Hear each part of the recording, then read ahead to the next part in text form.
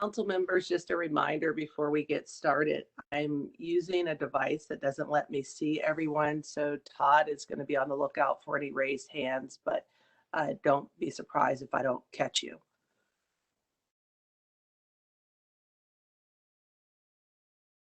Sounds good. Thanks, Mary. Marcy, sorry. Sorry.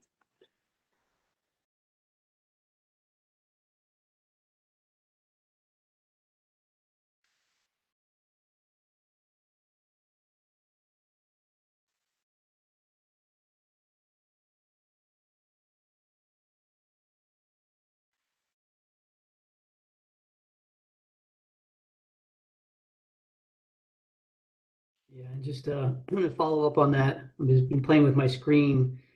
You know, when the full PowerPoint presentation is up, I can only see so many people. I can't see everybody. So if somebody wants to speak, you can certainly kind of raise your hand to get attention, but I might not be able to see you either. So it might just be easier to kind of voice the fact that you want to speak beforehand, just to be sure. Works for me.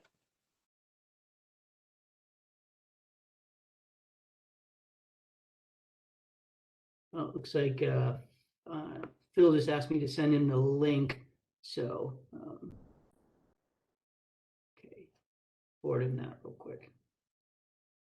To do that, I'll send him the attendee link. Marcy or Cindy had trouble too getting in earlier with the panelist link. Okay, you're gonna take care of that? Yes. Okay, thank you.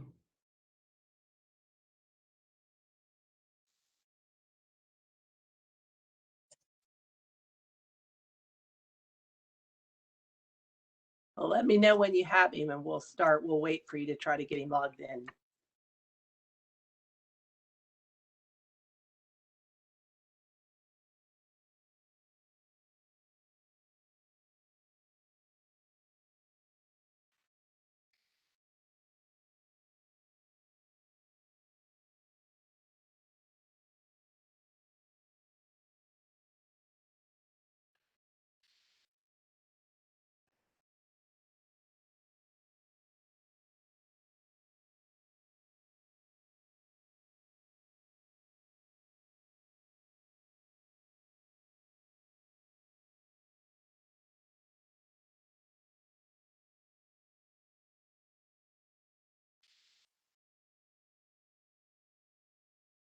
Todd, can you text him that he should have an email with the link? Sure. I don't have his phone number in my.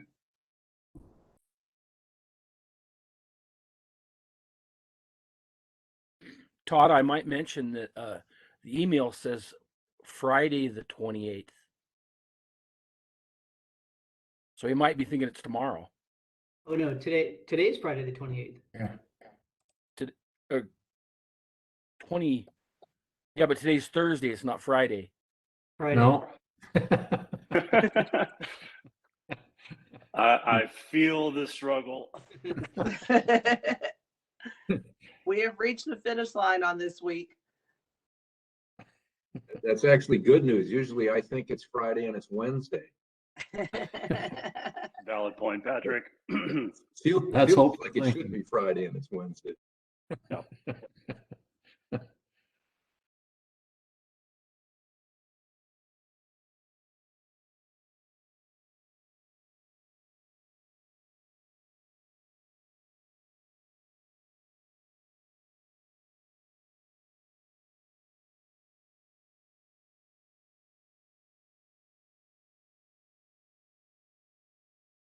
Well, Wally, you want to keep working with Phil and So he is, and I'm just trying to promote him, and for some reason it's not letting me do that right now. I might stop sharing for a minute here. I'll start reading through getting the meeting open since he doesn't particularly need to hear all that, and we can get going. And if we, by the time we get to consent calendar, if he's not there, then we can pause again if everybody's okay with that. Yep. All right. Good morning. The time is now 8:33, and I would like to call the January 28th, 2022 meeting of the Energy Facility Siting Council to order. Mr. Secretary, please call the roll. Marcy Grail, Here. Kent Howe, Here. Hanley Jenkins, Here. Jordan Truitt, Here. Cindy Condon, Here. Perry Chalktoot, Here. Phil Stenbeck. Not quite, but I'll make note that Phil is working on getting in line. Hang on just a second. Phil, can you hear us? Yeah, Okay, great. All right. Thank you. Mr. Secretary, Unfortunately, I can't promote him to a panelist. I've not run into this before, so he won't be able to share his video, but he can see the meeting, I assume, and respond. Okay. All right, Mr. Secretary, are there any agenda modifications? Madam Chair, there are no agenda modifications at this time. Thank you. I have the following announcements. Please mute your phones if you are joining us by phone and receive a phone call. Please hang up from this call and dial back in after finishing your other call. For those signed onto the webinar, please do not broadcast your webcam. For agenda item D, public comment period, there are 2 ways to let us know you are interested in providing comments to the council. For those using the WebEx, you will need to use the raise your hand feature. For those on the phone only, you will need to press *3, which will alert us that you want to speak. We will go over these options again during that agenda item. If you want to receive future email notifications of council meetings, project milestones, or rulemakings through our Click Dimensions program, you can do so by clicking on the link in the agenda or the council webpage. Look for the green box on the right-hand side of the page that says sign up for emails updates. You are also welcome to access the online project mapping tool in any documents by visiting our website. Please note that the audio and video of this meeting is being recorded and may be posted to the council's website following the meeting. Energy Facility Siting Council meetings shall be conducted in a respectful and courteous manner where everyone is allowed to state their positions at the appropriate times consistent with rules and procedures. Willful, accusatory, offensive, insulting, threatening, insolent, or slanderous comments which disrupt the council meetings are not acceptable. Pursuant to Oregon Administrative Rule 345-011-0080, any person who engages in unacceptable conduct which disrupts the council meeting may be expelled. We'll now move on to agenda item A, which is the consent calendar, and we'll start with approval of the December minutes. Madam Chair, if I may, Wally, can you bring up the draft meeting minutes? So once again, kudos to Cicely for doing such a good job on the meeting minutes. So they're substantively, they were great. And then we reviewed them internally, sent them out to council, and then found a few, I think, minor Scrivener kind of errors or changes that needed to be reflected in here. So we do have an updated version in track changes. I will say none of it is substantive, but we are prepared if you'd like to go through and kind of scroll through and see where those changes are. You don't have to do that, but the version essentially would be approving, with the changes as reflected here today on the screen. So I'm going to defer to the council. I was not at that December meeting, so I will defer to those who were present. Yeah, this is Hanley, Madam Chair.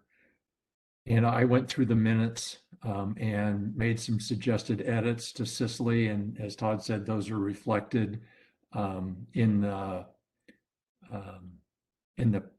copy that's been presented to the council. I think there was a copy sent out on Wednesday. And so I'm prepared to make a motion to approve the minutes for the December 16, 2021 meeting as presented here on the screen. This is Kent. Thank you. This is Kent, and I'll second that. Thank you, Kent. Are there any objections or comments on the motion?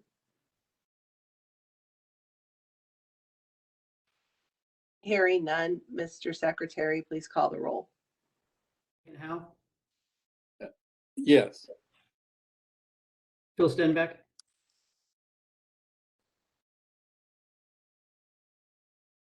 Bill might still be on mute.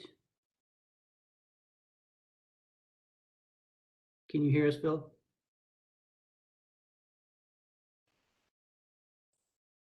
Hanley Jenkins, Yes. Jordan Truitt, Yes. Harry Chalktoot, Yes. Cindy Condon, Yes. Marcy Grail, I'll abstain, please. and then once again, Phil Stenbeck. Yes, if you can hear me. Yes, we can hear you. Thank you. Okay, perfect. Motion Thank carries, you. Madam Chair. Thank you.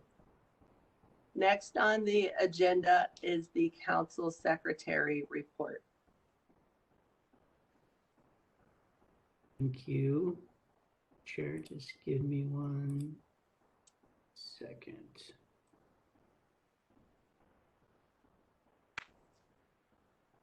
Okay, 2 project updates. The first is the Obsidian Solar Center. So just as a reminder about the project, it is a proposed solar PV project with a nominal generating capacity of 400 megawatts, located within a site boundary of approximately 3,900 acres or 4.2 square miles. As part of the request, it includes battery storage as well. And the project would be located approximately 8 miles northwest of Christmas Valley in Lake County. The project is currently at the end of the contested case phase. And so just as a reminder on that, so there were, in addition to the applicant and the department, who are always by default parties in a contested case, there were 7 other parties who were given limited party status. There were 9 issues associated with the contested case, and I would say very generally, these 9 issues related to the protection of agriculture, the protection of property values, the protection of living condition, impacts to public services, and water usage. But as I said, that's sort of a general overview of those. On December 29th, the hearing officer issued his proposed contested case order. This document is his conclusion on all 9 issues based on the facts that were provided on the record prior to and during the contested case. With the addition of some proposed conditions, the hearing officer agreed with staff's findings of facts, conclusions of law, and conditions of approval as written in the proposed order, which is a recommendation to council that the applicant meets all of the council standards. January 26th, so 2 days ago, was the deadline for any of the parties to file exceptions to the hearing officer's proposed contested case order, meaning that they don't agree. No exceptions were filed by any of the parties. So the very next step in the process is for council to review the hearing officer's proposed contested case order, and you will have the opportunity to adopt, modify, or reject that order. And we anticipate that being on the February council meeting. Great, thank you. Unless there's any questions on the Obsidian project, I'll move on to the next one. The next one is Wagon Trail Solar. So we are anticipating receiving the preliminary application for site certificate today or very shortly after today, if not today. This project is a proposed solar PV generation facility with a generating capacity of 500 megawatts. The facility would be located on approximately 7,300 acres or 11.4 square miles. And additional kind of notable related and supporting facilities would be battery storage, as well as an 8-mile, 230 kV transmission line. And the project is proposed in Morrow County, south of the Boardman bombing range. And as I said, we should be getting that soon, if not today, and so we'll be reviewing that for completeness in the very near future. Next on my list is the wildfire rulemaking. So yesterday afternoon, we conducted a public workshop on the wildfire prevention and response rulemaking. The meeting started at 3 and ended more quickly than we thought, but Chris hung around just to make sure that nobody else was interested in participating. But Chris did a good job providing an overview of kind of the scope of it, and sought input by those participating. There were 23 people, including Councilmember Condon was on the line. That 23 includes Siting Division staff, Oregon Public Utility Commission staff. There are representatives of at least PacifiCorp and Idaho Power. We're not sure if PGE was on the line or not. Also, there are representatives of independent power producers and members of the public as well. So we received some good input, but I think we probably will get a lot more input once we have some kind of draft rules for people to evaluate. At least that was our assessment. So next week, we have a specific meeting with the Coquille tribe about this rulemaking. And then we'll be coming back to council in the near future with some proposed ideas or proposed language. So I think this one will take some time, but we don't have any draft rule language yet. Councilmember Condon, if you had any thoughts based on the meeting, please share them. Otherwise, I just have one more item. My only comment is Chris leads a great meeting. I mean, he leads really quite well and is really respectful to everybody. And so it's always a pleasure to see him work. Thank you for that. And lastly, the next council meeting dates are the February 24th and 25th. We've determined that we will only need Friday the 25th.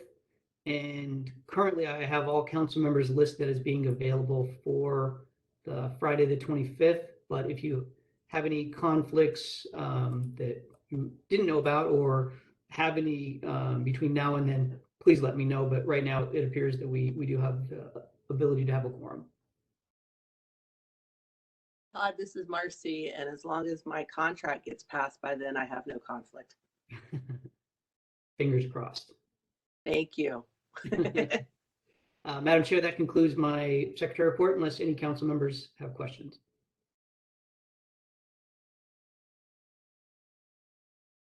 I hear no questions. So thank you, Mr. Secretary. We will move on to agenda item B, which is the annual financial assurance update. We have Cicely Fleming, Odo Fiscal Analyst, ready to present. Cicely, the floor is yours.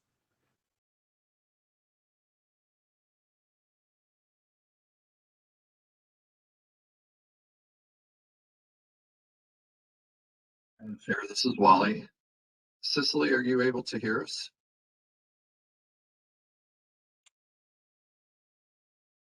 Looks like she is not muted. Let me try to message her. Thank you.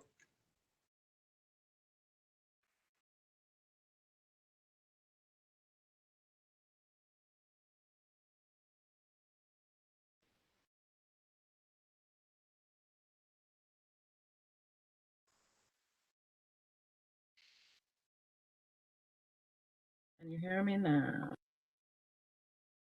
Yes. Now.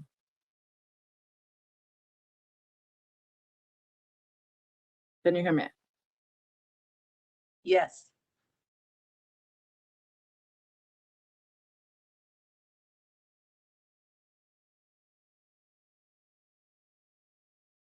Can you hear me now? Hi, I Cicely, can hear you. I'm going to text her or message her. No, I can't hear anything. Okay. We can hear you, but we can't see you, Cicely.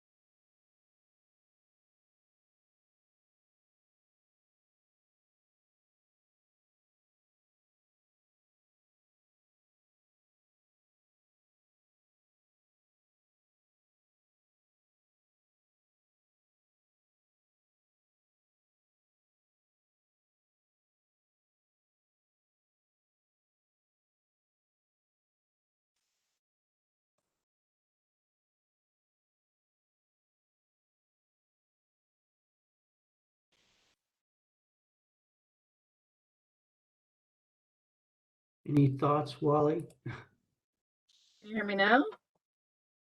Yes. Yes. Just got you back. You can. Yay. Oh my gosh, I do not know what's happening.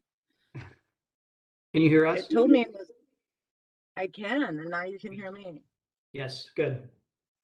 Fantastic. Yeah, I have no idea what happened. All of the test things told me that it was working and it was not. So I apologize for that. That was a fun little way to get your heart beating before a presentation.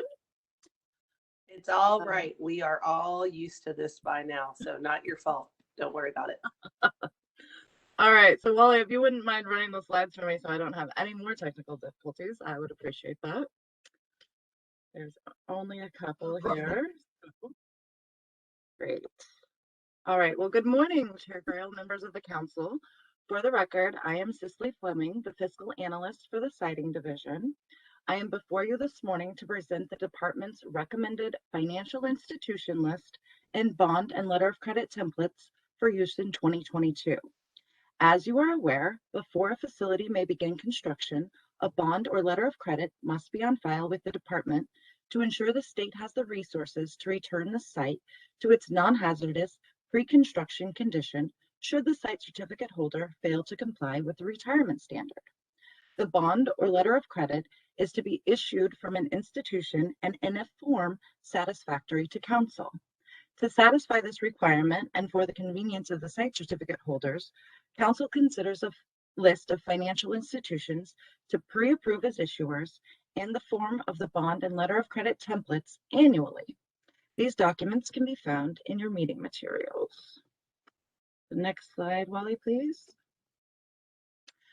The proposed list of financial institutions includes the issuers that were approved by council for use in 2021 with one addition.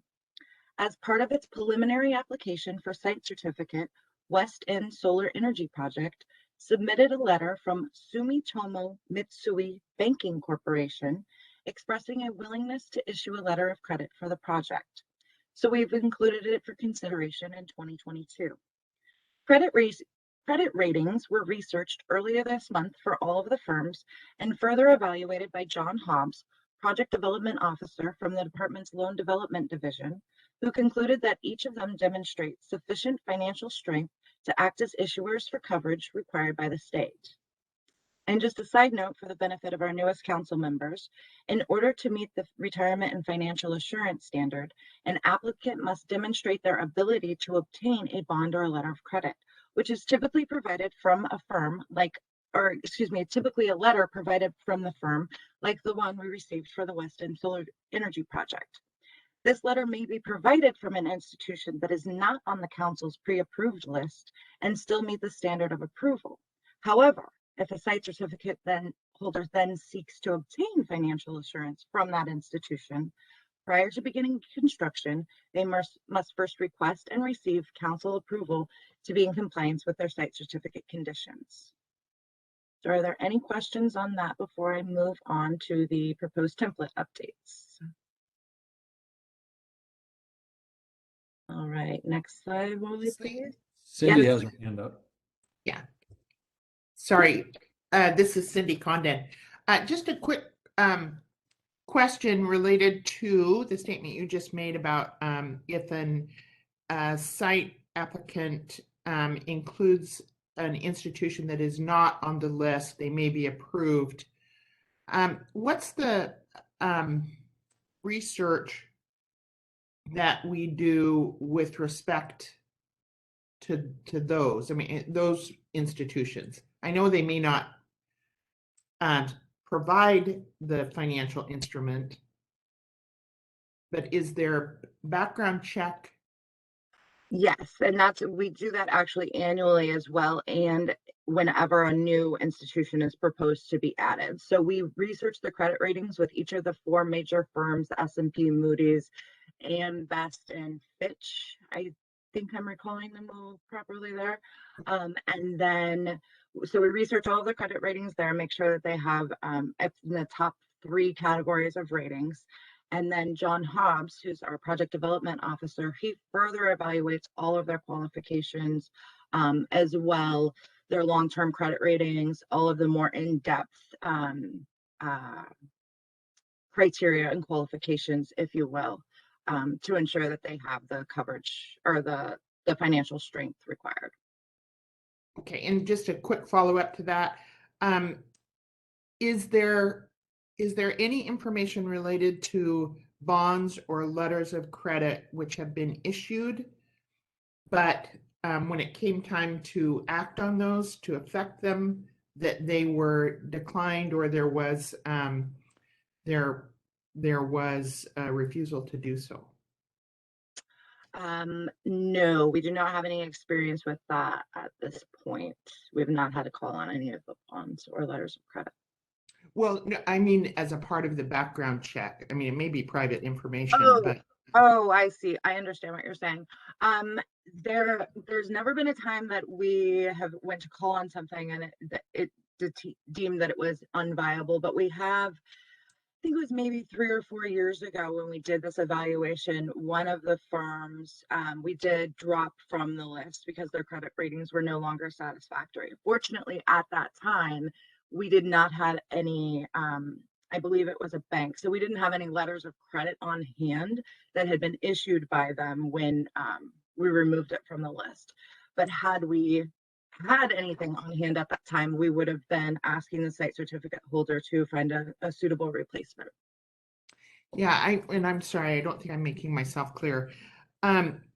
When we review the financial institutions, is there any information asked for or received with respect to of the bonds or letters of credit they have outstanding or have had outstanding when a beneficiary has made a claim, have they refused those claims? That is not information I've collected. Okay, thank you. But I'd be happy to do some research and get back to you on that if you'd like. Thank you. I'm guessing it might be private information, but to me, it's critical given these are long-term bonds and letters of credit. I realize they are annual, but it's for an event years out. So it just strikes me the experience of the financial institutions and their refusal to meet the obligation might be an important piece of information. Yeah. Definitely. I will look into that and see, if that's something that actually impacts their long-term credit rating and everything else, because those are pieces that we evaluate. But whether or not what the scenario that you speak of plays into that is a really great question. And I'd be happy to do some further research. Okay, thank you. Appreciate it. Absolutely.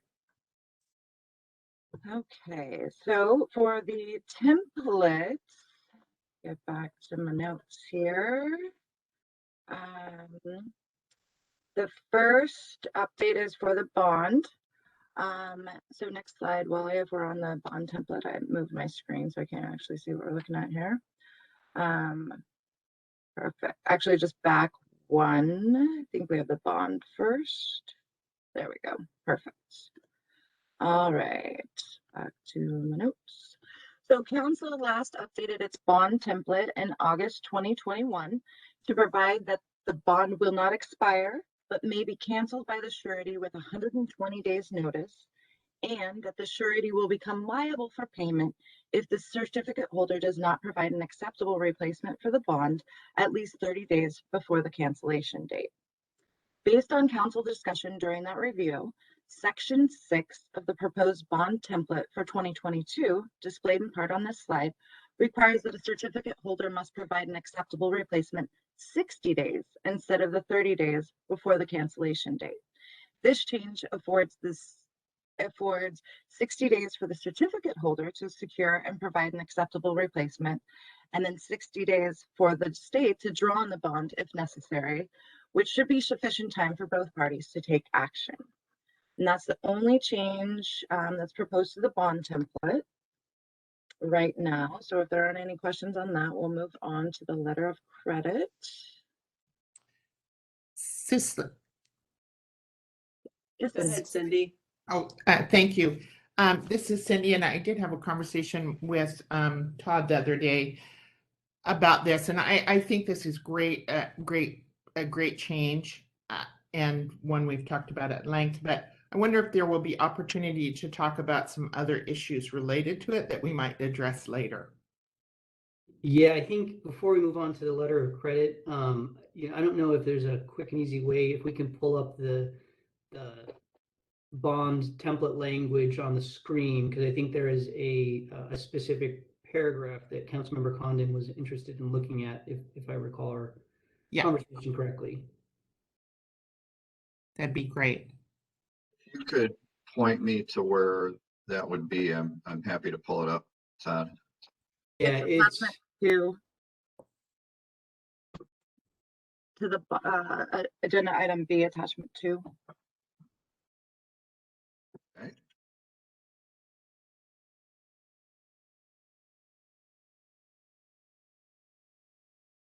Advantages of having a hard copy.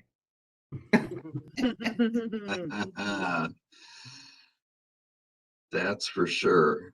You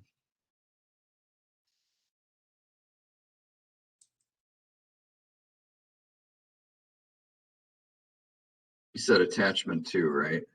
Yeah. Okay.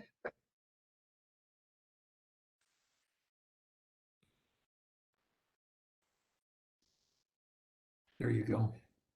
Perfect.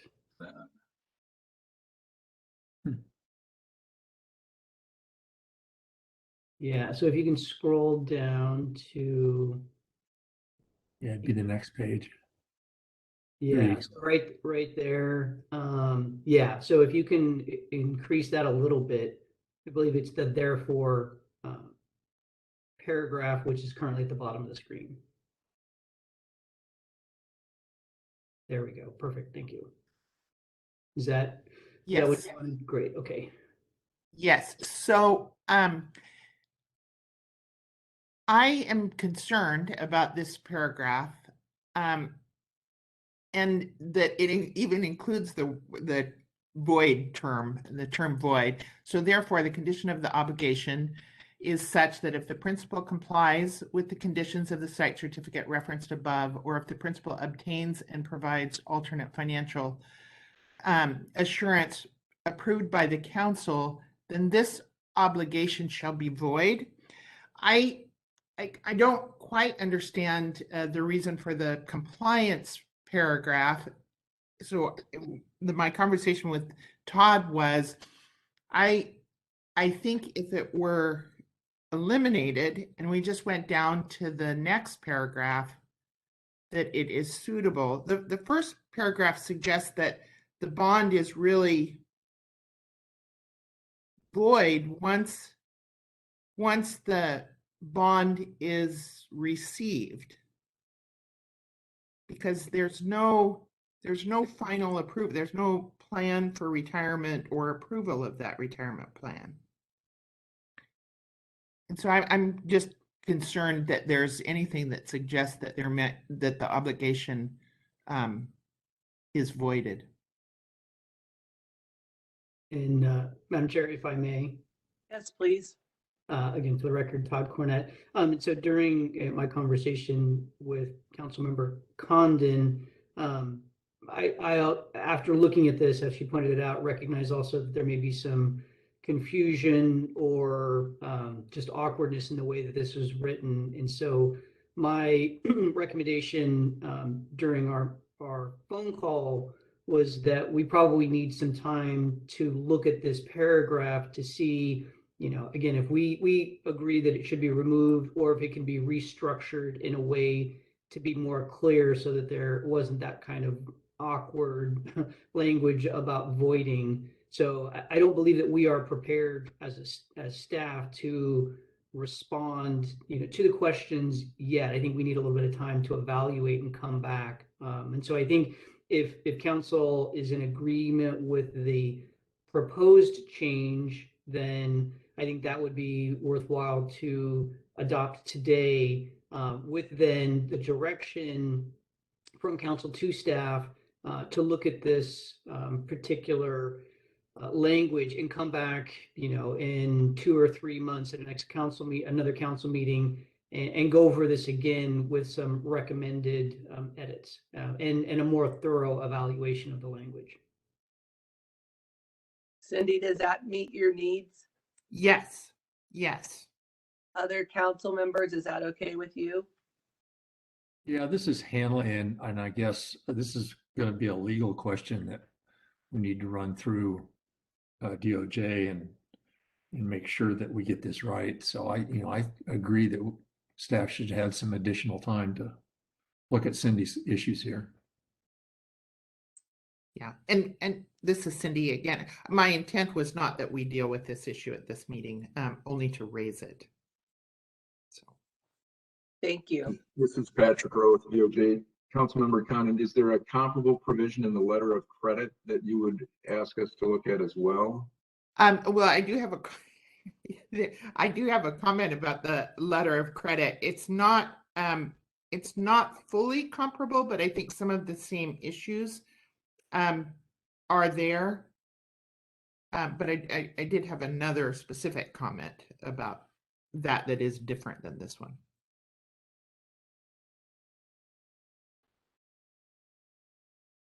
They use different language, the bond and the letter of credit.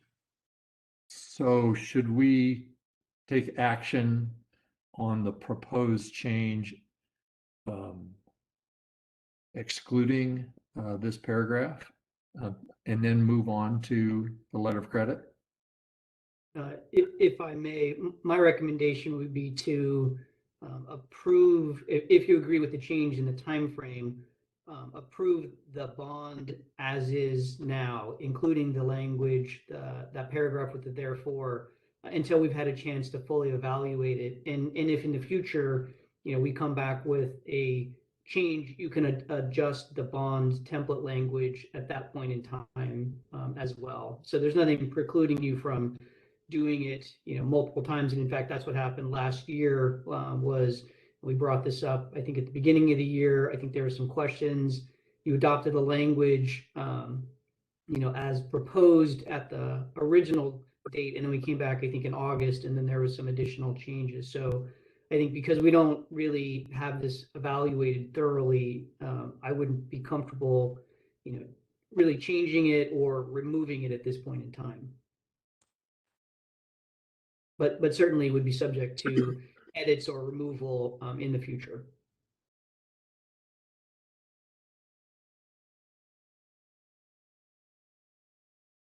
So Why don't I try a motion, Madam Chair? This is Hanley. thank you. So if I can sort of interject real quickly, the motion currently would be for all of it together. So Yes. I think it's probably worthwhile to look at the letter of credit. And then similarly, if you're in agreement with that as proposed, then it would be, one motion for all of it. Or if you have any changes to any of this, at the end, then it would be one motion with those changes. Well, I was just going to do it as two separate motions since Cindy has some comments on the letter of credit. And that is entirely fine as well, if you'd like to do that. Yeah, let's deal with I the think it'll bond. keep it clean and we can stay on track. So Hanley, if you're ready.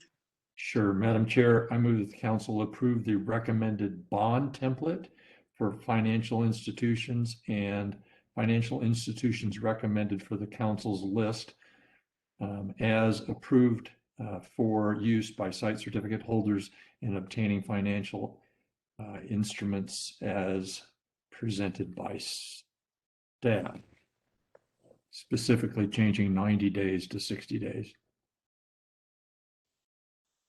Madam Chair, this is Canton. I'll second that motion. Other discussion?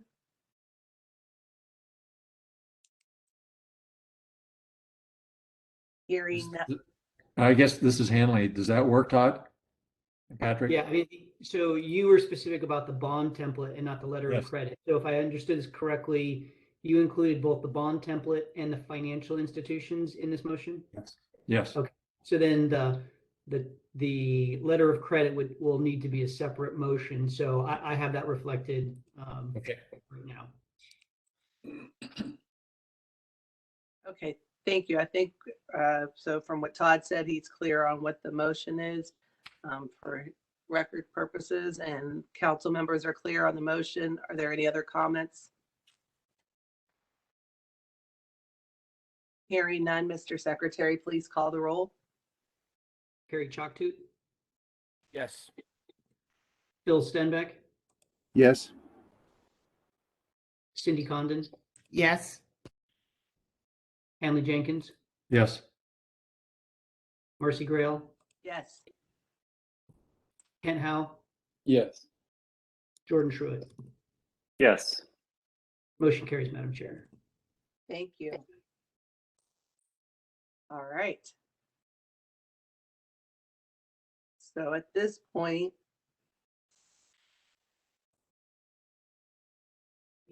Sure. Just have the letter of credit okay, template left. And that's displayed here for you. As you can see, we're just proposing one change here. And this is in the event that the bank does not intend to extend the letter of credit, notification must be provided to the department. This change would increase that notification period from 60 to 120 days, which is consistent with the notification period required in the bond, in the council's bond template. And so that is the only change proposed here. all right. Cicely, Go ahead, Cindy. this is Cindy Condon. So I think this is a good change. I am wondering what happens if the principal just doesn't make payment to the financial institution. So they have intention to renew. For sure. It's my understanding that if the certificate holder did not pay to renew their bond, or excuse me, letter of credit, that that would still trigger this 120-day notification to the department that the financial institution was not going to extend that. And so I believe that that would still require, I mean, we would still have 120 days from the point that the bank does not receive payment.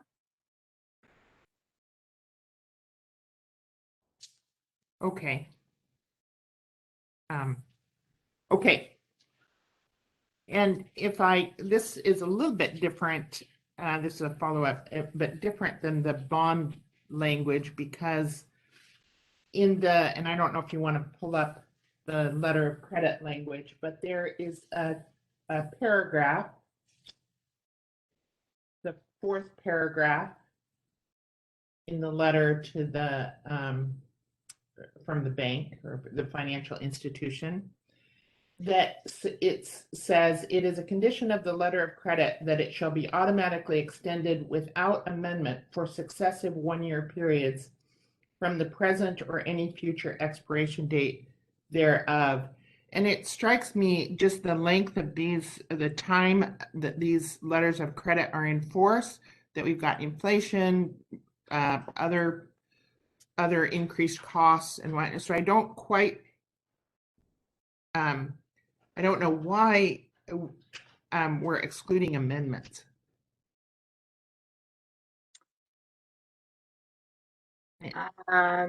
Excluding amendments. My understanding is that like the evergreen clause. So like in the event that say an inflation date was missed, for instance, that while that wasn't inflated for the last period, and even though it may have an expiration date listed because they come in 1 year periods, that would be that the state would remain covered in those instances. At this, of course, it would still remains at the dollar amount listed on the letter of credit at that time, but it would continually extend. But we So- do inflate them annually. But the letter of credit does not inflate annually. Is that right? We work with the site certificate holder, so we provide a calculation on an annual basis to inflate that bond, and then they send, or excuse me, letter of credit, and then they send us an updated, like an amendment or a rider or something of that sort that attaches to that original letter of credit. And then, so like if we were ever going to draw on a letter of credit, we would have to have the original and all subsequent amendments that have increased that letter of credit over time in order to be able to draw on it. Okay, so for our projects, we have multiple letters of credit and amendments for each certificate holder. Correct, That depending we- on how long that they've, yeah, absolutely, yes. Like for Okay. instance, I was just processing some yesterday and I was, we were on letter of credit amendment number 20. So, Okay, so this language just allows Evergreen preserving at least that base amount. exactly, and the amendments that have been attached subsequently. Okay, because they all use the same language. Yes, and all other terms remain in effect when the increase happens. Okay, I think that works. All right, thank you. Absolutely. Thank you. I honestly really appreciate all of your thoughtful questions. I think we've made significant improvements based on some of your questions, so thank you. And that concludes all of the proposed changes and recommendations that I have for you. All right, are there any other questions or comments for Cicely?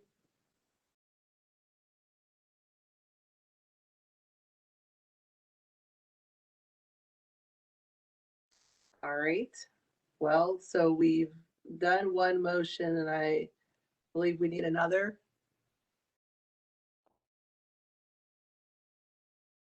So we need a separate motion for the letter of credit. Okay. Anyone prepared to tackle that? This is Hanley, and I'll give that a try, Madam Chair. Thank you, Hanley. I move that the council approve the recommended letter of credit template for financial instruments This is Cindy. I'll second. as presented by staff. Thank you, Hanley. And Cindy, you were saying you would second that motion? Yes, thank you. Thank you, Cindy. Any further questions, comments related to the motion? Hearing none, Mr. Secretary, please call the roll. Cindy Condon, Yes. Jordan Truitt, Yes. Marcy Grail, Yes. Bill Stenbeck, Yes.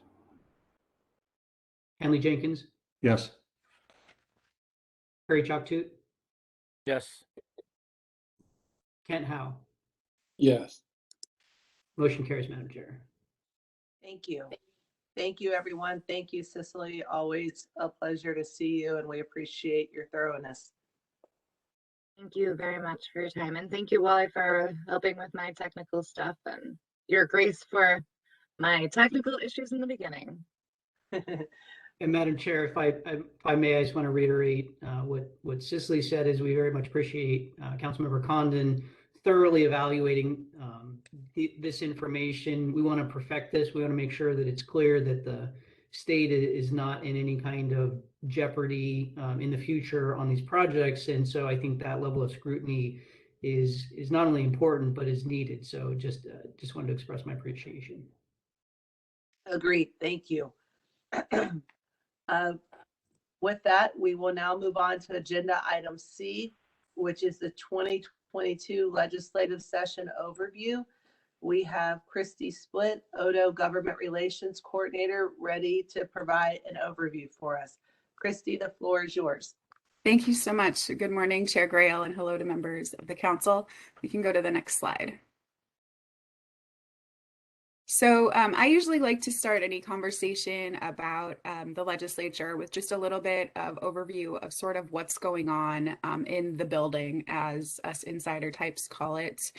We've actually had a great deal of change in the legislature since the last session, just as a flag. And I think it's probably the most important factor in considering what will happen in the session to come.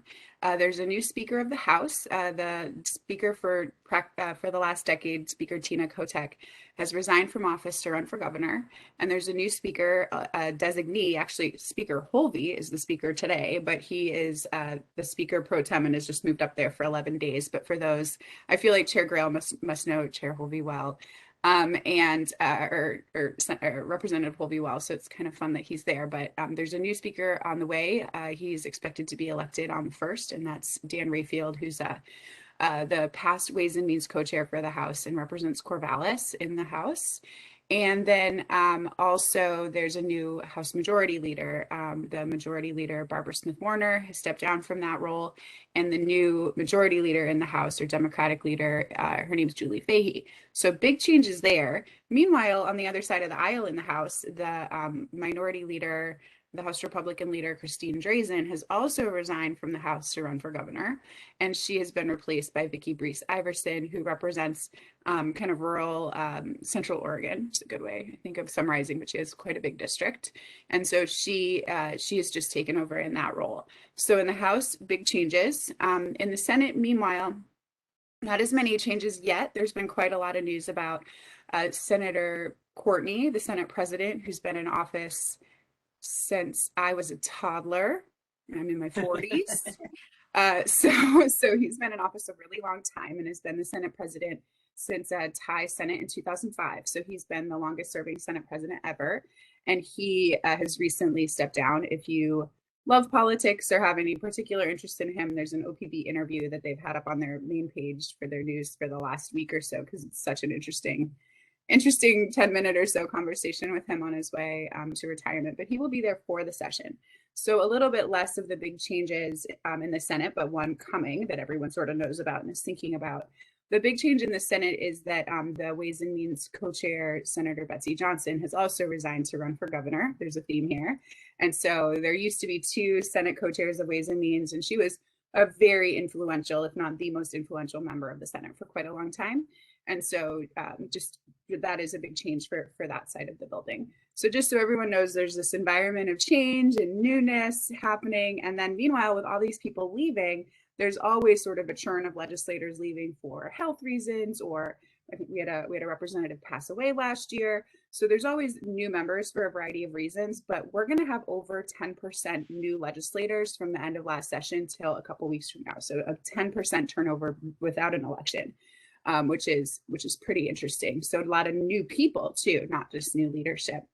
And then I think I always like to say, oh, we have a new legislator today. We got one yesterday. And I think we get another one by Tuesday and another one to come soon after. So all of that. And then on top of that, I just want to layer in that the legislative session once again will be affected by COVID, just like everything else. The Capitol is open to the public. However, there's been guidance on lobbyists in the building, on staff in the building, on who's taking in-person meetings and who's not. It's up to individual members, but the majority of members are not taking any in-person meetings at the Capitol.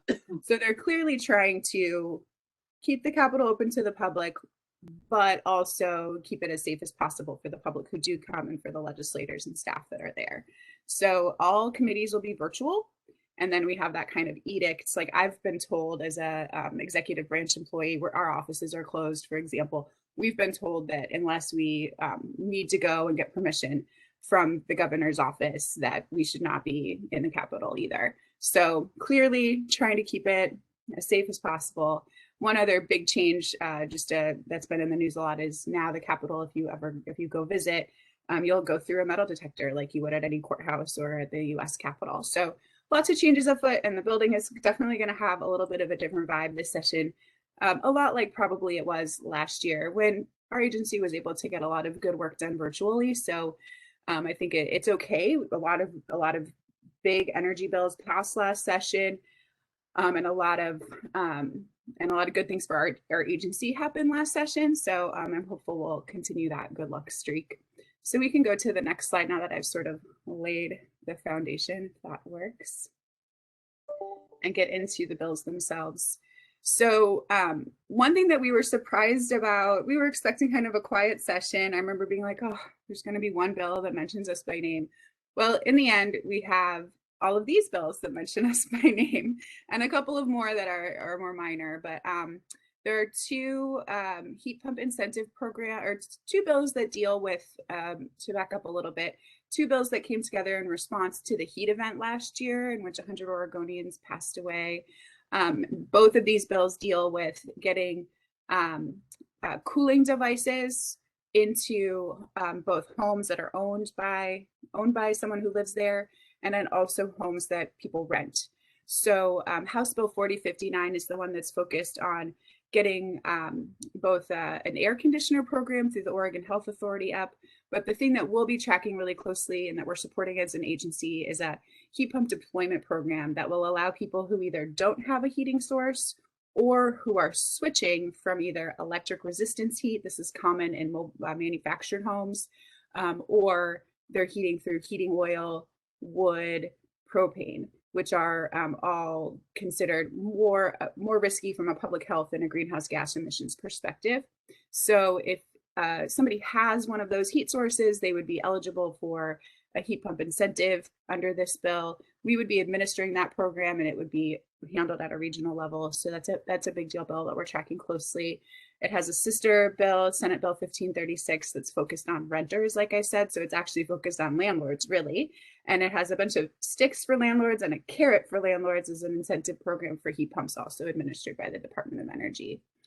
One that I think, yes, go ahead, Chair Grail. Excuse me. Thank you.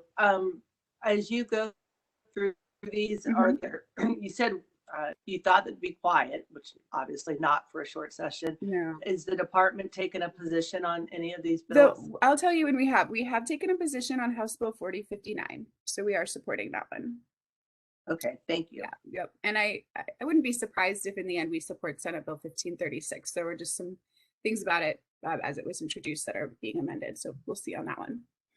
Thank you. Yes, we actually were thinking of running a heat pump bill for the 23 session, which is when we can next bring our own legislation to Salem. So it just happened through advocates instead.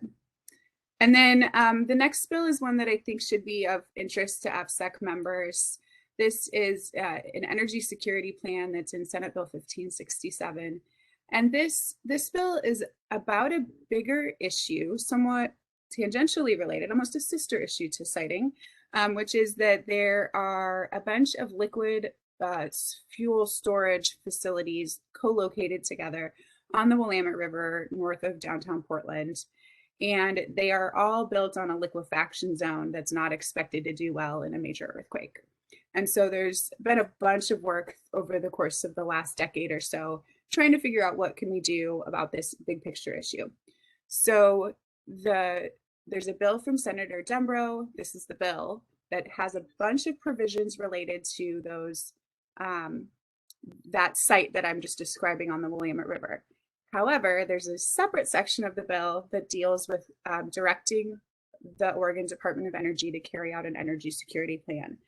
This language was used specifically because we are also directed by the federal government to create an energy security plan if we want to be eligible for certain funds that are available in the infrastructure package that I'm sure you're all aware passed late last year. And so we're planning on doing this energy security plan anyway. It just gives us a little bit of direction related to that issue regarding the liquid fuel storage sites that I described. So this will not just be about that issue. It'll be about really, how do we make sure that all of Oregon is as prepared as possible for a disaster? How are we as resilient as possible? So when that disaster strikes, the risks are as low as they can be, or we're as well prepared as we can be. And so this will be a major project. And for those of you who've been on the council for a while, it's something Max Woods in his new role, not so new anymore, but we'll be working on. So he's pretty excited about it. We don't have a position on the bill itself, but I think we would be just fine with it passing and are going to do an energy security plan no matter what. And that will be a broad discussion across the energy spectrum. The next, any questions on that one? Great, and we'll make sure we're doing a broad stakeholder process for that energy security plan no matter what. We want to hear from everyone around the state. And then another one that's a governor's priority bill, so the agency does support, is House Bill 4077, which takes the existing Environmental Justice Task Force, gives it a name, Council, Environmental Justice Council, that more matches the fact that it's a problem that is not a short-term problem for a task force to solve, right? And instead it's something ongoing. And there's changes to the council. The biggest change for us is that we would be included at the table for the first time as an agency. And then also the bill includes a mapping tool that agencies can use to identify environmental justice communities, among other factors, to better understand where we should be paying special attention to underserved or historically underrepresented communities. So I want to flag on this one that I know that siting staff has been working on the Oregon Renewable Energy Siting Assessment, which is another mapping tool. And I imagine you all have been briefed or will be on that at some point. But just wanted to share that we imagine these two working together to where when you're considering siting, you will also, as a staff and as a council, have a possible layer onto the existing mapping tool that I imagine you'll be using going forward. So just kind of flagging that those two maps hopefully will be able to work together. Any questions on that one? Great. The next one is just to back up, many of you will remember that last year a major clean energy standard bill passed. This will certainly affect the work of the siting staff and the energy and NFSEC, and that was House Bill 2021. And that bill also included new responsible labor standards that the state hasn't had before for energy projects of a certain size. It's currently above 10 megawatts, although there's a little bit of a tweak to that in the bill I'm describing. But what the responsible labor standards fix is there was actually a drafting error in that section. And when the bill passed, there was still a lot of, there was a dispute still going on between renewable energy developers and labor regarding this portion of the bill. So those two groups have been brought together for the last several months to work on, one, the fix that needed to be made because of the mistake in the bill, the drafting mistake, but also to see if there could be more agreement on the bill itself. My understanding is the bill is still being discussed at that negotiating table. So we'll see what it looks like in the end. So the reason we have it on our list is that separate from siting staff, over on our technology and policy side, we are hosting the information about those new responsible labor standards. And we also have the attestation that developers are required to fill out. Just want to make it clear that it's very cleaved from siting work. It's nothing that you all or your staff that you work with on siting work on, but it's sort of on the other side of our building, if you will. But just want to flag that change is happening, and also just remind you that there's these new responsible labor standards for large projects. And then I kind of joke about this next one because it sounds kind of silly, but you may or may not know that the Department of Energy hosts a program where we evaluate energy efficiency standards for a variety of products. So we have standards in Oregon on televisions, for example. And so if the federal government has an efficiency standard, we can't have one, but if they don't for a product, we can. So we have this program already, and the Landscape Contractors Association Oregon came to us with an idea regarding having an efficiency standard for landscape sprinklers, which 9 other states have. And several of those states, it's in the energy efficiency statute. And so we were like, well, we're not going to have any bills for 23, but they decided to, or for 2022 session, but they decided to run their own bill that would add an efficiency standard for landscape sprinklers. It'd save a lot of water, save a lot of money, and it would also save energy because you move water with energy. So we don't have a position on that bill, but it would nestle right into our program and we don't have any concerns. And then finally, our Oregon Global Warming Commission, which is staffed by the Department of Energy, in the governor's climate change executive order that was issued a couple of years ago, they were directed to carry out a natural and working lands proposal. And Senator Dembro, who was on that commission, took some of those next steps or recommendations laid out in that proposal and shared them with the Senate Natural Resources and Wildfire Recovery Committee. And they put forward a committee bill that just contains some next steps on that particular plan. It's essentially a study bill looking at natural and working lands as far as their capacity for carbon sequestration, job creation, and some other co-benefits. So that's Senate Bill 1534. We are supportive of that bill. It does come from one of the commission that we staff. So just letting you all know that we have a lot of bills that would give us work to do in the session ahead, and we'll be tracking them closely, making sure that we think that we can implement them in the way that we want to implement anything that's handed to us. So, which is meaning we want to do a really good job. So we're paying attention, answering a lot of questions about them. And we can go to the next slide and I'll just share a couple. I'm sorry, yeah. This is Marcy. Oh, that's great. Thanks. It's a short session. How long do we have? Yeah, thanks for the reminder. Chair Grail, members of the council, each even-numbered legislative session, including this year, is 5 weeks in length, generally starting February 1st and generally ending during the first week of March, around March 6th, 7th. This year, the end date would be March 5th. Thank you. And they often end early. And I see another hand up. Yeah, Chair Girl, this is Kent. And Go ahead, Kent. I was wondering, Ms. Split, on the last bill you talked about, it was talking about natural and working. I don't see, that's not on the slide right now, but yeah, natural and working lands is the basically this just another way of saying rural lands. It's not urban, I take it. Right. Councillor Howe, members of the council.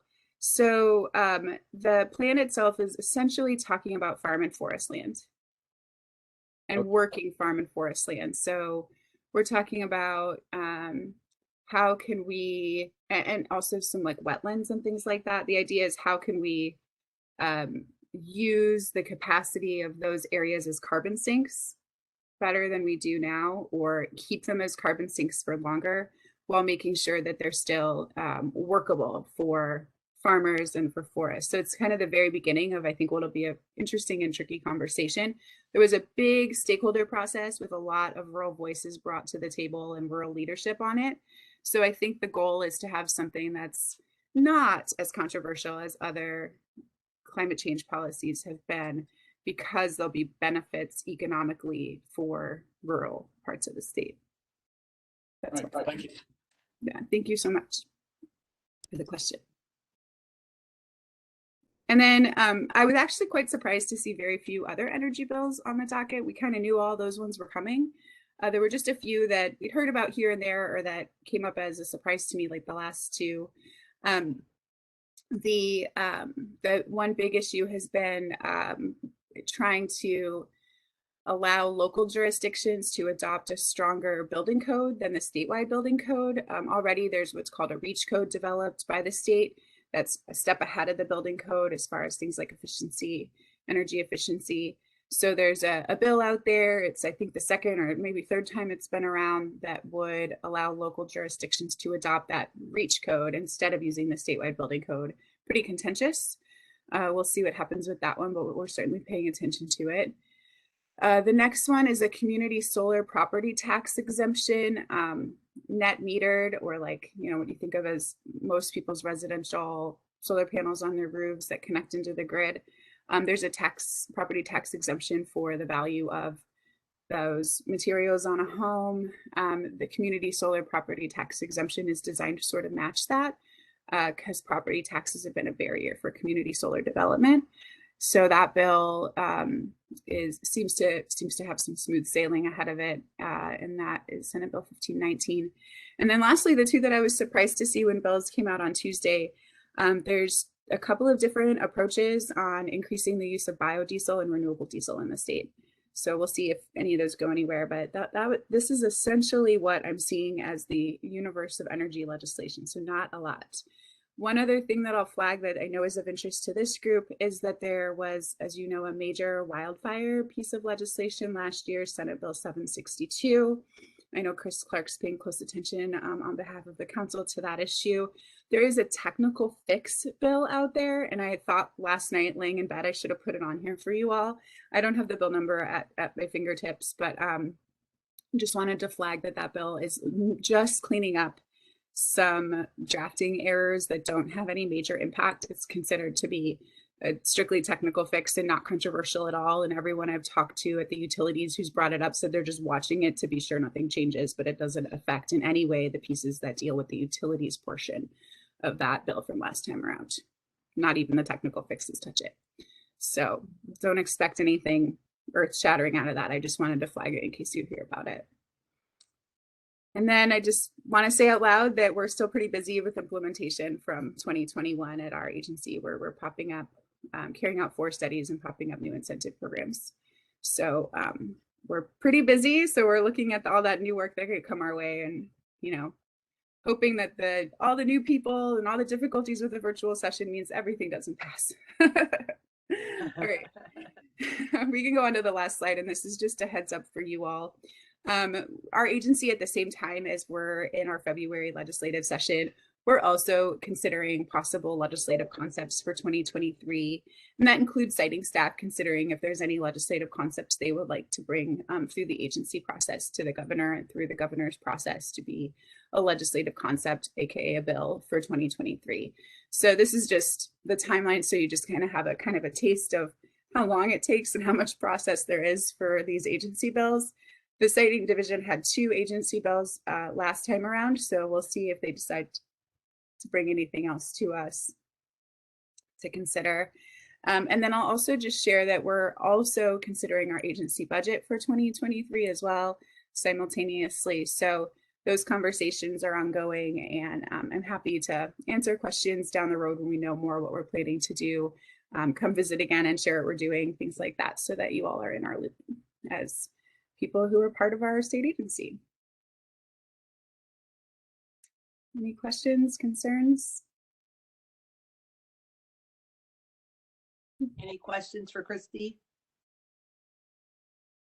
If none of the council members have a question, I have one. Great. Is that Fire away, Patrick?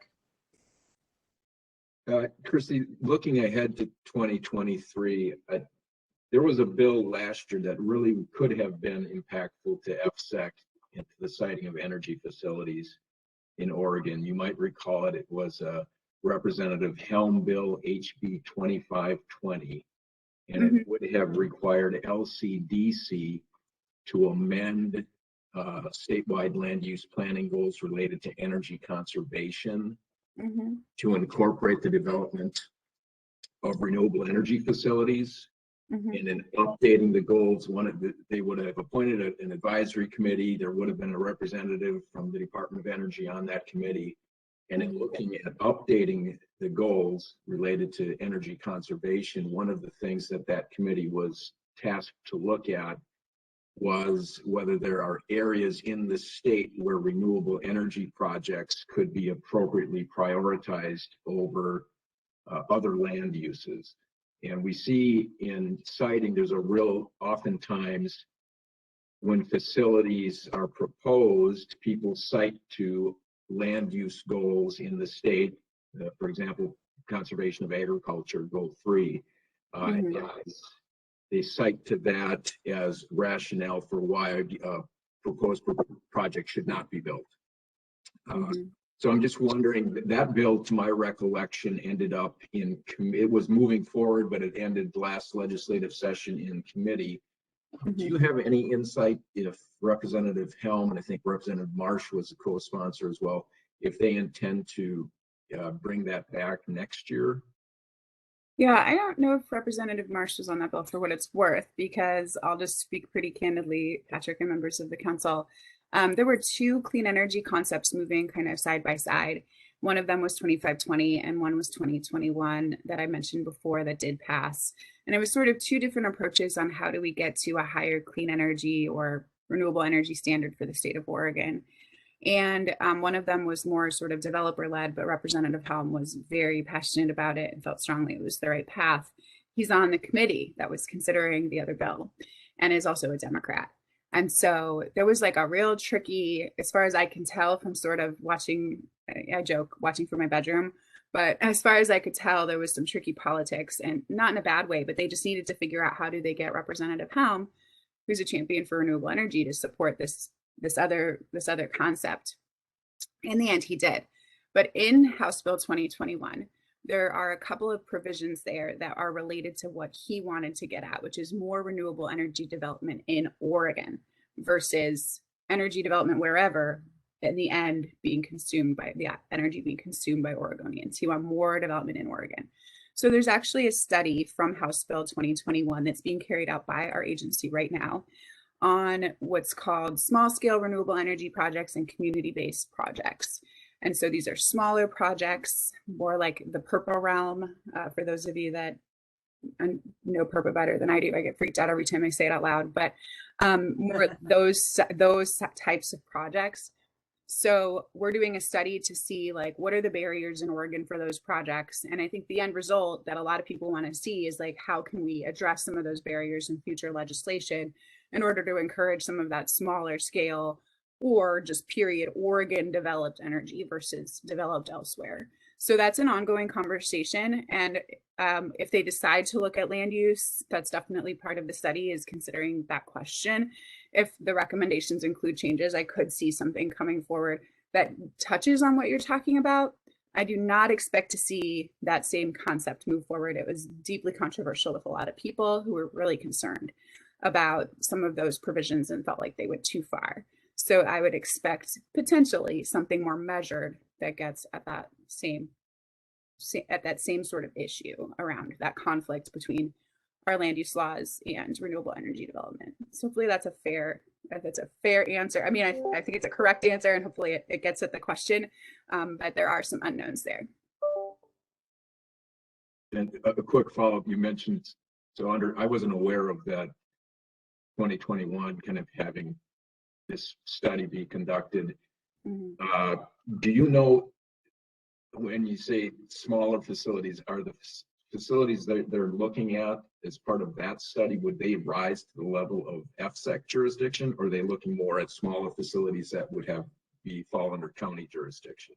I think it's the latter, but I think that it's possible they could be some of the smallest types of projects you'd see might come into their conversation. Yeah, but it's designed to be about smaller projects. Great. QFs, the qualifying facilities under PURPA, being one of them. And I assume that sometimes, I could be wrong though. I feel like I'm going out on my like fear of math realm here. But I assume that some QFs fall under your jurisdiction and some don't. Nope, never. Okay, great. Then no, not under FSEC jurisdiction. Great, thank you. Great questions. Thank you. Yeah, no problem. Any other questions for Christy? Well, I just want to say thank you, because I've tried to limit my own exposure to quote the building during this virtual thing. So I appreciate your efforts in keeping us abreast on what's going on. I cannot imagine how chaotic it will be with all the leadership changes and seemingly every longtime leader now deciding that they want to be governor. So good luck with that. We'll look forward to hearing back after session. And I presume if something hot and heavy comes up, then you'll relay it to Todd if you don't jump back in yourself. So thank you. You bet. Thank you so much for having me, Chair Grail and members of the council. Have a great rest of your day. Likewise. All right. Well, moving on to our next agenda item, we are up to public comment, which is agenda item D. This time is reserved for the public to address the council regarding any item within council jurisdiction that is not otherwise closed for comment, which includes the Boardman to Hemingway transmission line proposed order and the Obsidian Solar Center proposed order, both of which are in contested case proceedings. At this time, I'm going to flip over to Wally and let him direct whether we have anyone wishing to make comment.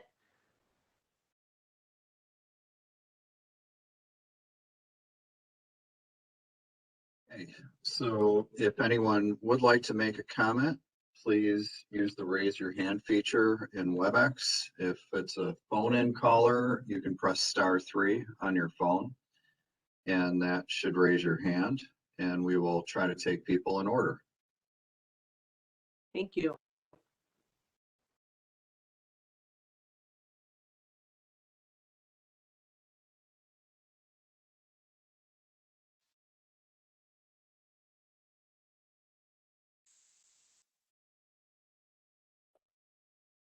So Wally, they're very, very dark, so they're hard to see, but I can see Irene Gilbert and Jim Kreider have their hands raised. I didn't see what order they came in.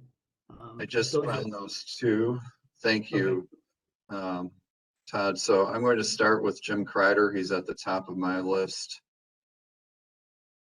And Mr. Kreider, your phone is unmuted. Your line is unmuted.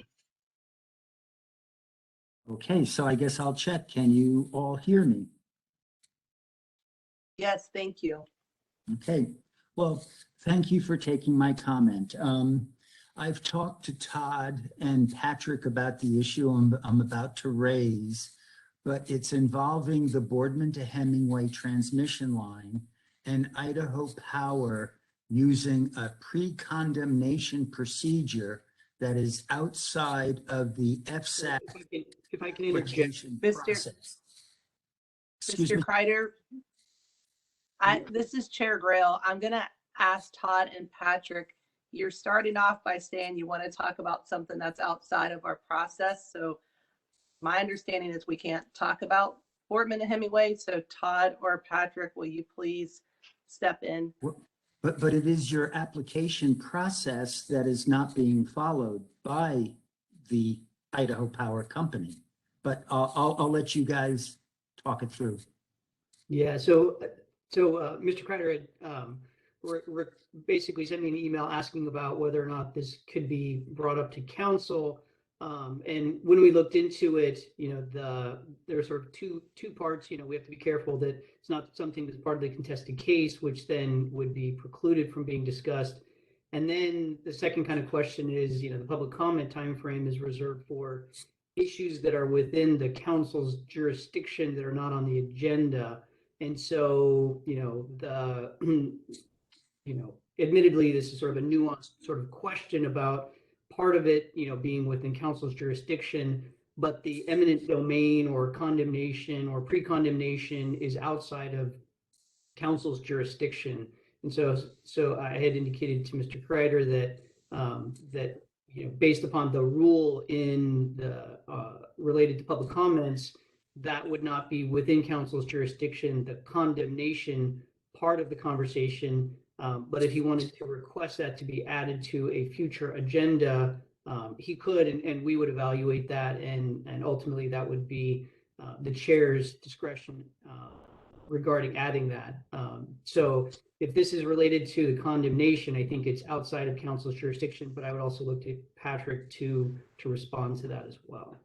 The concern is that this is a project that's in the ongoing contested case. Anything related to the project is not appropriate at this time for public comment. And my understanding is the issue, as Todd just touched upon, and my understanding from Mr. Kreider is that he has concerns about condemnation issues, which is outside of FSEC jurisdiction. So that is not something that regardless of whether or not we were in a contested case, council would hear.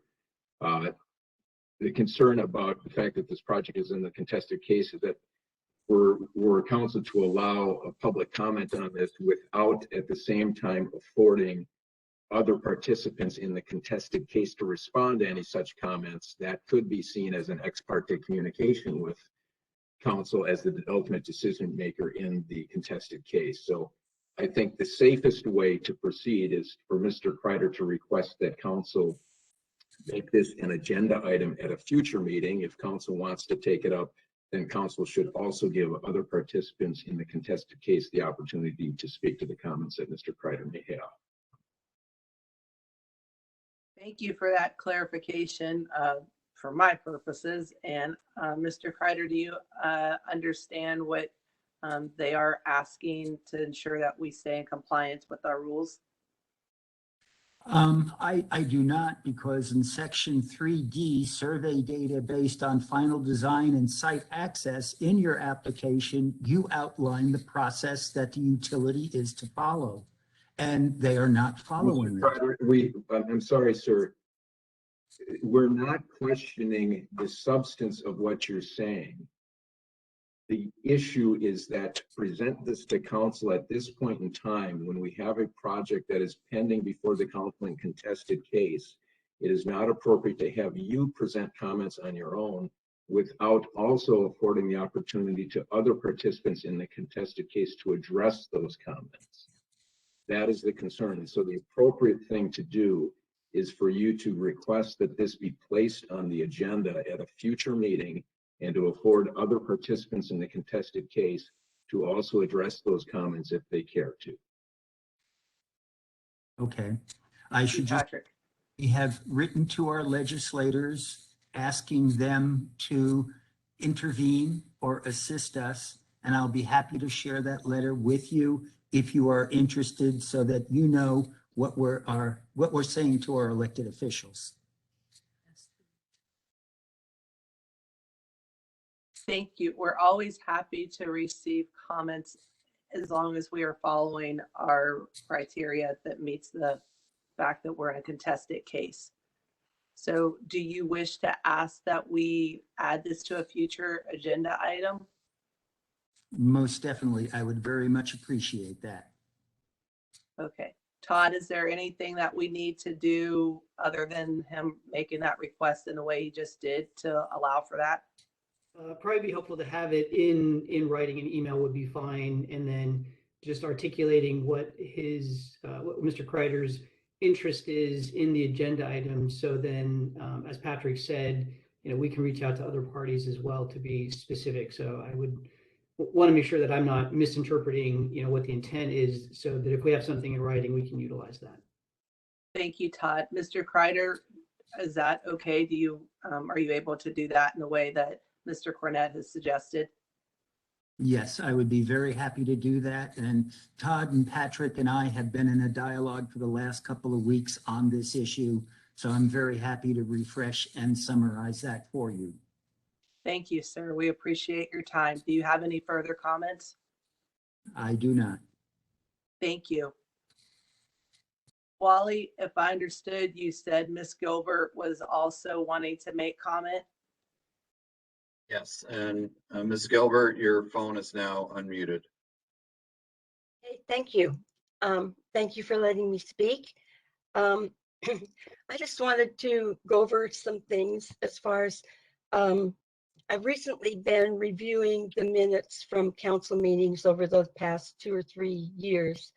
And one thing that I've noticed is that there are areas where council members have made comments saying things like they see the words of the rules, but they're not quite sure how they're interpreted, or comments like, how does the council supposed to understand this, these statutes and make a decision?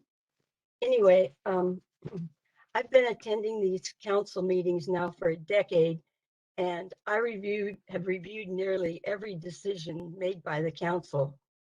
I know there are new members, and I wanted to point out 3 or 4 statutes which I'm constantly weighing decisions of the FSAC against when I consider whether it appears that the council decisions are legitimate. I believe that if the council members would consider these same statutes, there would be far less public angst regarding their decisions. I tend to rely on the statutes whenever they directly relate to the rules of the, pardon me, of the council, since the council cannot waive state statutes.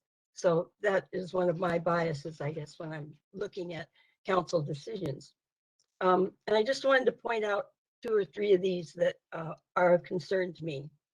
One is ORS 469503, which states that in order to issue a site certificate, the Energy Facility Siting Council shall determine that the preponderance of evidence on the record supports the following conclusion. And then it talks about that the facility has to comply with all the standards that are adopted by the council.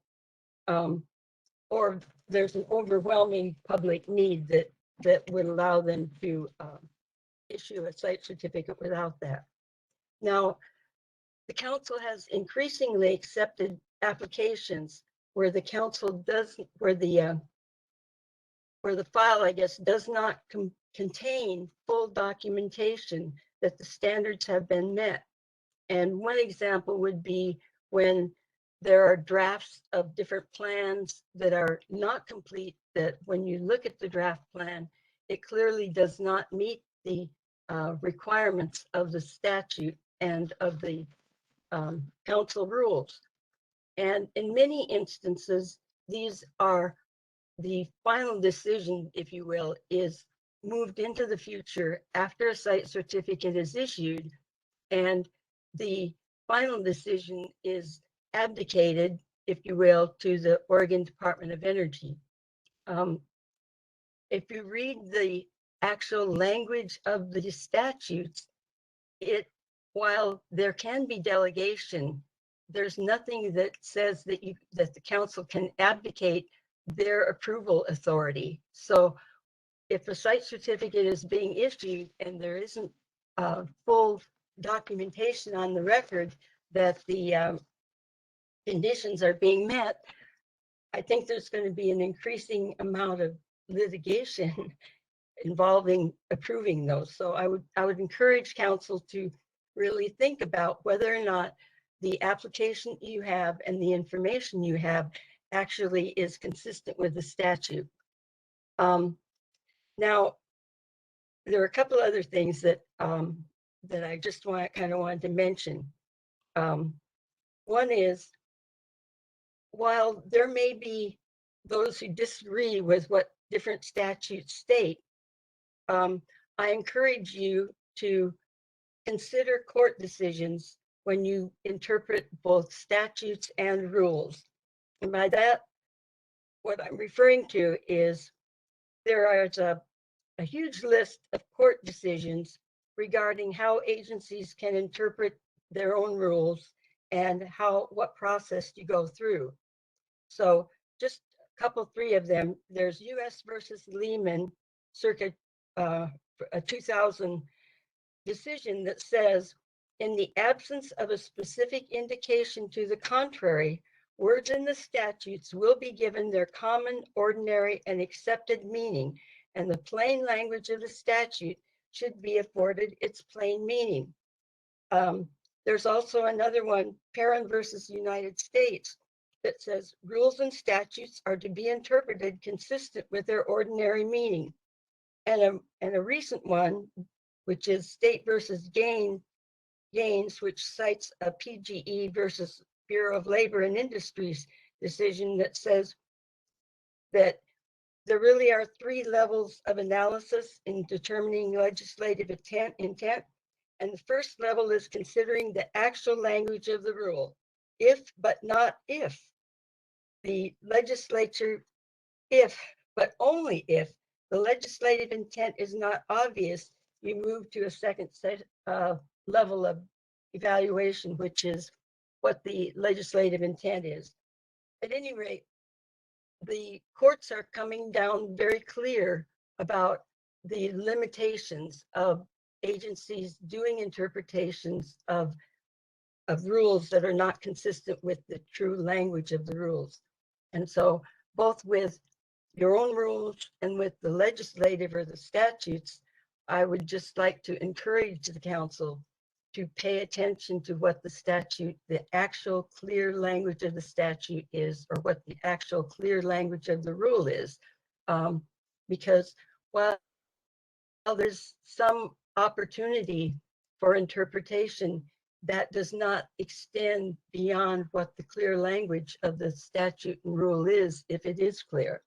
So that's kind of what I wanted to just comment, because I'm finding more and more areas where the clear language of the statute and rules does not appear to be being followed. And one other last just quick comment is, I know there's a statute that says if the council receives an application that isn't accurate, that basically you're supposed to deny the application. And so when you receive a request from any developer that says they can't do part of their surveys, they can't do this or that because of whatever the conflict is, if they say that and it turns out that they actually could have done the work, I think that there's a real question about whether or not you have legitimate applications. So those are just sort of comments. Maybe you can understand better where I'm coming from. I hope in the future we can have closer agreement on what the statutes and rules actually are requiring of these applicants. Thank you. Thank you, Ms. Gilbert. Wally, are there any additional participants who wish to speak? At this time, Chair Darrell, I am not seeing any other hands raised. Again, if you would like to make a comment, please use the raise your hand feature in WebEx or press *3 on your phone.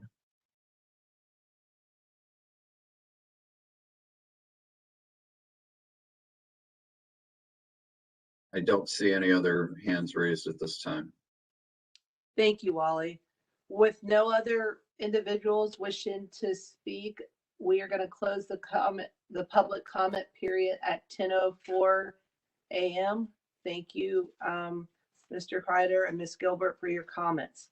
At this time, I'd like to check with council members about how much time you'd like for a short break. Would you like 10 or 15 minutes? How about 10? 10 works All for right. me. Thanks. What'd you say, Hanley? 10 works for me. Okay, we are going to take a break. It's 10:05, so if we could, 10:06. If we could resume at 10:16, that would be great. Thank you, everyone.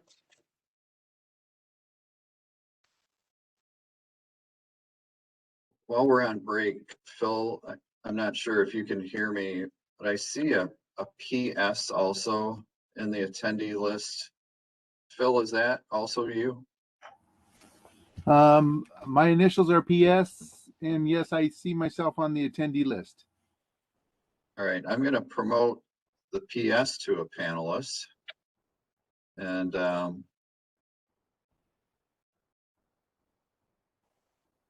not sure if that's like a second application or I was not. Oh, wait, that, oh, interesting. Okay, so let me see, that might be my other, I opened it twice. Let me join there and see what happens. Yeah, you can see if you can share your video too. I messaged with our IT people and they thought it probably had something to do with the way that you joined, that I couldn't promote you before. Oh, that's interesting. Yeah. Now it disappeared. It did. I tried to join, it disappeared on me. But what happened was I sent the calendar invite via email to my state agency email and tried to go in that way. And I guess next time I'll make sure the event is in my calendar. I just got this week and I didn't get the event placed in my calendar. And so Yeah. in the future, it won't be an issue. I just, this one time, and you know, I'm the attendee now, Phil Stenbeck down there. Yep. That was a previous other attempt that just disappeared.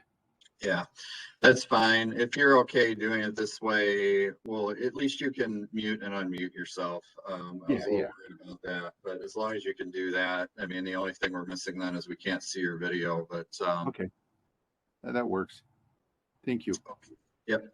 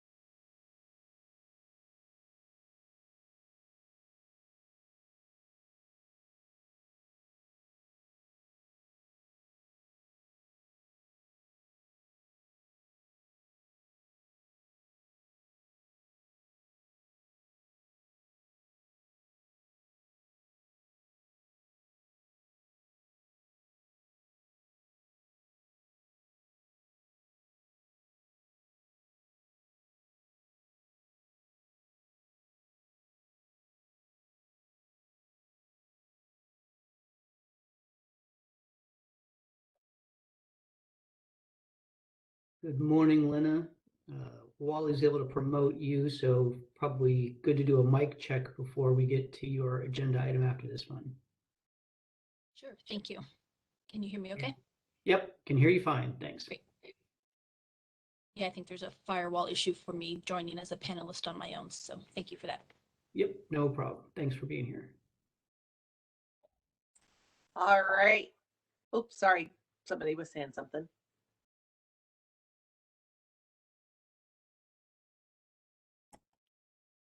Okay, well, we are, the time is now 10:16 a.m. and I'd like to call the meeting back from recess and continue on with the next agenda item.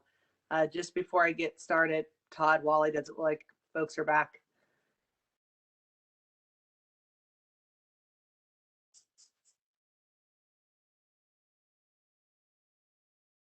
Yep, Are looks like everybody's back, Madam Chair.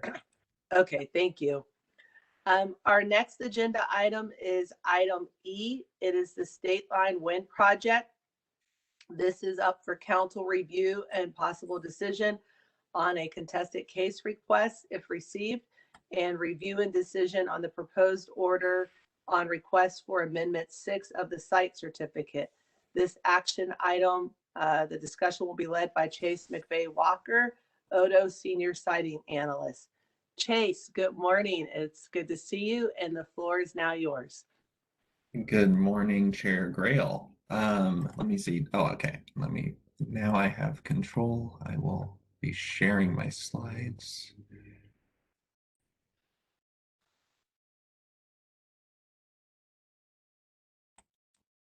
Bear with me. Can you hear me, first of all? Yes. Okay, cool.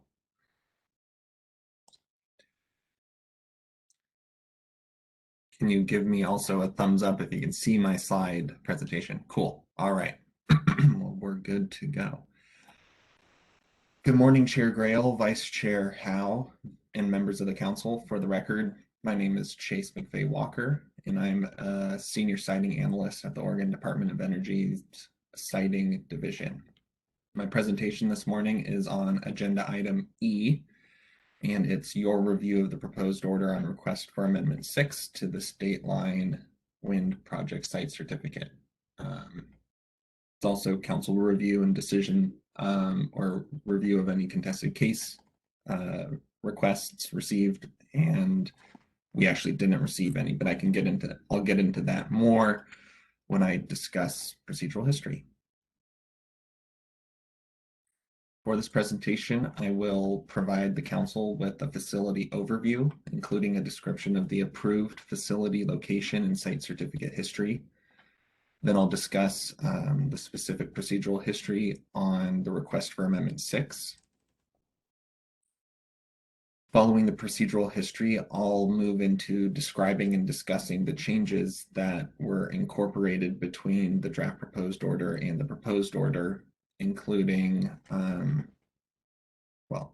based on comments received and council's review of the DPO.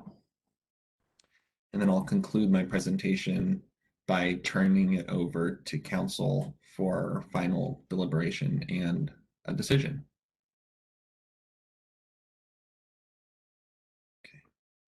The State Line Wind Project consists of 2 operational units with a combined peak generating capacity of 222 megawatts.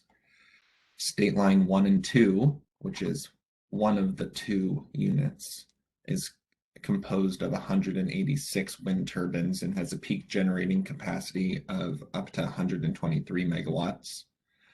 Van Sickle 2, the other unit of the 2, consists of 43 wind turbines with a peak generating capacity of 99 megawatts. There are 2 certificate holders for the State Line Wind Project Site Certificate based on the 2 geographic units of the facility. As I just mentioned, the certificate holder for State Line 1 and 2 is FPL Energy Van Sickle LLC. And the certificate holder for Van Sickle 2, the second unit, is FPL Energy State Line 2. Incorporated, both of which are wholly owned subsidiaries of NextEra Energy Resources, LLC. And a few related or supporting facilities found at the facility itself include power collection system, meteorological towers, operations and maintenance buildings, a substation, an interconnection transmission line, and permanent access roads. The State Line facility is located in Umatilla County, north and east of Helix, Oregon. The council issued a site certificate for the State Line Wind project on September 14th, 2001, and that site certificate has subsequently been amended 5 times, with the most recent amendment approved by council in May of 2019.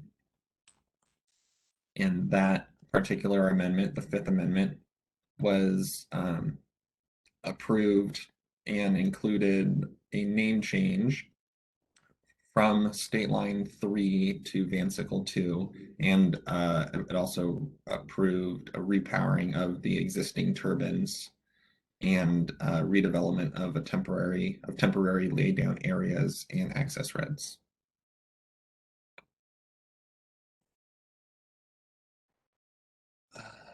Now I'm going to provide you a summary of what was requested in Request for Amendment 6. Request for Amendment 6, which is specific to the Van Sickle 2 unit, and therefore was submitted by FPL State Line, requests FSEC's approval of, again, repowering the existing 43 wind turbines. The repowering would include replacing the blades in the nacelles, resulting in an increase in maximum blade tip height from 440 feet to 499 feet. The repowering would also reduce the minimum ground clearance from 85 feet down to 59 feet. It would increase in hub height from 262.5 feet to 295 feet. And it would also increase generating capacity from 2.3 megawatts to 2.66 megawatts at the existing 43 wind turbines. Another component to this amendment request were a request for options to construct and operate for construction and operation. One option was to decommission and replace up to 4 of the existing wind turbines with and or construct up to 2 new turbines with maximum dimensions I just mentioned, for a maximum total of 45 turbines. And by replacing and also constructing new turbines, that would potentially increase the generating capacity by 20 megawatts for Van Sickle 2, from 99 megawatts to 119 megawatts. Additionally, the certificate holder has proposed to construct and operate a 50 megawatt battery energy storage system. And lastly, the request for amendment would result in approximately 210.9 acres of temporary and 12.1 acres of permanent disturbance associated with the proposed temporary road improvements and laydown areas. On to the next slide. This figure here represents the Van Sickle 2 site boundary and existing turbine locations, as well as the proposed replacement and new turbine locations. The site boundary for Van Sickle 2, as identified here in this figure, is the black and white hash mark line. The green triangles on this figure represent the proposed repowered turbines to be repowered with Amendment 6. The yellow triangles, more so in the middle of this figure, represent the replacement turbines, and the red triangles, these two red triangles, represent the proposed two new additional turbines. The teal turquoise line that shoots up to the northwest of this figure is representative of the overhead transmission line. I think that's all I got on this slide. And if anyone has any questions at any point, please feel free to stop me. So, now getting into the procedural history specific to this amendment request, the department received the preliminary request for amendment on July 23rd, 2021, and following our review, we deemed the amendment complete on November 17th, and then received a complete request for amendment from the certificate holder on November 19th of 2021. On November 23rd, the department issued its DPO, draft proposed order, recommending that council approve RFA 6, request for amendment 6. On the same day, the department also issued a notice of a public comment period on the amendment request and the DPO. The comment period extended 23 days from November 23rd through the close of the public hearing on the DPO on December 16th. However, if you recall, the comment period was extended until 10 o'clock the following morning on December 17th in an effort to allow the certificate holder to respond to the oral testimony received during the hearing itself. Based upon based upon our review of the comments received on the record of the DPO, the department issued, based upon our review, the department's review of the comments received, as well as council's review of the DPO, the department issued the proposed order on December 21st, along with the notice of proposed order and notice of the contested case proceeding that applied to all of the individuals that commented on the record of the draft proposed order. That notice established a deadline of 5 p.m. on January 20th, 2022 for submitting petitions requesting a contested case on the department's proposed order.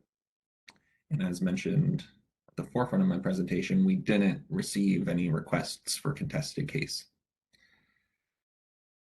So what we have in front of you today is the opportunity to review and evaluate the proposed order and make a decision based on the evidence provided and your statutory authority in the request for Amendment 6 of the State Line Wind Project Site Certificate.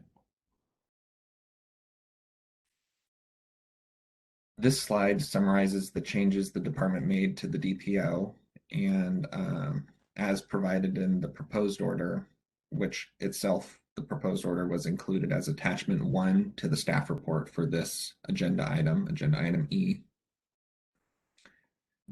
The department amended some of the changes. The first bullet on the slide indicates that the department amended conditions based on council's review and comments on the DPO.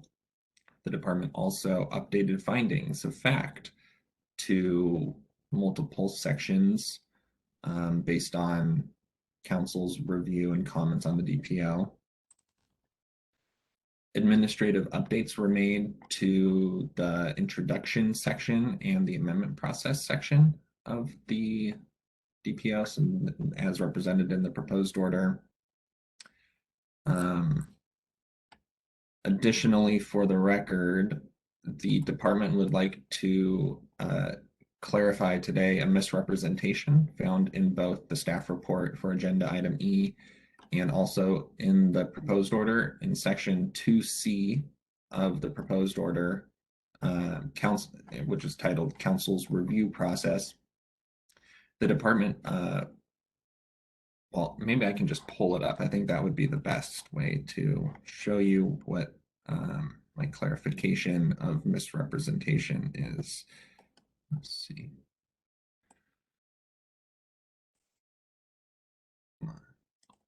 Okay, so this is on page 19 of the proposed order.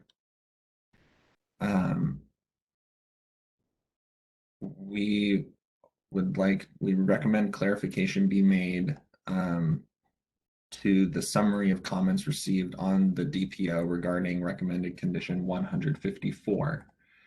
And we recommend that council clarify that the 2-mile setback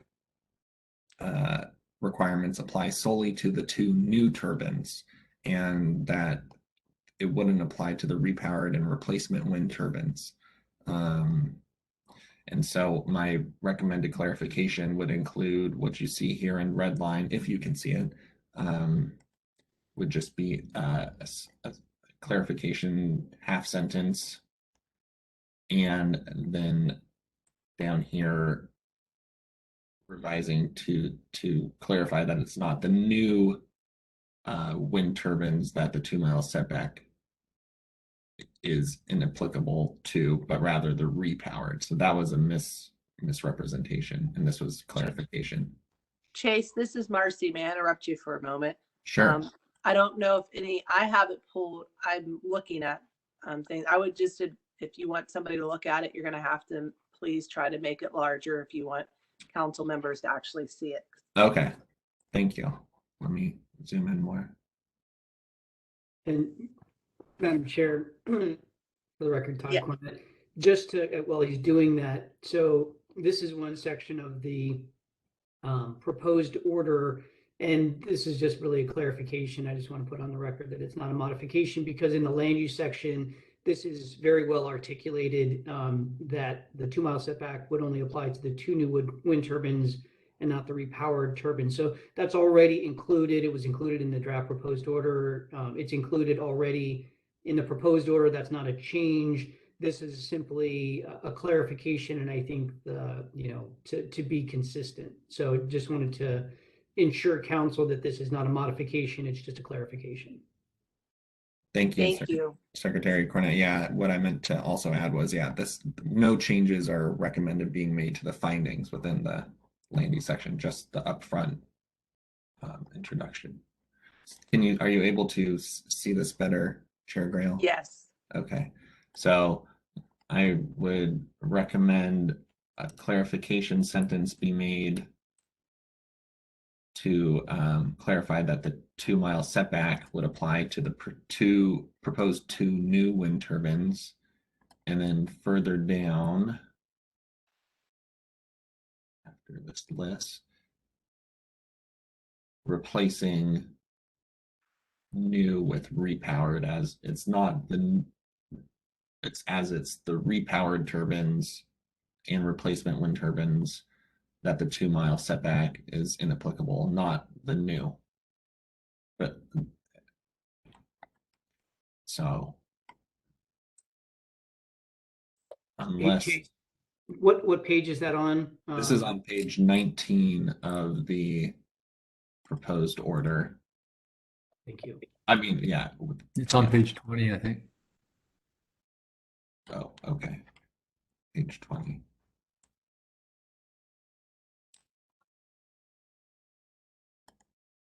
It could very well be on page 20. My document says 19.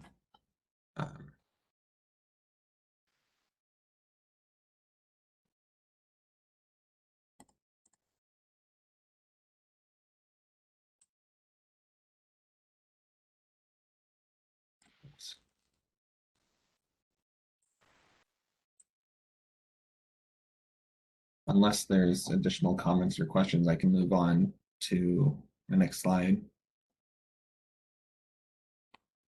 Already hearing none. back to this overview summary of changes. Lastly, there were administrative updates made to the draft amended site certificate reflecting changes made to the DPO conditions. For this presentation to council, the department wants to note that although a full review of applicable standards was conducted and presented in the proposed order, the department concludes that the changes proposed would not, in RFA 6 would not result in impacts necessitating new or amended site certificate conditions, and that to the extent applicable, previously imposed conditions would continue to minimize potential impacts under the following applicable standards and requirements listed on this slide. However, as I've tried to indicate in bold and underline, in response to a comment made by the certificate holder, the department did propose an administrative modification to the cumulative effects standard for wind energy facilities in the proposed order, clarifying that the proposed RFA 6 modifications would include a 0.44 mile segment of new road, where in the DPO it was not accurately represented. So there was no changes made to any conditions, but that actual section was modified. And that's the same for the cumulative effect standards for wind energy facilities. There was no modifications made to any conditions there. However, the section itself was modified as a result of comments received on the DPL. And with that, the department doesn't plan on discussing these standards any further during the presentation today. However, if council has specific questions about these standards, I'd be happy to discuss. Okay. All right, moving into our review of the proposed order. I'll be reviewing the changes that were incorporated into the proposed order following FSEC's or council's review of the draft proposed order and comments received. This slide itself provides a summary, a cumulative summary of all of the changes made to conditions that were then incorporated into the proposed order. And following this slide are 6 additional slides broken up by standard that present really this material, but just standard by standard, whereas this is all of the changes. And so if it's okay with council, I would like to just keep this one slide up instead of going through each standard by standard slide for my presentation. But if you want additional details, like, for example, the structural standard, I have a call out to the OAR reference standard number and its section number. But other than really this additional detail, this table captures everything. So I think if it's okay, I'd like to just stick to this slide instead of shifting. Does that work for council members?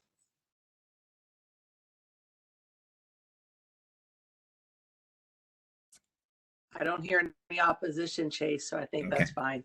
Thank you, Chair Grail. You're welcome. Okay, starting with the council's structural standard, which is up here, the first or second row.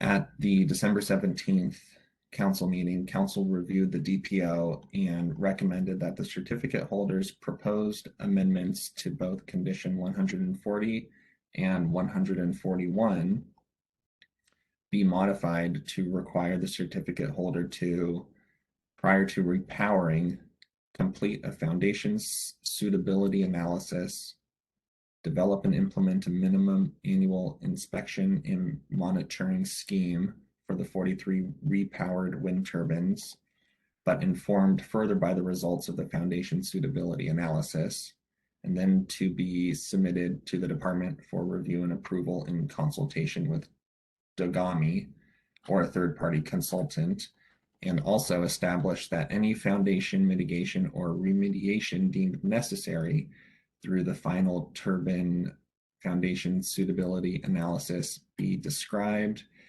and submitted to the department to determine whether the changes require a site certificate amendment. And based on council's input, the department made changes or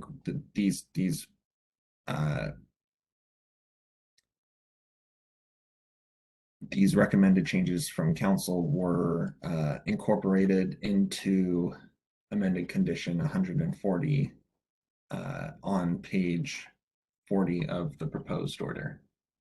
140.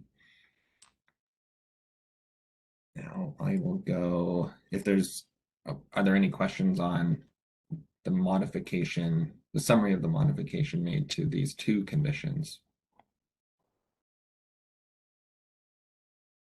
Not hearing any, I will move on to into the soil protection standard and summary of changes there. The department received comments from the certificate holder on recommended condition 152, requesting that the condition language be amended because the condition requires several additional pre-construction and construction steps necessary in agency reviews that are unnecessary for the limited repair and maintenance activities required to facilitate the proposed REAP power.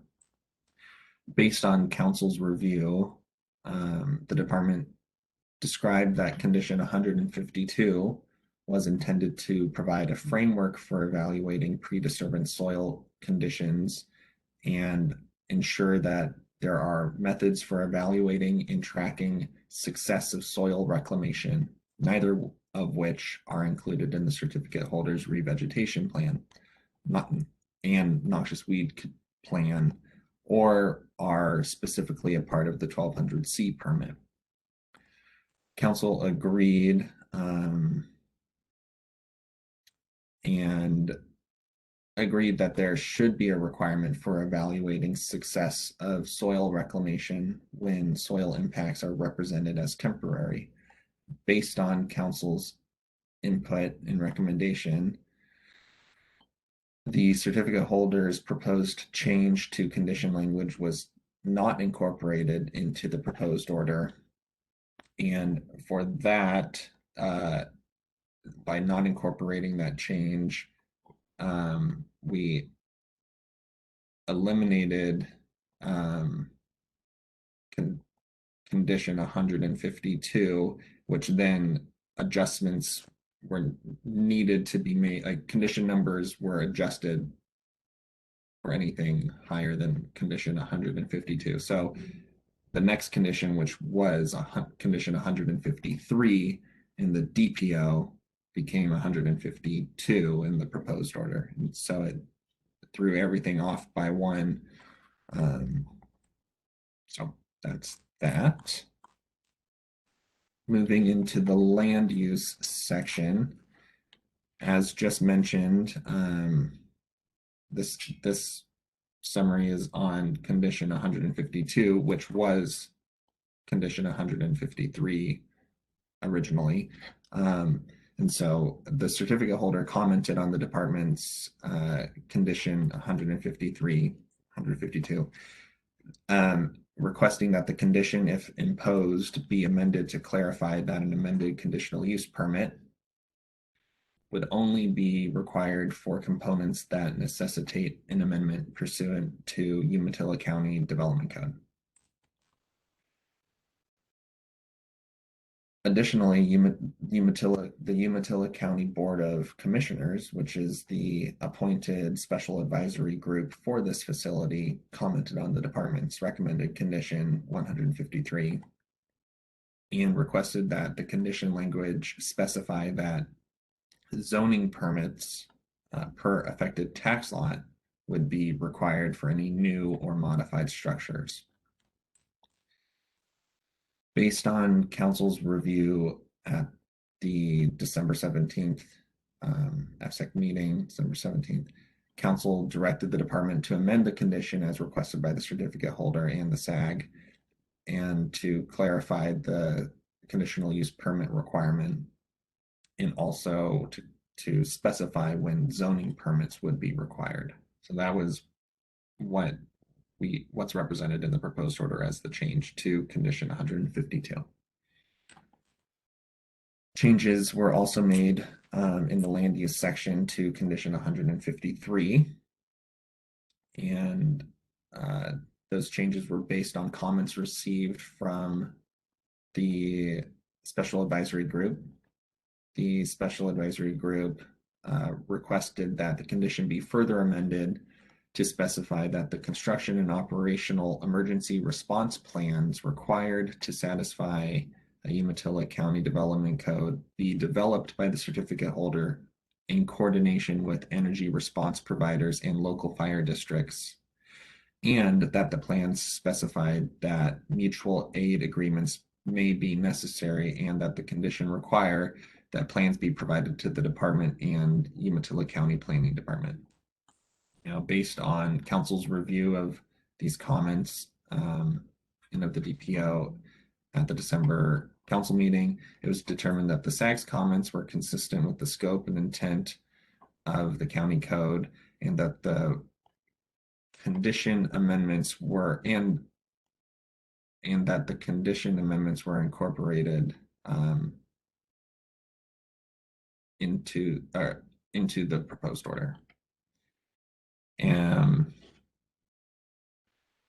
the final condition change in land use was a change made to condition 154, which was 155 in the DPO.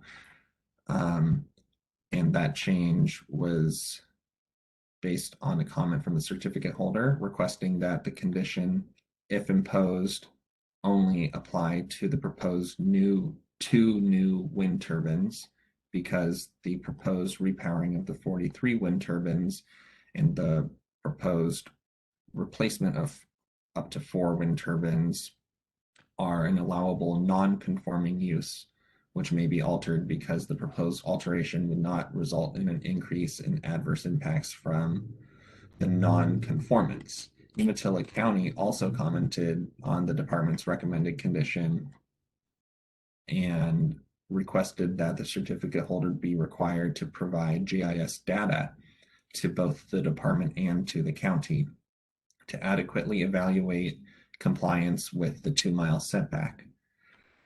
Umatilla County affirmed the interpretation on inapplicability of the 2-mile setback to the repowered and replacement wind turbines. So based on council's review of those comments, council directed the department to amend this condition 154, as requested by the certificate holder, but also include the GIS data requirement per Umatilla County's recommendation. Are there any questions on a summary of the land use changes before I move on to Fish and Wildlife? Hearing none, I'll go on to Fish and Wildlife. For the Fish and Wildlife Habitat Standard, council reviewed the DPO and requested that the recommended condition 158, which in the proposed order has now been renumbered and adjusted to 156. Council recommended that that condition, now 156, ensure that the review and approval of the final noxious weed control plan not be interpreted as to bind the department to approval if modification or rejection of the plan is necessary. In response to these comments, the department amended its recommended findings of fact to clarify the intent of the review and approval process established by the condition. Moving on to retirement and financial assurance.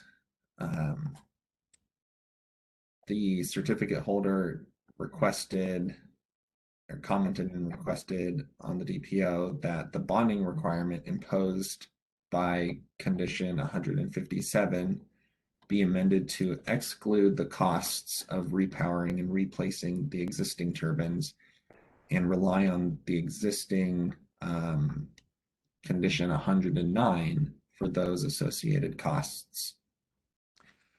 This change would narrow the scope of the bonding requirement of recommended condition 157 to only the new turbines and or the battery storage approved in the final order on Amendment 6.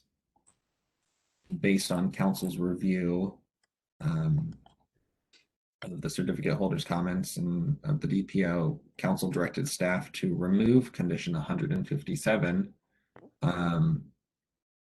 and incorporate the proposed changes into the existing condition 109 of the for consolidation and unnecessary duplication of condition requirements.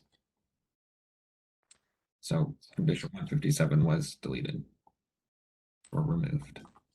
Chase. Yes. Chair Grail, this is Cindy Condon. I'm not sure who can see me. Go ahead, Cindy. Thank you, and I hope this is an appropriate comment. Chase, can you go to page 21 of the proposed order? Sure. There's something that doesn't read, or I'm not reading it correctly, or it doesn't read correctly to me. Is it here, retirement and financial assurance? So yes, and I'm looking at the proposed order on request for amendment 6 dated December 21st. And so on mine, it's all in red. Okay. Yeah. Okay. So starting with the sentence, the certificate holder asserts, that sentence does not read properly to me.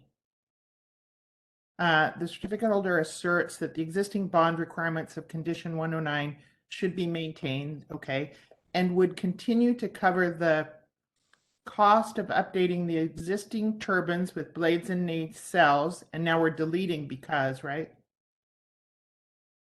Is the bracket a deletion or not? Let me see if I can pull up my attachment. I thought the bracket was deleting, so. Where did this? Let's see. But if it's not, it then would read.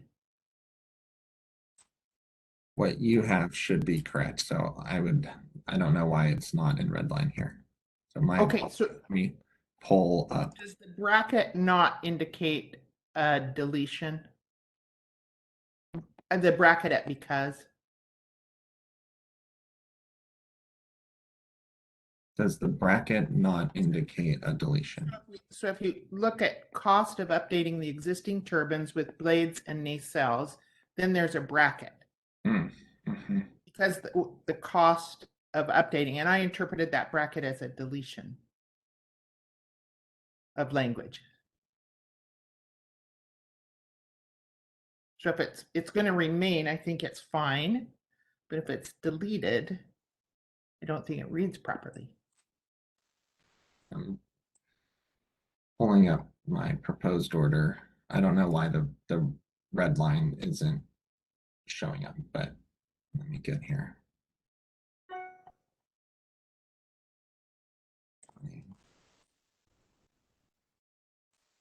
Okay.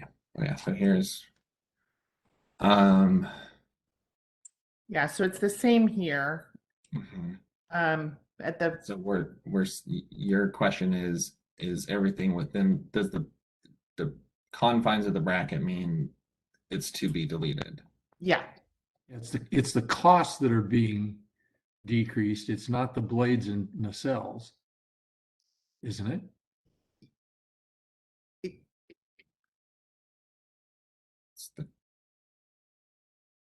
Yeah.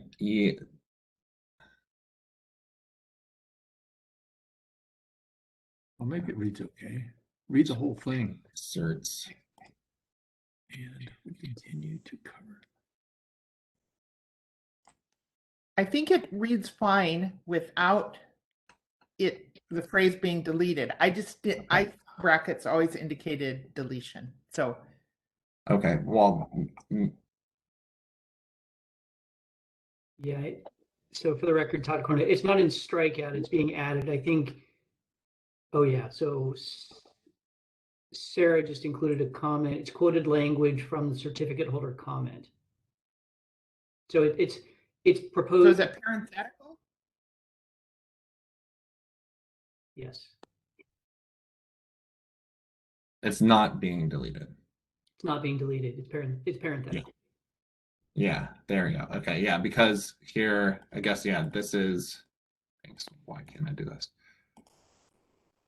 This is their, from their comment, and so this was our addition to their statement.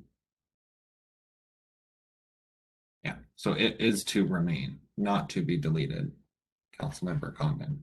Okay, I guess I'm not understanding the purpose of their bracket then. That's our own verbiage incorporated into their language. There's just said cost of updating the existing turbines with blades in the cells will decrease due to the decrease in weight. So we added this additional explanation, clarification found within the bracket. Okay, I guess I'd suggest removing the bracket, but I think it's the sentence structure question there, because then it's not their quote. So the brackets referencing the fact that we've inserted that in their quote for clarification. Okay. So this is Marcy, so would you remove that in the final order? I don't, Cindy, I don't want to misinterpret, but it feels like the brackets are leading to something that's not intended, and then it's going to cause additional confusion. So are they there now for our purpose of discussion and they'll be removed later? No, they're in there for clarification, but if you wanted us to change the structure, we could keep the quote as is, remove the brackets, and then follow up with a clarification sentence. That would be appropriate and help avoid any indication that it's something different.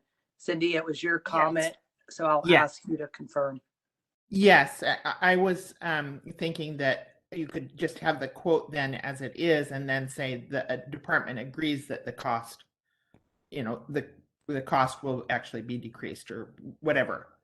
So it's very clear that it's very clear that the department accepted the assertion. Did someone ask about a footnote? Yeah, this is Hanley. Can you do it as a footnote? Just put a footnote after nacelle. Todd, Patrick? I would suggest it be in the body.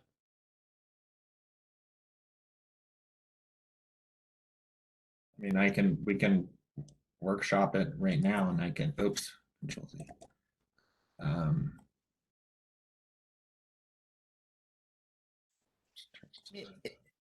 Or me, yeah, it's up to you. To me, it is of concern that the certificate holder asserts, which is fine, and if the department agrees with the assertion, then state that.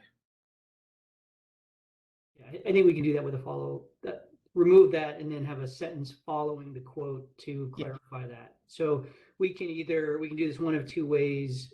We can either do that right now, come up with some language, or I think we have your clear direction on that, and then we can just make that adjustment into the final order. Then we give to Chair Grail for her signature. Either way is fine. It really is your discretion. Thank you. I think the additional sentence would be clearer. Okay, thank you. So I'd just like to comment. So clearly, for anyone who ever wonders whether we read things, people read. So thanks for that clarification question, Cindy. Todd, do you have enough to move forward on your end? I feel comfortable. Chase, what page is that on? Because again, I think that needs to be part of the motion language. Sure. 21? 21. Okay, I'm just making notes for potential motion language. Yeah. Thank you. Okay, Chase, ready to keep going? Yes. Okay, thanks. Back at it. The last amended condition in the proposed order came in the waste minimization standard, and the special advisory group commented on the existing condition 144 and requested that the condition be amended to require that the certificate holder or its third-party contractor be required to dispose of any waste or recycled materials at a licensed facility. Similarly, Henry Davies and Richard Jolly, on behalf of Blue Mountain Alliance, requested that council require the certificate holder to provide a waste manifest or chain of custody from the receiving disposal facility to ensure that the waste is disposed of at a licensed facility. Based on council's review of these comments, an amendment was made to existing condition 144 to include that specifying waste and recycled materials was required to be received by a licensed facility. So the amendment to that condition was to specify that waste and recycled materials were required to be received by a licensed facility, and that the certificate holder would be required to demonstrate that prior to construction, an evaluation of practicable means for recycling turbine parts. And so that was the amended change to existing condition 144 based on comments and council's review. And with that, that's my overview of the amended conditions in the proposed order. And I think with that, I would just lead with, I guess, it's time for council's deliberation, I suppose. And I don't know if Todd, maybe you can provide me with guidance. Would Councilmember Condon's comment flip our recommendation from option 1 to option 2, or would it still be option 1? In terms of the motion language? Oh, wait, Yeah. sorry. I was trying to work on the motion language. It would be option 2 already because of the language that's already been proposed to be changed. Okay. Well, then with that, the department recommends that council adopt the proposed order with modifications, and then grant issuance of an amended site certificate and adopt the final order, which is option 2. And then I'll hand it over to council for deliberation. Thank you, Chase. Yes. So, first of all, are there any questions or comments about Chase's presentation?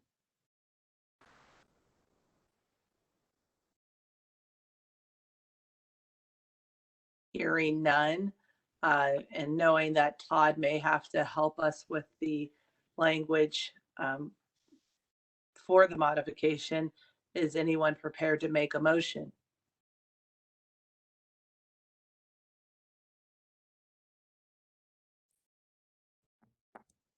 This is Cindy. I'll give it a try. All right. Cindy Condon here, and I move to approve the proposed order with modifications as discussed with respect to retirement and financial assurance obligation. This is Phil. I second that motion.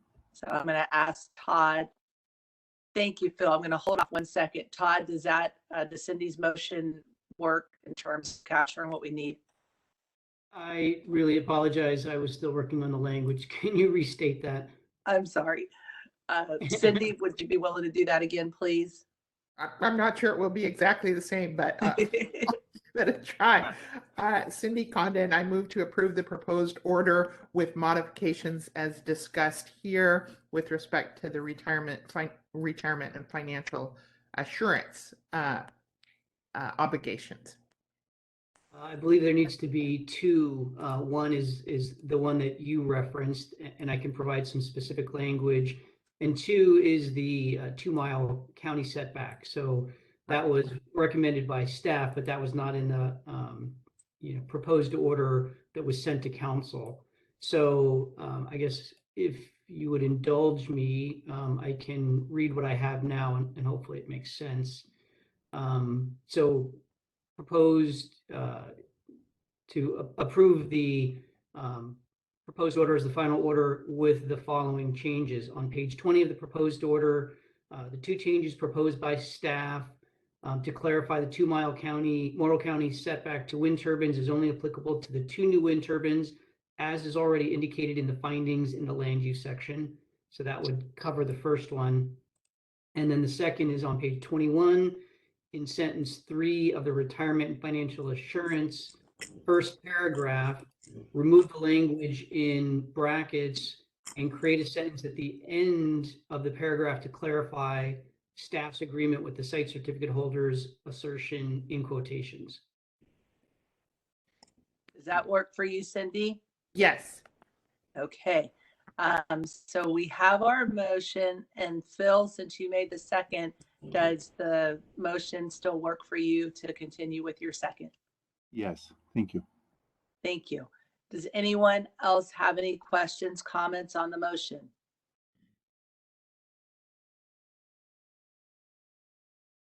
Hearing none, Mr. Secretary, please call the roll. Hanley Jenkins, Yes. Perry Chalktoot, Yes. Kent Howe, Yes. Phil Stenbeck, Yes. Marcy Grail, Yes. Jordan Truitt, Yes. Cindy Condon. Yes. Motion carries, Madam Chair. Thank you, Mr. Secretary. Chase, thank you for your presentation. We appreciate your efforts. Thank you very much for having me. Thank you. The next, I'm Madam sorry. Chair, Yes, sir. Could I do a check-in very quickly? So we're running right now about 30 minutes ahead of time. We had anticipated to have a lunch break after the next agenda item, the Bigelow Canyon Wind Farm. The one following that is I have 2 people from the department who are going to do the presentation, and I wanted to give them a heads up if what time we thought they needed to be ready. They can be ready at any point in time, but if you wanted to, since we're running ahead of time, move that one to before lunch or retain it after lunch, I just wanted to give them a heads up so they could be prepared. Well, I'm all kind of flexible. If anyone has any preferences, and we have guests coming, so we should try to accommodate best we can. I'm open for whatever works for people. I'd be in favor of moving them up if Todd. There you go. Okay, I can give them a heads up so they'll be ready to go at the end of this agenda item, which I think will probably put us pretty well right around lunch when they're done with theirs. So, okay. Okay. Thank you. Thank you. So let me just make sure I'm not skipping anything. So next up would be agenda item F, Bigelow Canyon Wind Farm. Yeah. So next item is the Bigelow Canyon Wind Farm transformer failure overview. This is an information item. We will have Dwayne Kilsdonk, Odo Compliance Officer, and Lena Cope, Portland General Electric Senior Environmental Specialist, presenting to us. Dwayne and Lena, the floor is yours. Well, greetings, council members. Doing a check. Can you hear me okay? Yes, thank you. Good. Greetings, council members. Madam Chair, for the record, I'm Dwayne Hillstock. I'm the compliance officer for the Energy Facilities Siting Division. And as requested by you, the council on the past FSEC meeting, I'll be updating you on information pertaining to the Bigelow Canyon Wind Farm transformer failure. Dwayne, Yes, ma'am. this is Marcy, and I don't know if anyone else is having trouble, but it sounded like you started fading away. I don't know if you got away from your microphone. Guess you'll get a closer view of me. Is that better? I honestly am not looking at you. I'm just listening. So if everyone else can hear, then it might be me. I just wanted to double check. Closer and louder, yeah. Okay, I'll just speak up. Can everybody hear me there? If I just speak up? All right. So I'll just start over, so we have the record straight in case some people did not hear me. Greetings, council members, Madam Chair. For the record, I'm Dwayne Hillstock, the compliance officer for the Energy Facility Siting Division. As requested by you, the council, at a past FSEC meeting, I will be updating you on information pertaining to the Bigelow Canyon Wind Farm transformer failure since the start of operation and the reporting conditions within the third amended site certificate. Also, at the conclusion of my update, Lena Cope from PGE will follow up with information pertaining to the Bigelow Canyon Wind Farm oil releases. And I'll be starting out today's information item with just a short overview of the Bigelow Canyon Wind Facility. And Wally, you want to move me to the next slide? The Bigelow Canyon Wind Farm is a 450 megawatt wind energy facility with 217 turbines. The site certificate was issued on June 30th, 2006, apologize. The facility has been in operation since December 21st, 2007. The site certificate has been amended 3 times. The last amendment was October 2008. And the wind facility is owned and operated by Portland General Electric. Next slide, Wally.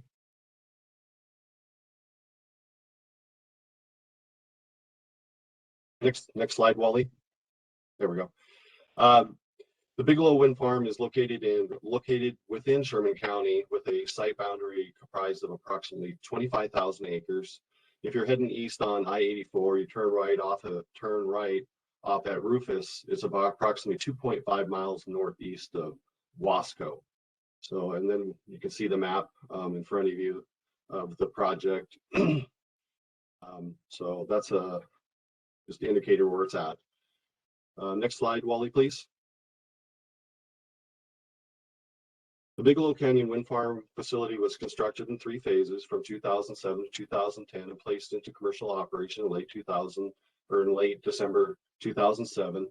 Since 2007, the certificate holder has reported 9 transformer oil spills. The total amount of non-poly chlorinated biphenyls, PCBs, mineral oil spilled and cleaned up is approximately 3,222 gallons. So again, it was non-PCB containing mineral oil.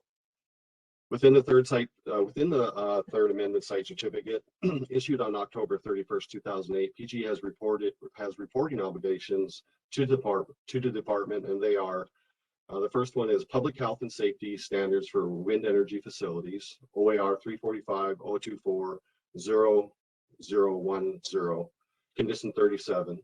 And it reads, during construction, operation, or retirement of the facility, the certificate holder shall notify the department within 72 hours of any accidents that may result in the public health and safety concerns, including mechanical failures on the site associated with construction or operation of the facility. And another reporting obligation is waste minimization. OER 022-0120, condition 81.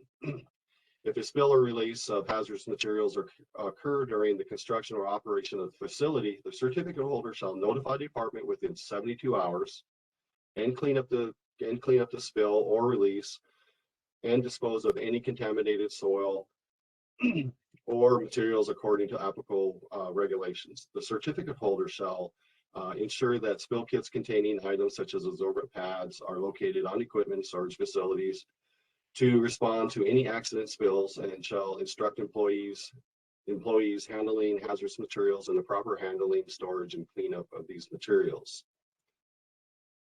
So reporting to the department has occurred consistent with the conditions in all 9 instances, except for one incident that was reported in 2017. And just for further comment, I did not put this in my staff report. I was trying to keep it short, and I figured I could bring this topic up to you today. So on April 18th, 2017, on April 27th, 2017, the department received notification from PGE of non-compliance with Condition 81 of the Bigelow Canyon Wind Farm because of an oil spill that occurred in December 2016. This reporting issue was discovered while PGE was preparing the annual report that was due in April 2017. So when they were prepping for their report, they discovered this issue. So PGE did properly report the spill to the Oregon Department of Environmental Equality, DEQ, and to the Oregon Emergency Response System, ORS, at the time of the spill. After receiving the notification of non-compliance from PGE, the department followed up with a response letter to PGE requesting corrective action measures. The corrective actions that were developed the corrected actions the department received was revision of PGE spill reporting flow charts, not only at the Bigelow Canyon facility, but also at the Carty Generating Station and the Port Westward facility. The next is revision to the PGE's oil response procedure, and then also modification to the electronic spill reporting notification system used by PGE. And discussion of this led to discussion at the past quarterly oil spill reporting team meeting. So that's any questions for me today before I hand it over to Lena. Oh.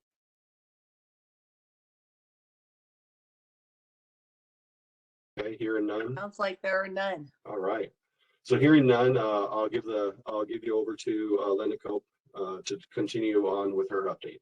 And thank you for letting me present for you today. Thank you. Hi there, everyone hear me okay? Yes, thank you. And I think I was told that someone on your side would be advancing slides for me, so I will just let you know when I need next slide.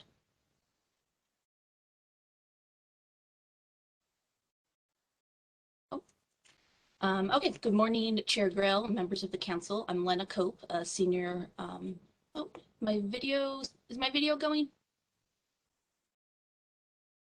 No, I just see a slide. I think maybe Yeah, my your webcam. your screen is black right now.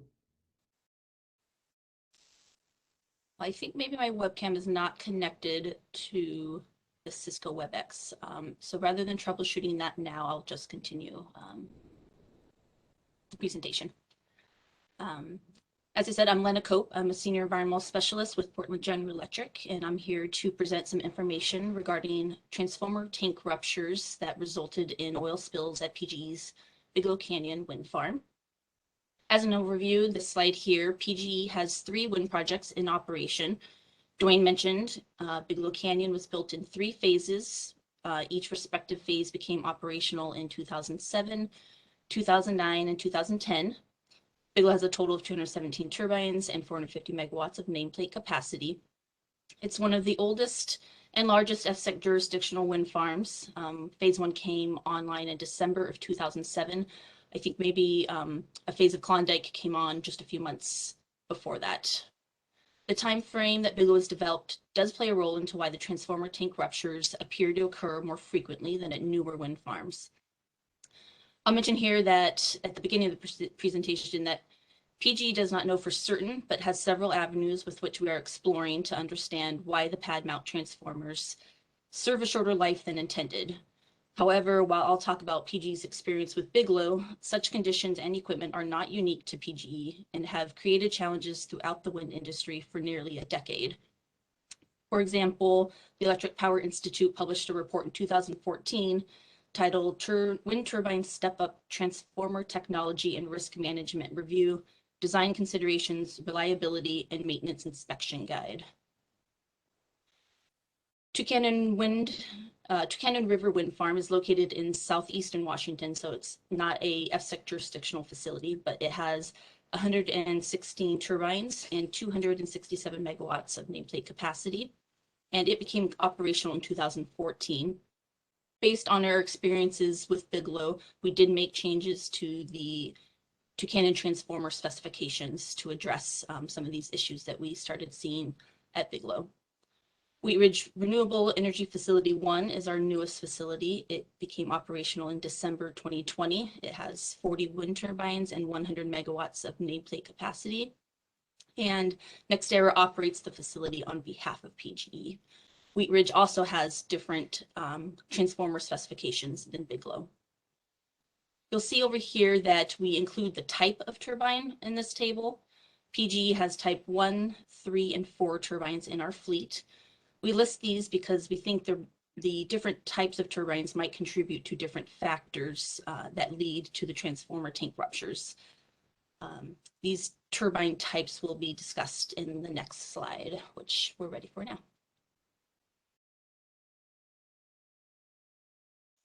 Here's a picture you might have seen before during one of Mr. Kildonk's compliance updates, where the transformer tank has ruptured and released oil. In any transformer, load and temperature changes degrade transformer oil hydrocarbons.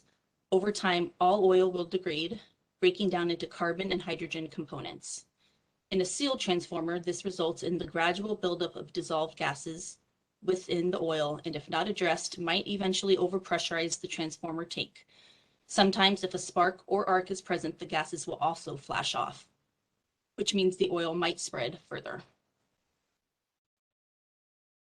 So we talk about load and temperature changes. So I'll first discuss some of the issues that might cause some of the temperature changes, which are resonance issues and harmonic interference, maybe two contributing factors to temperature changes. I mentioned the turbine types earlier. It may be that the different types of turbines are more likely to contribute to either a resonance issue or a harmonic interference. Type 1 turbines may contribute to high levels of resonance, which accelerates equipment damage. Type 3 and 4 turbines are not immune to resonance. However, their design may mitigate the issue more than in Type 1 turbines. Type 3 and 4 turbines may contribute to harmonic currents. Transformers are specifically designed for the nominal frequency of 60 Hertz in the United States. When harmonic currents are introduced at multiples of 60 Hertz, the impedance characteristics of the transformer increases, and so does the thermal demand of the current carrying components. All factors lead to those temperature changes that degrade the transformer oil. It's difficult to measure or determine whether harmonics, resonance, other factors, or all three are to blame. Part of this challenge comes in the fact that all the collectors are closely interconnected at the common substation and may or may not influence each other. For example, at Bigelow, harmonics from the Type 4s might impact the transformers on the Type 1s and vice versa with resonance issues. So if you'll recall, phase 1 is a Type 1 turbines, and phase 2 and 3 are Type 4 turbines. And then we have Type 3 turbines in our fleet with Wheat Ridge. Ready for the next slide?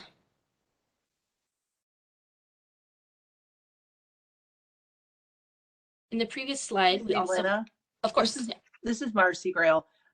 When you, on the previous slide, it indicated that if they're not removed, and you were discussing some of the potential causes, I'm assuming you've got regular maintenance going on. Is there something that, and I don't know if your maintenance is done as part of a service contract like so many other utilities have done, or if they're done with internal hands, but do you identify anything from your maintenance that may be contributing? Sure. Well, I'll answer that question briefly, but I do talk about that a little bit more later. Then you can wait. It's okay. I okay. can wait. Thank Okay. you. So one of the other potential causes is load changes, degrading transformer hydrocarbons. The transformers used early on were essentially copied from existing distribution transformer designs. With large pad mount transformers at substations, the industry has years of operational history to go on. There are widely accepted industry standards, and we followed for monitoring and oil filtering protocols to prevent failure. With wind turbines, it's a little bit trickier. The legacy transformers at Bigelow and at many of the wind sites designed around the same time were designed according to standards developed by the Institute of Electrical and Electronic Engineers, or IEEE, intended for distribution system applications. Such applications are less likely to have resonance issues, harmonic interference, and a more periodic and benign load cycle. And that's what these graphs here will speak to. The erratic load cycling inherent to the variable generation in a wind farm may also be a contributing factor to premature loss of the life of the pad mount transformer. So we have maintenance programs, and on distribution transformers that follow a very normal load, where you see people waking up in the morning, a dip during the day, peak in the evening, drop at the night, a very kind of benign normal load. It's very well known what that kind of maintenance on those type of distribution transformers should be. Same time period over here for the wind graph, you can see that the loading is very erratic and very much different. So it's different stresses are put on these transformers. Therefore, it's not as well industry known what type of maintenance or at what point the dissolved gases will reach the point to rupturing the tank. So while we do perform gas sampling, and I'll speak to it a little bit later as well, there aren't industry standards available to compare those gas samples to be able to predict quite like you can on a more of a distribution type transformer. Okay, ready for the next slide?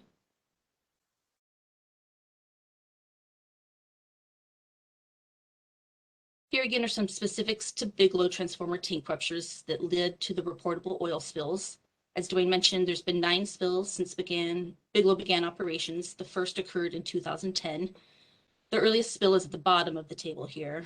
The Oregon Emergency Response System number indicates the year the spill occurred. So you can see 2010, 11, 13, 16, 17, 19, a couple in 20 and 21.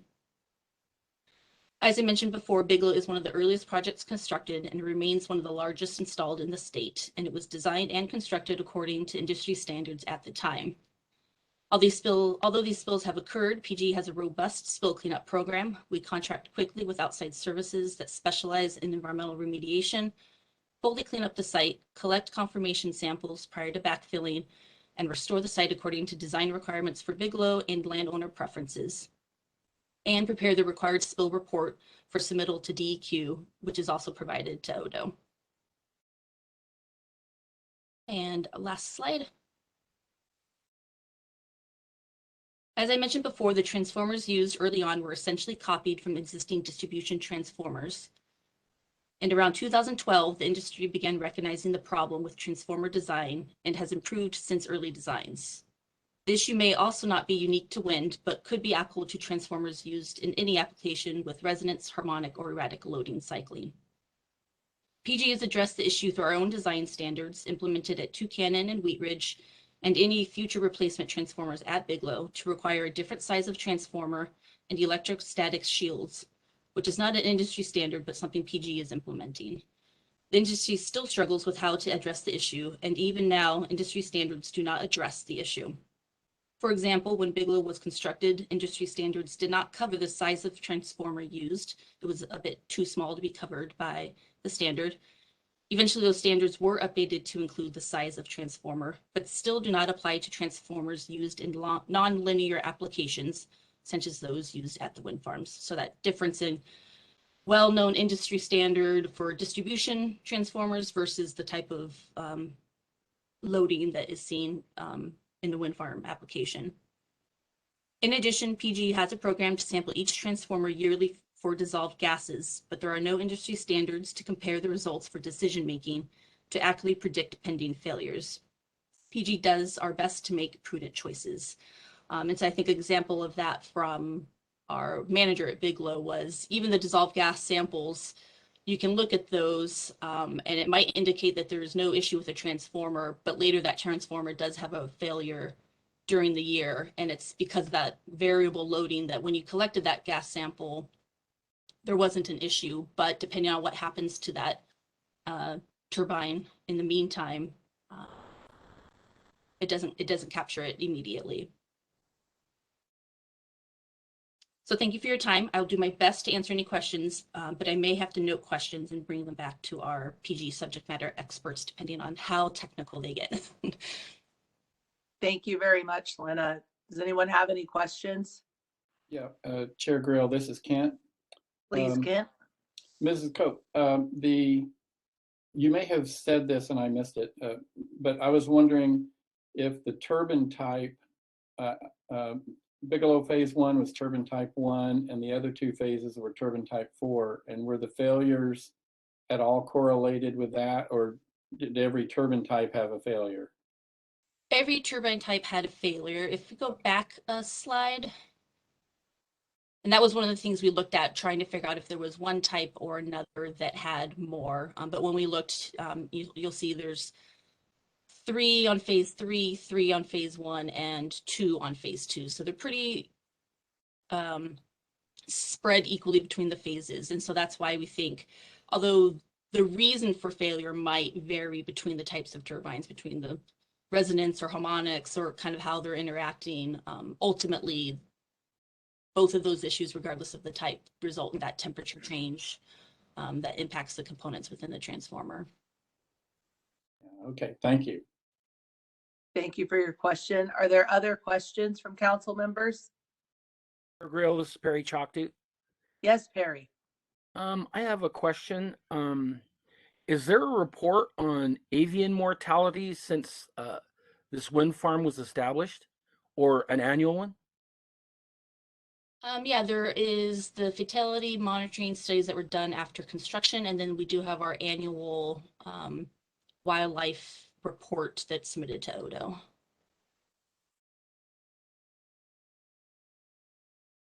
Thank you. Of course. Thank you, Perry. There are other questions? Yeah, one more. Hey, this is Jordan. What portion of this do you think could potentially be attributed to defective materials from the manufacturer? I do not know the answer to that one. I would have to take that back to our engineers working on that. I wouldn't want to speak speculatively. Okay, Sorry. thank you. Thank you. That's a good question. Other questions? Chair Grail, Yes, Cindy. Cindy Condon. So number 4, just on this slide, number 457 had 2 spills. I presume in 2010 the transformer was replaced. Was it with the same type of transformer, or had the technology changed by 2019? Same turbine. Mm-hmm. Different In 2019, it would have had the new transformer specification because we implemented that with Tucannon, which came online in 2014. So it's not, it is possible for the newer transformers because of those issues, even though we're trying to spec them differently to fail as well. But Yeah, we're and hoping not as frequently. well, I thought I heard you say that even in 2012, it was still an issue. And so with the spill in 2010, if it were replaced with the same type, I could kind Oh, of yes.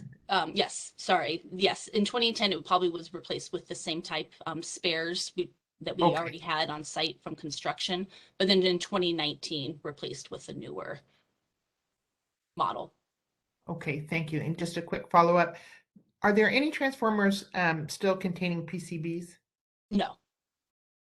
Didn't think so. Thank you. Well, I'm sorry, not within the wind farm. There are Yeah. potentially transformers in the distribution system, long historic ones, but not at any of the wind farm. Yes, I should have been specific. It was about the wind farm I was concerned. Thank you. Of course. Other questions? Chair Grail, this is Phil. Yes, Phil. And I may have missed this. Is there any correlation to time of year or temperature? I do not have that information. I will take that question back as well and take a look at those specific dates rather than the year. Okay, perfect. Thank you. Thank you. Other questions? Well, I have a question, or maybe it's a comment. This is Chair Grail.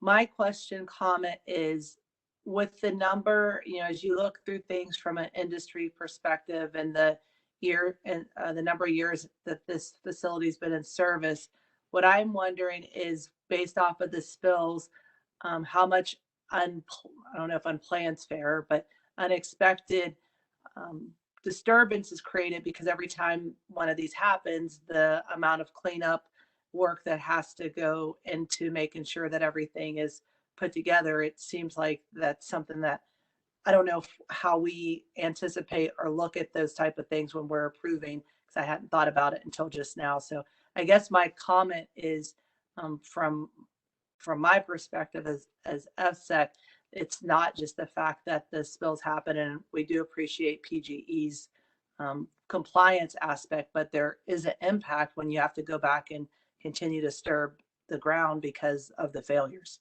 to do the cleanup. So just something I think I personally will be watching as this goes on and we learn more. Thank you. Chair Grail, Yes, Cindy. just one more question, if I may. Sure.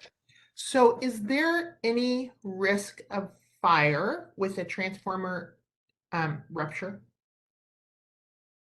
Most of the ruptures occur due to overpressurization. So it's not that all of these are fire-induced ruptures, but there is the potential for arc or spark that would cause more of a explosion of the transformer. Still a rupture, still basically kind of looks the same, and the oil will spread a little bit further on that. So I guess there could be. I can't say that there wouldn't be. Okay, thank you. Thank you for that question. Well, Lena, thank you for your presentation. Dwayne, we know that you will stay on top of this and report back appropriately. We continue to look to all the developers as we continue putting more facilities in place. So this is educational and helpful to us as council, and definitely appreciate your time. Thank you. Thank you. All right, so here we are now. Todd, I'm just checking. So it's now 11:38. We are up to, I guess, what would be our break. Are we going to have agenda item G now, or are we waiting? Yeah, I think since we're early enough, that would be my recommendation, is to go ahead. We do have Adam Schultz and Stephanie Cruz, our presenters for agenda item G. So yeah, that would be my recommendation, is that we do this one now, and then I think that puts us probably right on where we were planning for the break for lunch anyway. All right, thanks. I'm writing my numbers down, time, so I just want to make sure I'm not messing something up. I appreciate the help. So our next agenda item is agenda item G. It's the overview of electrical generation and consumption in Oregon and the region. This is an information item. We have Adam Schultz, Odo Senior Policy Analyst, and Stephanie Cruz, Odo Facilities Engineer 3, to provide this overview for us. Mr. Schultz and Ms. Cruz, please welcome, and the floor is yours. Great, thank you. Am I able to share my content, Todd? Might be just easier for us. We have the your PowerPoint on here, so we can just advance the slides for you, unless you had something else or an update in which we. There were a couple of tweaks to it, and I have my notes on it. It'd be easier if I'm able to do it. Sure. It's easy. I'm sorry, this is Wally. It's very easy for me to give him presenter rights, and you have a lot of slides, I know, so. Yeah, go ahead.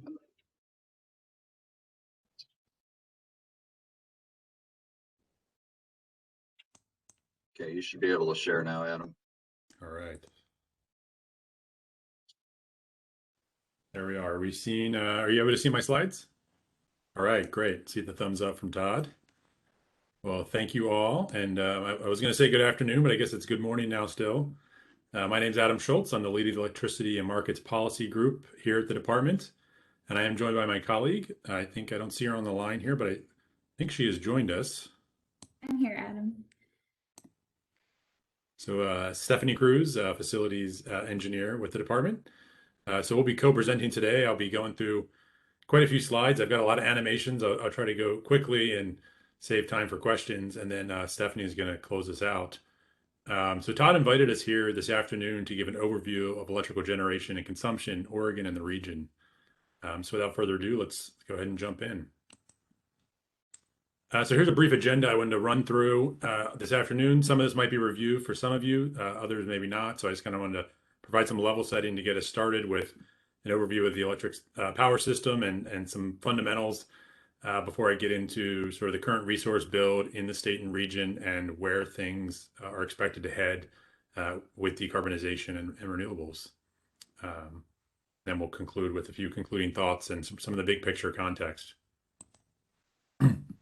So first, let's jump into some of the fundamentals. Again, this might be a review for some of you, but so bear with me if it is. So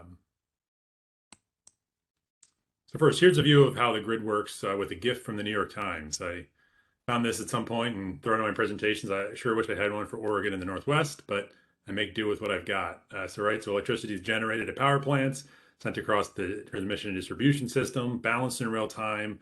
Also, then when you hit that switch in your house, the lights come on at the instant you want the electricity, right?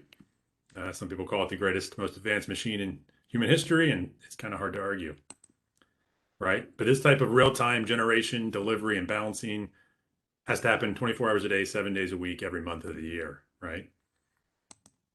So let's take a look at what this actually looks like on a hypothetical utility system. Here I'm showing 3 curves. Hours 1 through 24 in the day on the x-axis, hypothetical demand on the y. This is showing the orange line, a typical summer day, blue a typical winter, and then you see, what you might get on an extremely cold snap in the winter here on, say, a cold January day. So let's take a look at what this looks like. Think about your own electricity usage, right? How it varies throughout the year. It's certainly gonna be lowest while you're sleeping at night, especially in the summer and spring. But then you have those cold winter mornings where you really crank up your heat. And of course, those afternoons like we had last June when it was 116 and we're all firing up the air conditioning, right? So utilities have to manage all these ups and downs, rapid fluctuations in aggregate across all its customers at all times.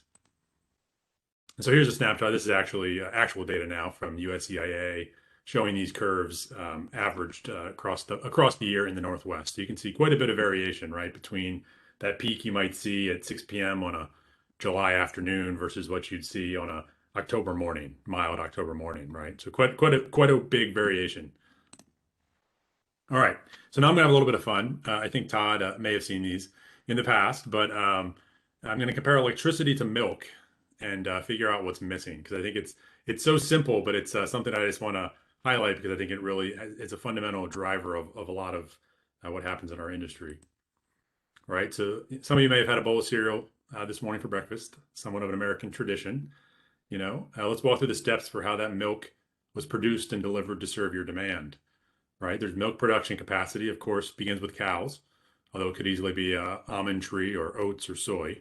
The milk has a standard distribution system, right? I think we're all familiar with this. It's how we all get our milk, right? And then you have your end use consumption, right? So it's a lot like electricity, right? So let's compare it to electricity, right? So you wake up, you pour a bowl of cereal, you walk to your front door. The milk you need is produced in real time by that cow, right? It's delivered in real time to your door, right? By the milkman. Now Oprah's getting skeptical of my comparison, right? You open your front door and receive that fresh cold milk, and you pour it on your milk and enjoy, right? So it all happens in real time, just like electricity, right? So of course it doesn't, right? But the reality here is trying to point out just how unique electricity really is, right? And so what's missing? I suggest it's something pretty simple, and that's storage, right? The milk, obviously, the milk delivery chain has quite a bit of storage, both at the dairy farm, at the grocery store, in the delivery trucks, in the milk carton you have in your refrigerator and your refrigerator itself, right? So there's storage systems throughout the whole supply chain. It's convenient, and it really eliminates that need to produce and deliver milk in real time, which I think we all quite appreciate. Now let's bring it back to the energy sector. Even with non-electric types of fuel, such as gasoline or natural gas, it looks a lot more like milk than it does electricity, right? You have storage tanks and storage capabilities throughout the entire system. You know, whether, you know, when you pump your gas at a gas station, you're pumping from a storage tank under the ground right there at the gas station, and you're putting it into your own storage tank in your vehicle until you actually need it. Similar with the natural gas system, the lines up and down your street underneath the street have stored gas in them until the moment you need it. So again, just bringing back this, it's quite a bit different, right? We don't have stored electricity as an end-use fuel ready at the moment you need it. We actually generate it at the moment you need it. So it's quite a bit different. And this kind of is putting it all together in I think, a pretty stark visual. So this is information gathered mostly from USEIA, I believe, showing the amount of storage across the energy system. So there's several weeks of end-use fuel stored in the gasoline and natural gas systems, whereas there's less than 1/10 of a day stored in the electric system. So obviously this is beginning to change, but as you can see, it's really just barely scratching the surface compared to what we have in these other systems. And why does this matter, right? It really allows us to optimize the production and delivery of the end-use fuel in a way that we don't do with the electric sector. All right, so let's bring all this together and think about how, how then to the utilities deal with this in terms of how they're actually building, deploying projects and delivering that across the power system. Right, so an important concept here is energy and capacity. All right, so we have to be thinking about both of these key concepts as we're thinking about the utilities actually delivering power to us from the resources. So, just showing a visual here from CAISO because they have the data readily available. But, this is what we're looking at with capacity need. It's really dealing with peaks, whether it's during the day, during a month, during a year. It's really, do you have enough throughput to hit these peaks of demand? Energy, on the other hand, is really a volumetric metric. How much energy is being consumed over some period of time. Here I'm showing a day. But then also flexibility is an increasingly important metric that we think about. Excuse me, Adam. Sure. This is Marcy Grail. I think it might be helpful, and I don't know, that if you would tell folks what CAISO is. Sure. CAISO is just the grid operator in California.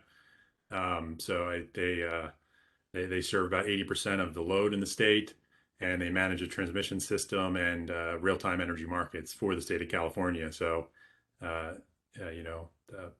tens of millions of customers. They have a good online interface that allows all this data to be easily pulled for presentations like this. So, again, it'd be nice to have this data for the Oregon and the Northwest, but perhaps one day.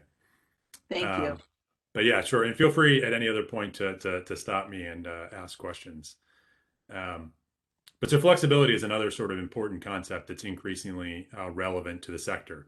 So what is that really about? It's about the operational capabilities of the actual generators themselves, right? So you might have the throughput peak capacity capability and you've got the energy available, but how quickly can you actually move those generators up and down physically, right? So there's operational characteristics of all the generators. So that's sort of what this is showing here. It's about how quickly can you ramp up and down. And this is actually not the real driver of the flexibility need that's emerging. It's really this one. So what I'm showing here now is that same blue curve as before, and then beneath it is a purple curve, which they call the net demand curve. So this is really what everything on the system is doing other than renewables, right? So renewables are zero marginal cost when they're available and they're generating. They're essentially free to put on the system. So they export everything they can.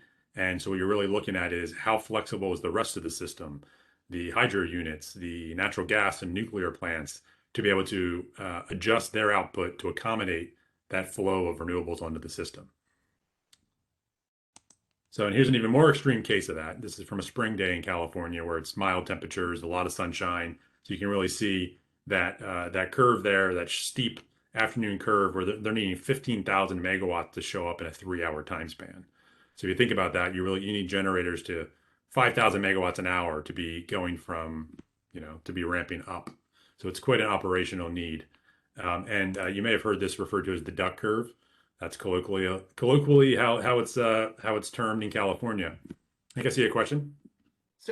So Adam, Cindy Condon here, and I just want to make sure my understanding is correct. So the difference between the two lines, is that renewable? Essentially, yes, that's right. Okay. Yeah. And again, this is a California example where it's all more extreme, but it helps make the point, right? Of sort of this reality is starting to show up here as well.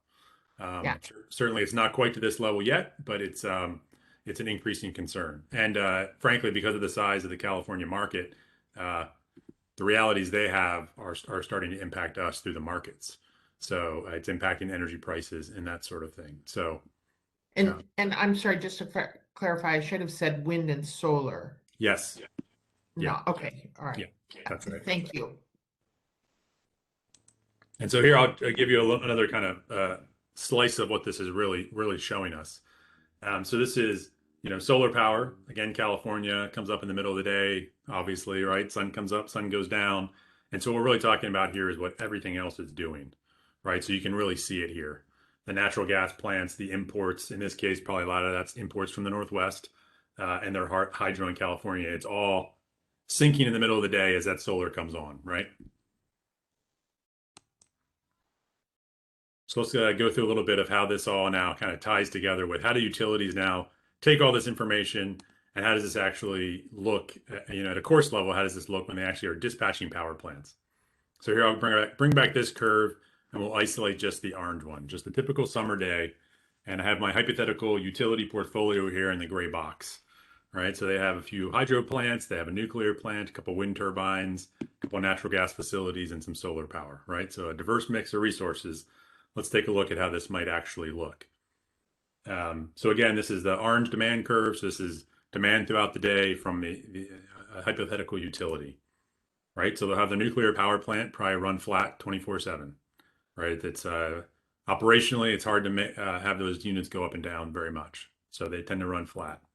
Maybe they'll have some hydro projects doing the same. As some wind comes on overnight, again, it's free, to dispatch onto the system. So you're going to take what's there. Again, solar, same thing. You're going to have solar, and then essentially you have to fill the gaps. And here I have that represented through some natural gas. Obviously, this is a course clip art version of this, but this is the sort of thing that's happening in real time all the time by utilities. And it's happening in each one of these bubbles you see here. So these are balancing authorities. CAISO to our south, that's the teal, the big teal one that covers most of California. You see in the Northwest, BPAT, that's Bonneville's transmission system. PAC West, PacifiCorp's got a region in Western Oregon, and then also you see PAC East out in the Utah, Wyoming area. You see PGE on there, Avista, Puget Sound. You'll probably recognize some of the acronyms. Each of these bubbles is a balancing authority where it's just a term of art really in the industry for the entity that manages the transmission and balances load and resources across their footprint. So this kind of balancing and dispatching of resources is happening in each one of these bubbles, right, across the region.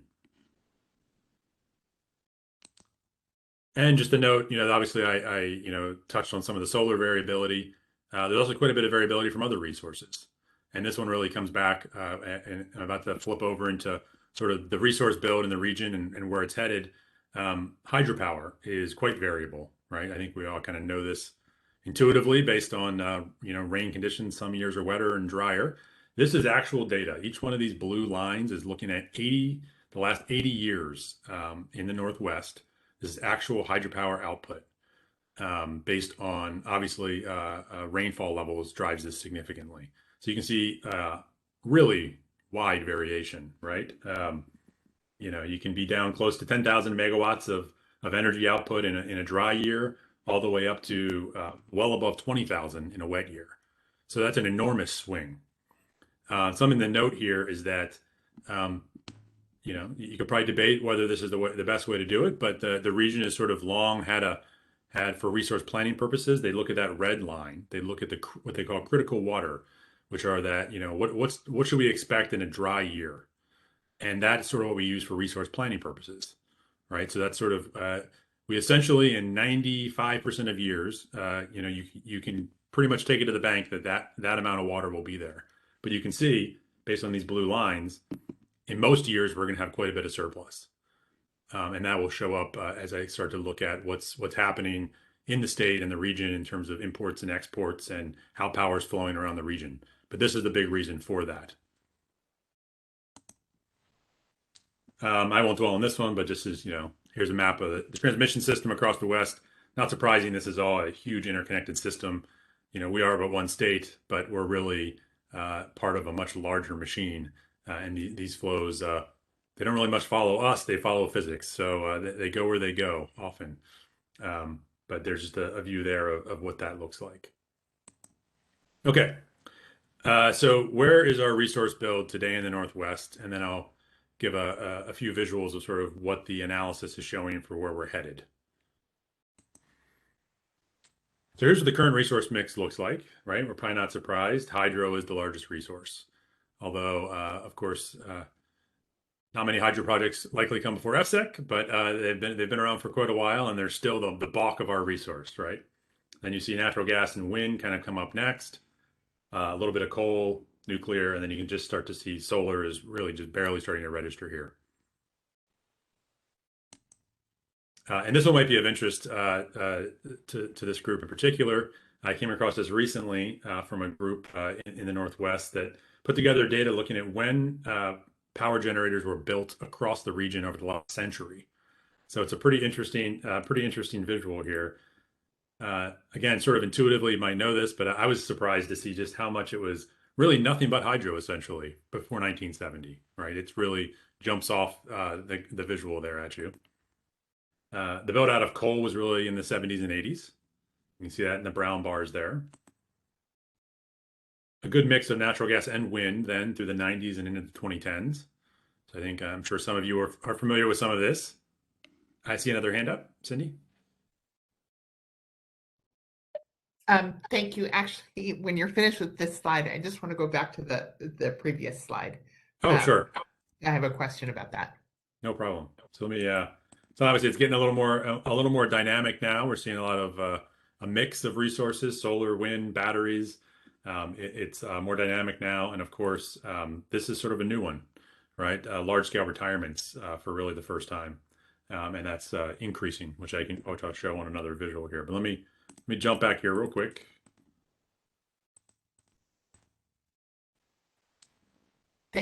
Thank you. So this is Cindy. My question is, so we've got nameplate capacity, for instance, for a hydro of about 35,000 versus energy generating capability. Can you kind of explain those?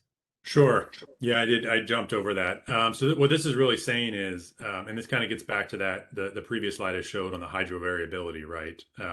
There's quite a big difference in terms of average energy output over a year from the hydro system compared to its nameplate capacity of what it could output, right? And it's really based on its energy constrained based on the water flowing through the system, right? So you rarely get the full max output of the hydropower system at any given hour because you're limited by the water flowing through it. But during really wet years in the spring, especially, you will push up and you have quite a lot of power ripping through the hydro system. But then when you average it out over the year, it ends up, I'm not sure exactly where that comes in. It looks like it's just under 50% of its total capacity in terms of average energy output. So it's that variability that leads to the dramatic difference in hydro, wind, and solar, it looks like. Yeah, you see, that's right. Yeah. So and so what's interesting is hydro is quite variable, but it's been the bedrock of our system, and we've designed our entire power system around it, right? So now we're layering into that, and it was based around, as I showed on that kind of the red line of the low water years. We sort of have been very conservative about saying we kind of, for planning purposes, try to erase that variability, right? Because we say we basically use as an input that low water condition. And then when we have that variability, it's all on the upside, which drives a lot of exports. right? Because in a lot of conditions, we have surplus hydro, and we've long been an exporter of electricity because of that. And then in drought, like a drought period, like we're in, there's might be some expectation that the energy generating capability just gets lower and lower on the hydro. Well, it's interesting. So it's a big system, right? So we have a drought here, maybe in the western part of Oregon. What really drives a lot of this has to do with the Canadian Rockies and the snowpack in Montana and pretty far inland. So you really have to look and, certainly keep an eye on it, and Bonneville does, and there's forecasts. So even though we've been in this drought the last few years, we've been hovering around average. So if you look at that, the 80 water years I showed, all those blue lines, it's been around average. The last really low year was around the 2000-2001 energy crisis. Happened to be an extremely low water year. So yeah, it's sort of, because our basin is so large, it's hard to necessarily extrapolate the drought conditions you have locally in one place to the overall basin. But I think I saw another hand. So I think it was Perry. Yeah, Perry Chalktooth. I want to bring up a kind of an issue, and it's the old antiquated dam systems. When they spill from the top.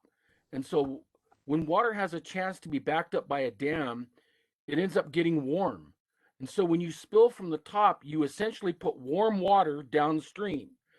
With new technology out, dams spill from beneath, and it puts cold water out there downstream, which is the difference between dams like the Coleham Rivers Dam over in the Rogue Valley versus the various dams on the Klamath River system. The salmon and fish seem to fare pretty well in the Rogue. Of course they have their moments, but on the Klamath, we've listed a new species this last year on the endangered species list, and it seems to be pointing toward this antiquated hydro system to be changed. But it costs a lot of money. The majority of the dams down on the Klamath were so antiquated for the purpose of an example, and I know it may be exaggeration on the slight side, but I was always told that the dams on the Klamath generated as much power as your bike did with a generator from the light on the front. So it kind of it's time for change to get up to standard for electricity production. And when we don't do it, we see the loss of aquatic life. We see things being put on the endangered species list. And I just wanted to let you know, because I know there's a lot of information out there on which will be the largest dam removal in the United States history, and that's the 4 on the Klamath. And so I just wanted to have a chance to say that. Thank you very much for your time. Yeah, no, thank you. And I certainly appreciate that. I spend a lot of time in very active conversations with the governor's office, Oregon's Department of Fish and Wildlife, and the federal government over salmon recovery issues on the Columbia River and the Lower Snake River in particular. Those on the meeting may be familiar that Governor Brown has called for breaching the 4 Lower Snake River dams. Those are much more powerful than the bike example you cited. Those are about 1,000 average megawatts, 3,000 megawatts of nameplate capacity. So 1,000 average megawatts, that's on the scale of the Columbia Generating Station, those 4 projects there in Southeast Washington. But that's point well taken, and it's certainly an active area of negotiation by our state at the very highest levels. The governor is very interested in this topic. But I should say there's particularly the large scale hydro projects, maybe the Klamath ones are a bit different. They're incredibly valuable to the power system, right? They can provide that energy capacity and flexibility with carbon-free resources that's really highly desirable in balancing wind and solar on the system to meet our carbon goals. But there are definitely trade-offs. Sorry, me. Adam, sorry, can you go back? I wanted to point one thing out on the slide, Sure, sorry. sure. No problem. Just because there was more conversation about it, and you know, the discussion was really about hydro, but I was going to point out the wind, you know, because I think that's important. The slide, I think, importantly kind of explains, at least to council, you know, that when we receive, you know, applications, you know, that we always talk about the nominal generating capacity. So that would be the blue line, or the blue part of the graph.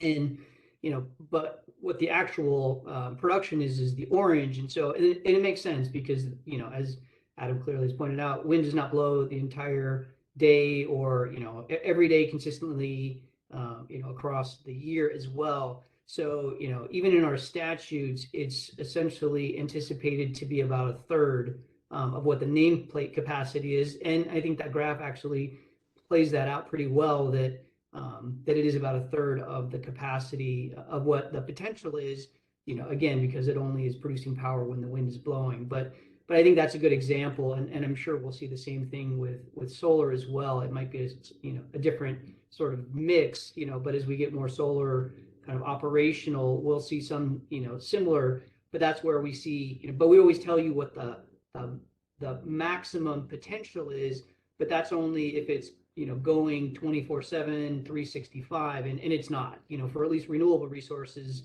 it won't be, because they'll produce power, you know, when the wind is blowing or the sun is shining. But I think that's a good example of, you know, where, you know, again, when, you know, it's about a third sort of capacity, I think this reflects that pretty well. That's right. And then solar in the state is around the 20 to 25% range. And it is one thing I'll point out about wind is it is highly site specific. So, you know, a third is probably roughly for terrestrial wind in the state of Oregon is probably about right, as this shows. But there's quite a bit of interest in some of the kind of mountain states. In Wyoming, they have wind that's more in the kind of 40 to 50% range. And then there's offshore wind, which is of increasing interest in the state and the region. And there you're talking of north of 50%, 55%, 60% even potentially. So there is some more upside potential on wind, conceivably. And then so while we're on the topic, just that it kind of jumps off at you, I think, if you look at this, but the coal, natural gas, and nuclear are quite a bit different story, right? Those bars are much closer, right? And that's because they're not fuel limited for the most part. You know, with some exceptions, you can have issues, but generally, if a coal, natural gas, or nuclear plant wants to generate, it can, because it'll have the fuel available to it. And the only reason those aren't even closer is that they do go down for planned maintenance and outages. And probably not surprisingly, in our region, that tends to happen in the April, May, June timeframe because there's so much hydro available. So it's somewhat predictable when those are going to go off. So let me catch us up here. So here's just another look at this. So this is looking at monthly output. So this is actual output from USEIA for the calendar year 2020 across the 4 Northwest states. So not just Oregon, but Oregon, Washington, Montana, and Idaho. So there's a few things I'll note. Not surprising, right? The blue bar is the biggest. Hydro is our biggest resource. And I should note, this is actual, these are the output from facilities located in those 4 states. So it doesn't take into account imports, exports, which is something Stephanie will touch on as we at the end of our presentation. So this is just what's generated from the facilities physically located in one of those 4 states. So hydro is the biggest, of course. You see it pointing out there, that red bar. If you pull out your magnifying glass, you'll see solar starting to show up. This is 2020. Coal is retiring rapidly, right? So these black bars will have to be replaced. Just something to flag here, right? And then another thing I want to point out is how big the natural gas and coal contributions are in the fall and winter months. Those are going to be a lot more challenging for us here in the Northwest to replace with solar than, say, in a place like California. Not only do we have cloudier winters than they do, but we have colder winters. So we have higher heating loads in the winter. So just pointing that out, it's likely to be a bigger challenge for us than in some warmer weather climates. All right, so now we'll do a quick view of where are we headed, right? This is from the Northwest Power Council. They are, might be familiar, a regional nonprofit body that does regional power planning for the 4-state region. And this is from last fall. They put out a forecast looking at the entire West of how much renewable generation is going to be needed by 2040 to achieve carbon policy objectives in place across the West. And they found 350 gigawatts of new renewable generation. Now, this is on a nameplate basis, but 350 gigawatts of nameplate renewables over the next 20 years. It's sort of hard to really grasp how big that is, but it's enormous. It's about 10 times the size of the entire existing Northwest hydropower system in terms of installed capacity. And the modeling shows that's needed in the next 20 years. And then here's just the Northwest view, not from the Northwest Power Council, but this is from a consultant study that looked at economy-wide decarbonization. So this would be going even further than HB 2021, but this is an expectation of many of sort of where things are going to have to head in terms of renewable development to really achieve deep decarbonization of the economy. And their study found 80 gigawatts of new wind and solar just in the Northwest. So these are big numbers, of course.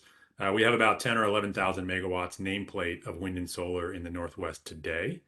And so this is saying another 80 gigawatts on top of that.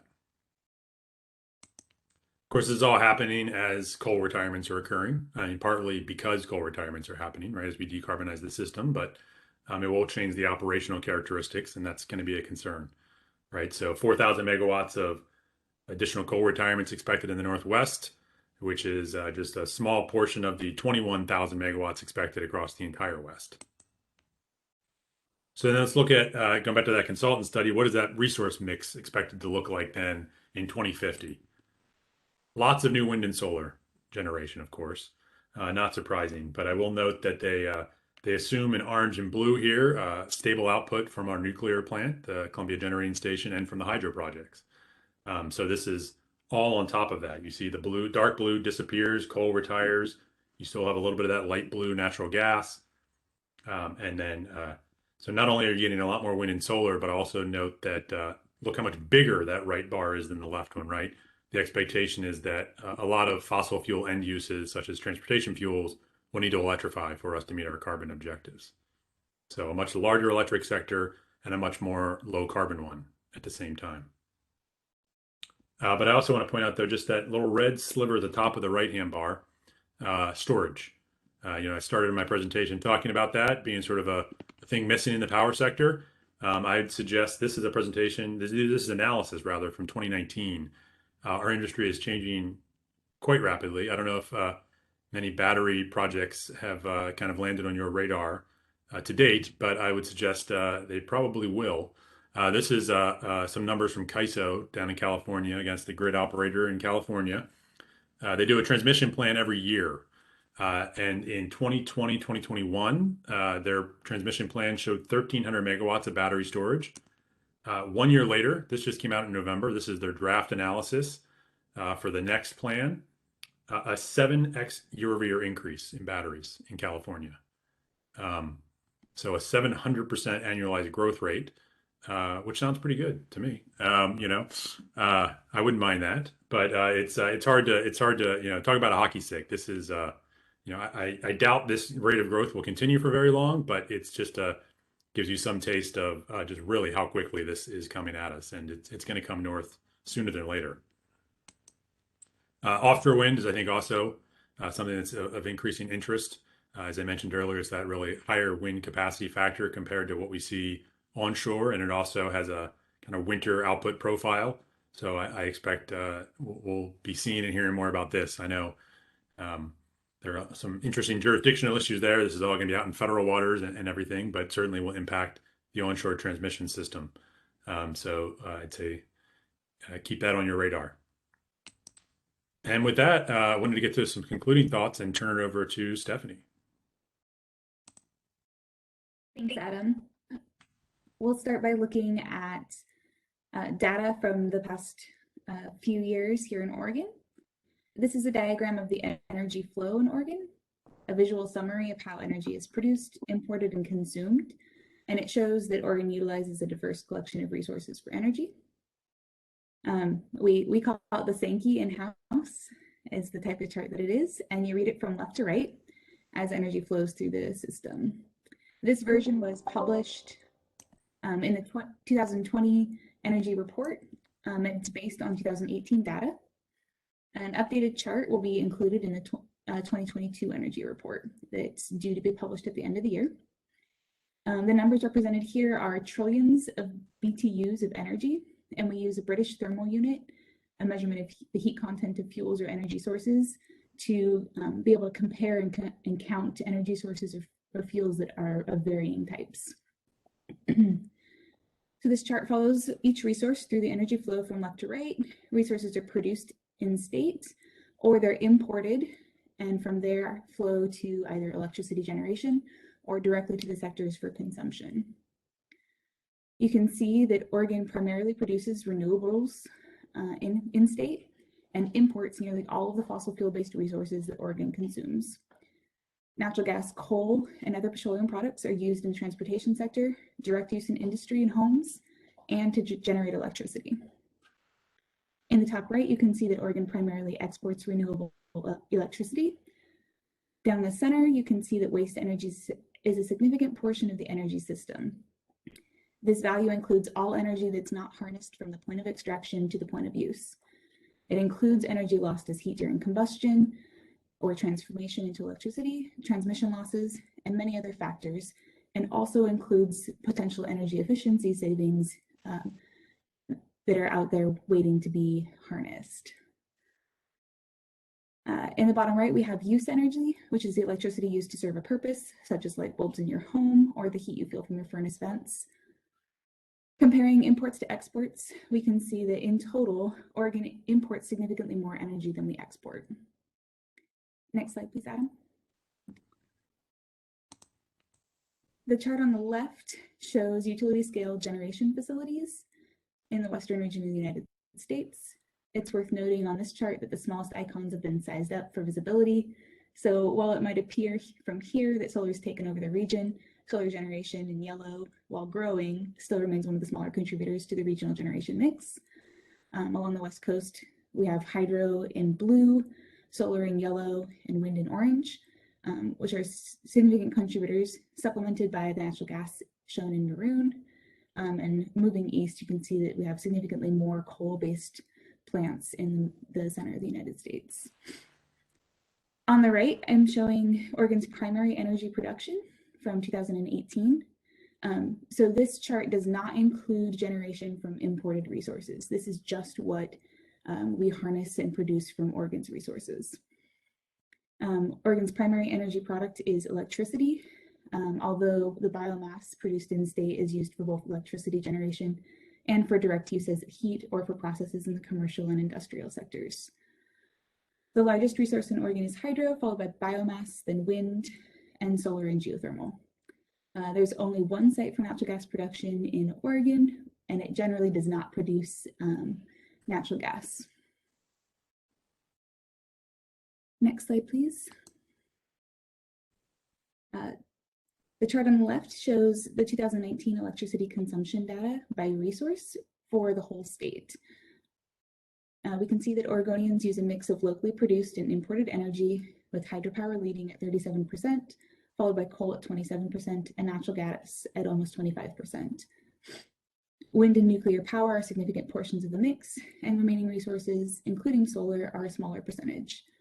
On the right, we can see how this same data has changed over time from 2012 to 2019. As Adam shared with us, hydro remains relatively constant and serves as the backbone of the Oregon mix. Coal use is declining over this period, while natural gas and solar are increasing. Other resources like wind and nuclear tend to be fairly consistent from a consumption perspective. See that the total electricity consumption is rising over this period of time, driven both by population increase, electrification, and other economic factors. Next slide, please.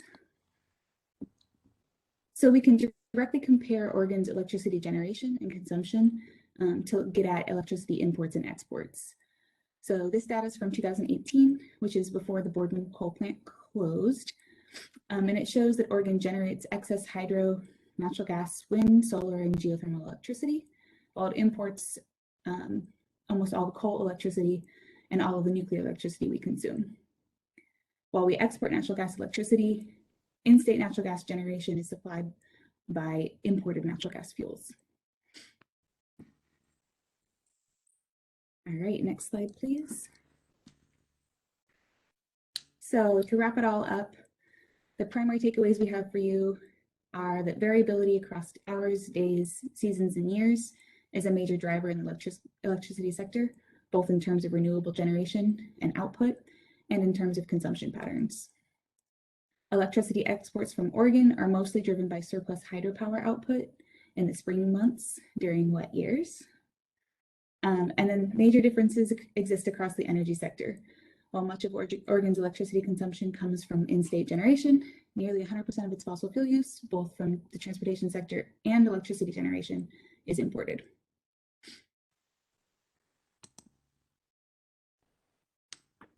All right, do we have any other questions? Yes, Cindy?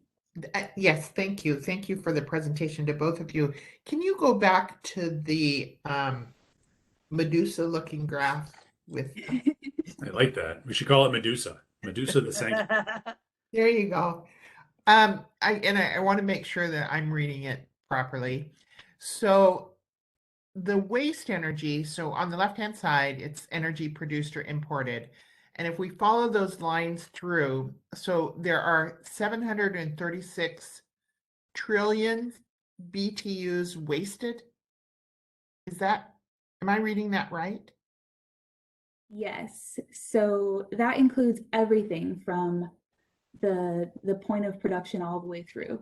So if you think about kind of every step on this chart, there's losses along the way that result in that waste energy. And a lot of it is heat. So we think about like a natural gas generator. They actually spend a lot of energy working on how to cool down their system in order to continue producing electricity.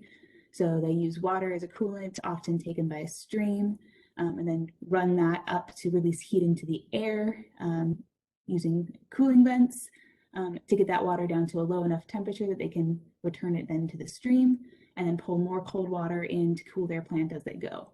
And all of that heat that's being produced that doesn't create electricity is lost in the process. The same thing happens in industrial and even residential applications. It's easiest to understand with combustion fuels. And then it's a little bit more complex in things like solar, but it's kind of related to the, how much solar actually hits each panel versus how much is actually transformed into electricity for use. So every resource has a efficiency rate when it's being transformed into electricity. And then again, even when your electricity is powering something in your house, there's an efficiency rate there as well. Yeah, I would say, I would follow up on that. I think the most, probably the most tangible way to think about this is that bottom right hand section there of transportation. Think about your vehicle. Gasoline engines are quite inefficient, really, right? So if you look at the amount of petroleum going into your transportation consumption, it's a small fraction, frankly, that is actually transmitted to usable energy that actually moves your vehicle. A lot of it is wasted because it's a pretty inefficient process. So, we can benefit from that a little bit. Some of that inefficient heat loss we use to heat the cabin of the car on a cold winter morning like today. But yeah, that's it is kind of striking when you see it on this kind of macro level, just the scale of our inefficiencies in our energy system. Yeah, as I see, it's about 70% is wasted. Is that? Yeah, 70% on a life cycle, from cradle to grave, from production through final consumption. Yeah, and in order to look at just the electricity side of it and take out transportation, would you just take out that bottom? Subtract that piece to find what the electricity generation waste is? Yeah, and I can give you a rough ballpark of that. It tends to be better than the transportation sector, averaging in the high 30% to the low 40%, depending on the resource. For efficiency in energy production. Okay, thank you. Right. And you can look at efficiency losses at each one of these steps too, right? From production to consumption, you can kind of go down the chain, and every time you're losing, right? So when you start to add it up at the end, a lot of times when we think about energy efficiency, we're really thinking about like that dark blue little box in the center, residential consumption, right? More efficient widgets in our house, or more efficient building envelopes. But there's really inefficiencies through the whole process, from production to generation, et cetera. And maybe I don't want to sign Stephanie up from our work, but I thought maybe there was some conversation of breaking this out just for the next energy report, to look at just the electric sector, and just I heard some talk of that. I don't want to overpromise, but I think that maybe is coming. We're scoping that right now for the report, so I will take that note, Adam. Perry, did you have something you wanted to add? Thank you. Oh, excuse me. Did you have something? Barry? Oh, okay. I had a kind of a question. With charging this grid, the electricity dissipates. So how are you coming up with an N number for what come off the grid versus what come onto the grid to make this graph that you have? That's a great question. So our consumption numbers for electricity come directly from those utilities. So that is actually the summation of the at the meter charges for all of their points of supply. So it's based upon what the utilities actually charge customers for, which is electricity being used. So if we do have electricity that gets wasted in the system that's been generated but has nowhere to go because they're not ramping down fast enough, not dropping off, then that is not reflected down in the sector consumption. So we actually don't know what was used, whether it was nuclear, biomass, solar. Yeah, that's. I see what you're getting at. Yeah. So, and Adam might have a better answer for me, but I like to think of the electricity system as kind of like a spider web, right? It's very interconnected. There's a whole bunch of routes and pathways. And when electrons are put onto that network, they go to the nearest need, at least physically, like what actually happens. But accounting wise, utilities make contracts in advance, and they plan to sell certain amounts of electricity, and they promise we're going to put X amount of electricity on the grid, and we're going to use X amount of electricity in planning. So the actual like written accounting for where electricity goes, of course, does not exactly match where electricity actually goes. There's really no good way to really track where this electron of hydroelectricity actually gets used. So this graph is basically an assumption. It's the best assumption we can make based on the available data, yes. Okay, thank you. Chair Grail, I have a question. This is Kent. Yes, Ken. I've really appreciated this presentation. It's been really interesting. And I'm trying to figure out about all the direction right now is the automobiles of the future are going to be electric. And I'm wondering about when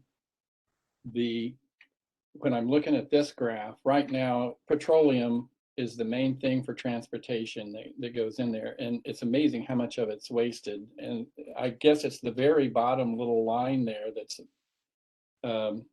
all that's needed for transportation out of the petroleum industry. Am I reading that right? And so that the electric would need to basically replace that bottom line, and there's a pretty good amount already there. So we need to, is it all that we need to do is like double the amount of electric energy production and we could do away with the petroleum?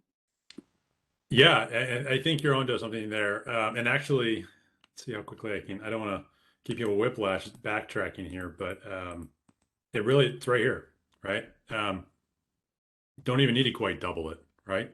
So this is showing you 2050 economy-wide decarbonization. We definitely have to grow the electric sector.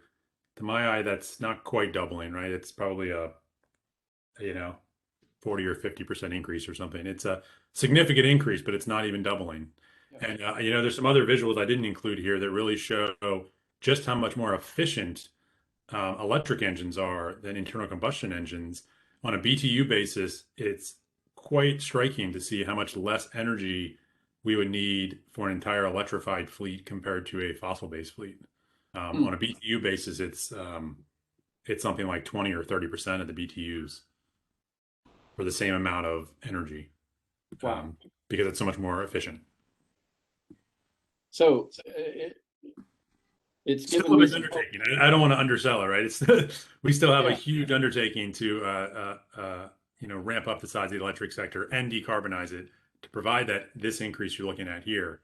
But yeah, overall, the total BTU on an energy basis, that will look quite different, that Sankey chart. That's it. And haven't even mentioned the distribution system needed to make that happen as well.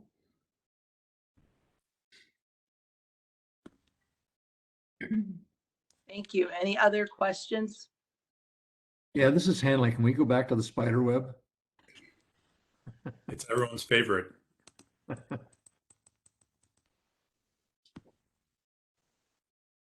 Okay, so if we're moving from left to right, we're importing 784 trillion BTUs. Is that correct? Yes, that's That correct. includes petroleum, natural gas, coal, and a little bit of nuclear and biomass. And we're only exporting 88 trillion BTUs. Yes. So a big part of the import is the petroleum, and we're importing natural gas, and it shows that we're exporting some hydro, but very little natural gas and other sectors. So it's pretty dramatic, I think, the difference between what's being imported versus what's being exported. Yeah, and in our energy report, maybe Stephanie remembers the number offhand, but I want to say it was about $4 billion a year Oregonians spend out of state to import fossil fuels, predominantly for our transportation sector. It's quite a large chunk of money. Significant both in terms of financial and, as you see, carbon impact, because our primary sources of emissions for the state are coming from those three resources at the bottom: the coal, natural gas, and petroleum.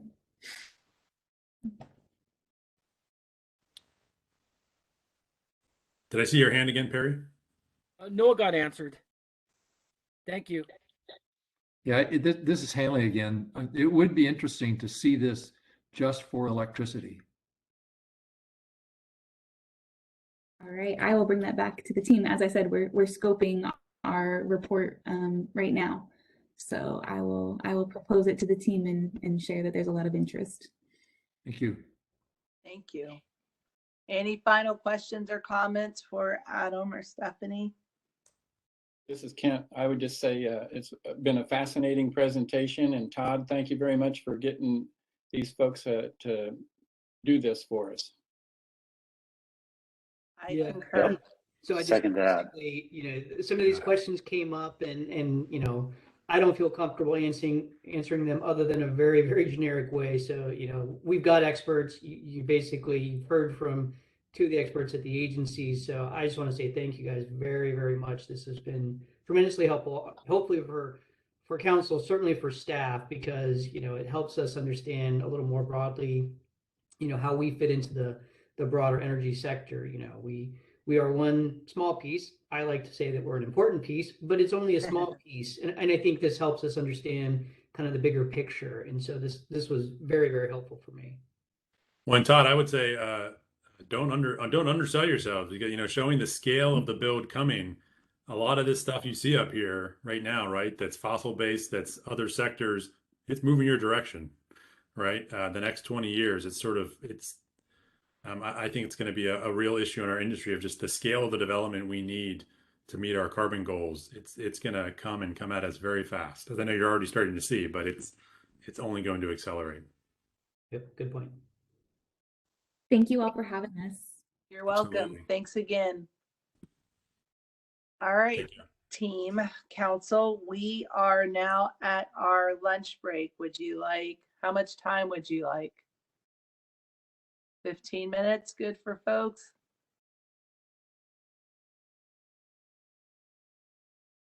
Sounds good. Give us a little more than Thank- that. Huh? You mean more than, you can have as much as you want.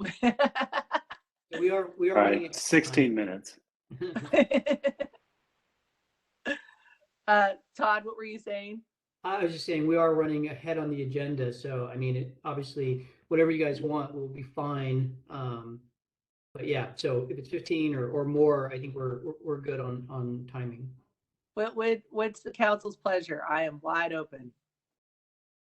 Why don't you give us until 1 if you can? We can do that. Let's recess until 1 o'clock. Everybody okay with that? I see heads nodding. Thank you, everyone. Please take a break until 1 p.m. Thank you.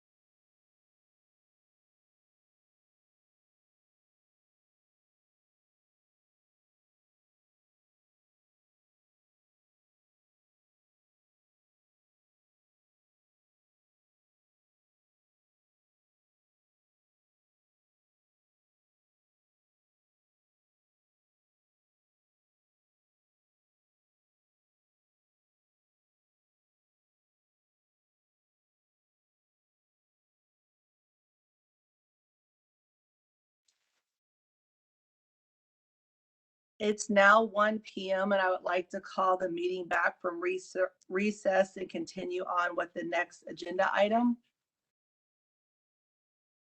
If we are ready to do that.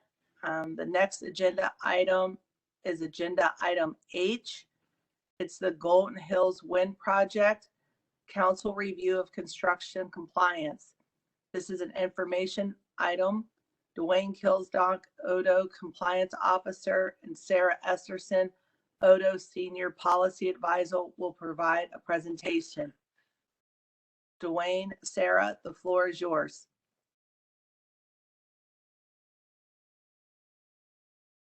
Very much. I'm just waiting. Wally, can you make it so I can take the screen? Absolutely. Just give me one moment here. If you want to keep it, it's fine. I'm happy to just say advance.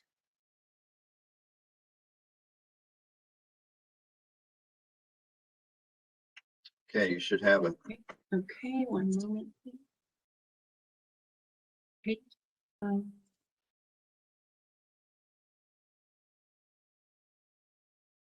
Okay, thumbs up for sharing screen.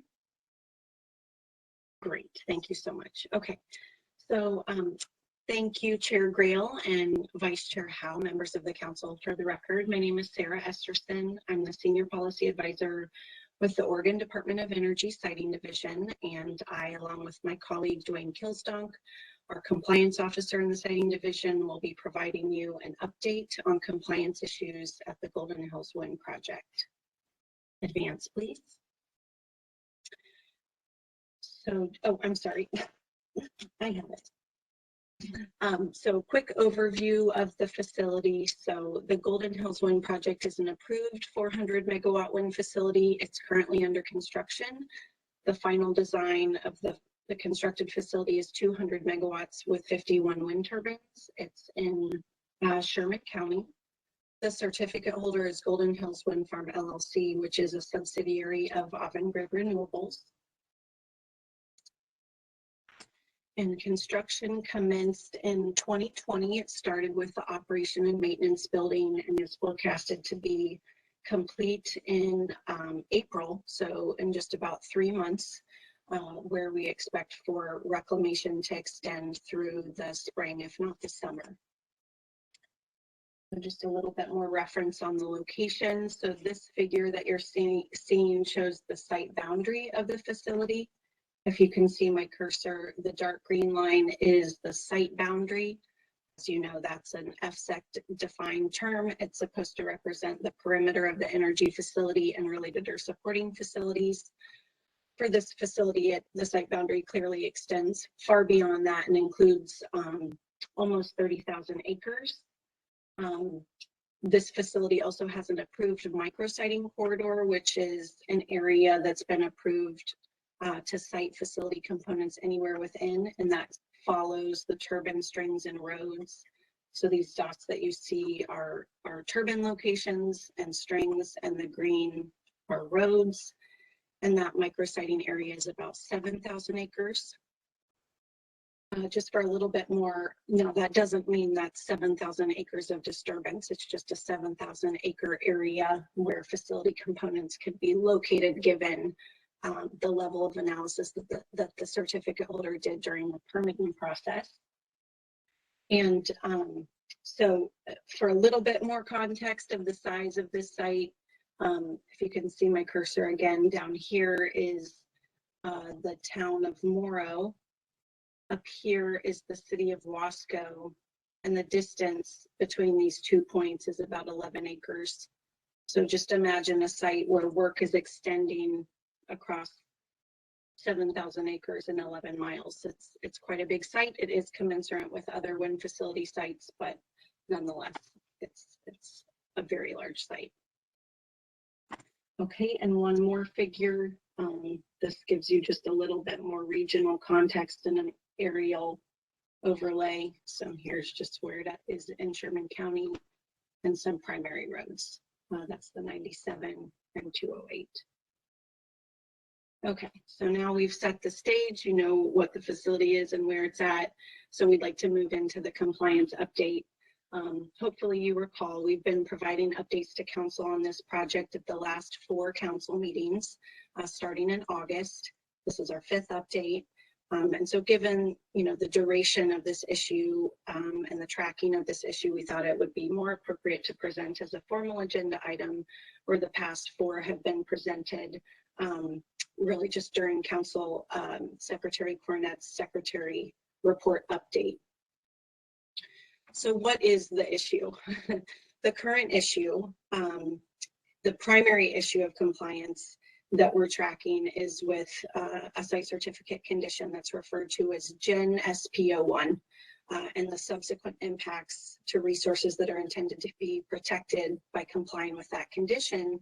And that includes agricultural soils, which is protected by Council's Soil Protection and Land Use Standard, and then waters of the state, which is protected by that condition. It's also protected by a mandatory condition that says a certificate holder is obligated to comply with all state permits and all state regulations applicable to the siting of the facility. And specifically, this condition Gen SP01 requires that all construction work be conducted in compliance with the erosion sediment control plans that are authorized and required under a DEQ issued 1200C permit. And I wanted to just kind of sidestep for 1 second and make sure that the council understands or has a little bit more knowledge, if you don't have it already, of what a 1200C permit is. So that permit, again, it's issued by the Department of Environmental Quality, and it's intended to protect waters of the state from stormwater runoff during construction. And it requires, it's fairly technical, and it requires detailed engineering drawings and site-specific selection of erosion control and materials based on the layout of the facility and the site. It has to be prepared by a qualified individual, an engineer or a soil specialist. And then once that permit and those plans are approved and issued, compliance with that permit has to be monitored by an individual with specialized training. So it is a fairly robust permit. And so for this project, the council relied on the certificate holder's ability and obligation to comply with those erosion sediment control plans and permit to find that erosion impacts to agricultural soils would be minimized. This is a fairly standard and accepted practice in the site certificate process. Okay, so now I'd like to just move back over to the staff report that you received as part of this council packet. In that staff report for this agenda item, we presented an overview of the timeline of when this issue was identified and everything, well, generally the steps that the department and the certificate holder has taken in response to the issue.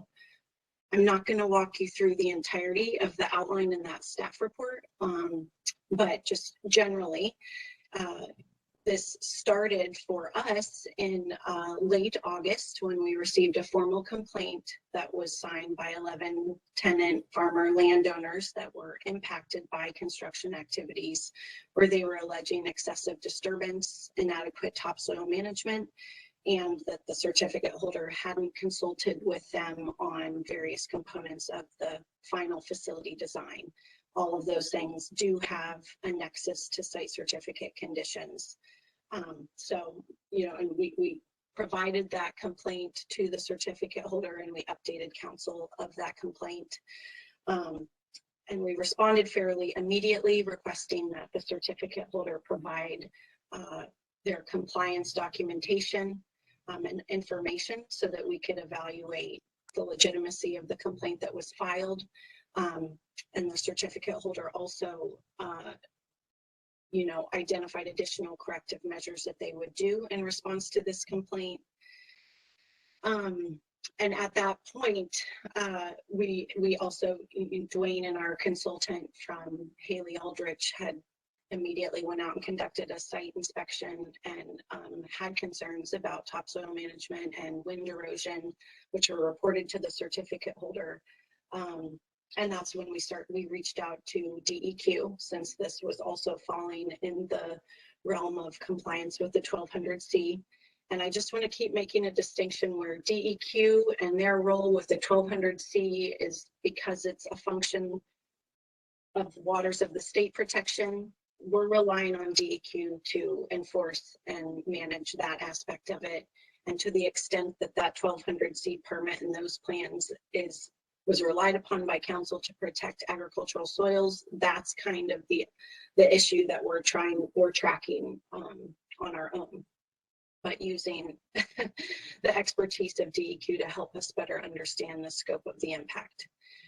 So again, in October, we reached out to, or September, October, we started working with DEQ, and DEQ conducted a site inspection where a warning was issued and violations were identified in that warning letter. Also just want to note, to clarify for the record, in the staff report, I think we referred to the October 4th DEQ letter as an enforcement action. And here in the slide that you're seeing, it's also identified as a violation. It was that violations were identified in a warning letter. So just to clarify for the record. And then, you know, the certificate holder did respond to that warning and provided all documentation on their behalf and on behalf of the contractor, which is Mortensen. And at that point, or in October, we presented to council that we felt like at least wind erosion, dust, and topsoil had been stabilized and was under control. But nonetheless, we ramped up our communication. With the certificate holder, we requested more frequent demonstration of ongoing efforts to improve site stabilization. We went back out there in November and we met with the certificate holder and the Sherman County Soil and Water Conservation District and the complainants. And we're really bracing for impact for the winter season. In fact, the site was hit with winter snow rain events, where we were very interested to go out and see what conditions were looking like at the site. And in fact, there were a number of issues that both Dwayne and our consultant were able to identify. We reported those to the certificate holder. We reported them to DEQ and went back out there where then as a result of that, which we're now at about December 15th, the certificate holder notified us of non-compliance with this Gen SP01 and notified us that they had issued a stop work order for all work under Mortensen, their primary contractor's control, which, you know, that certainly seemed like a good response to the issues that were observed. And since then, we have received corrective action plans focusing on the issues, you know, really that DEQ identified. And so, and just to highlight that some of the additional responses that the certificate holder and Mortensen hired third-party engineers to help better establish changes in their erosion sediment control plans and have additional monitoring efforts out there. And so that's generally a summation of activities to date. And I think as we laid out in the staff report, you know, we really are still focusing on the long-term, both short-term and long-term, like resolution of the impacts to agricultural soils from the issue that we were aware of starting late August. So, you know, we have a lot of facilities and a lot of compliance issues to manage and track, and we don't intend to bring every compliance issue to council in this format, but certainly those that are a bigger deal and more impactful, we want to make sure that council is satisfied with our response and the level of information and detail that we're providing for transparency.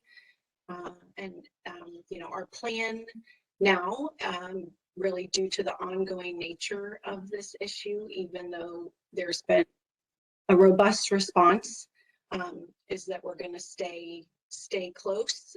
We are concerned about spring seasonal conditions and impacts to site stability, and we intend to conduct site inspections with our consultant as we're able nearly every 6 weeks. And we intend to request that the certificate holder provide an additional corrective action plan for Gen SPO1 that more specifically addresses and supplements long-term re-veg and reclamation to address the impacts to agricultural soils. So, you know, we're just going to continue working with our state agency partners, DEQ and Department of Agriculture, and our consultant to assess the adequacy of what's going on out there related to reclamation and revegetation. Sarah, this is Marcy. I have a question. Yeah. As you and your team go about this work,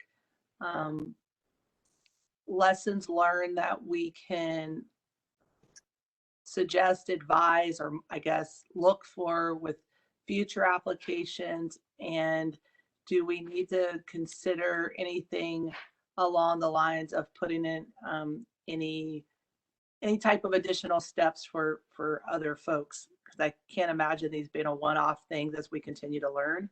So, and I understand each site's different. I get that, but is there any lessons learned that you could see so far that we need to be aware of? Yeah. I'm like, where do we start? Are you sure? Okay. I don't want to put you like make it a big, and maybe it's a future agenda item. Maybe it's something.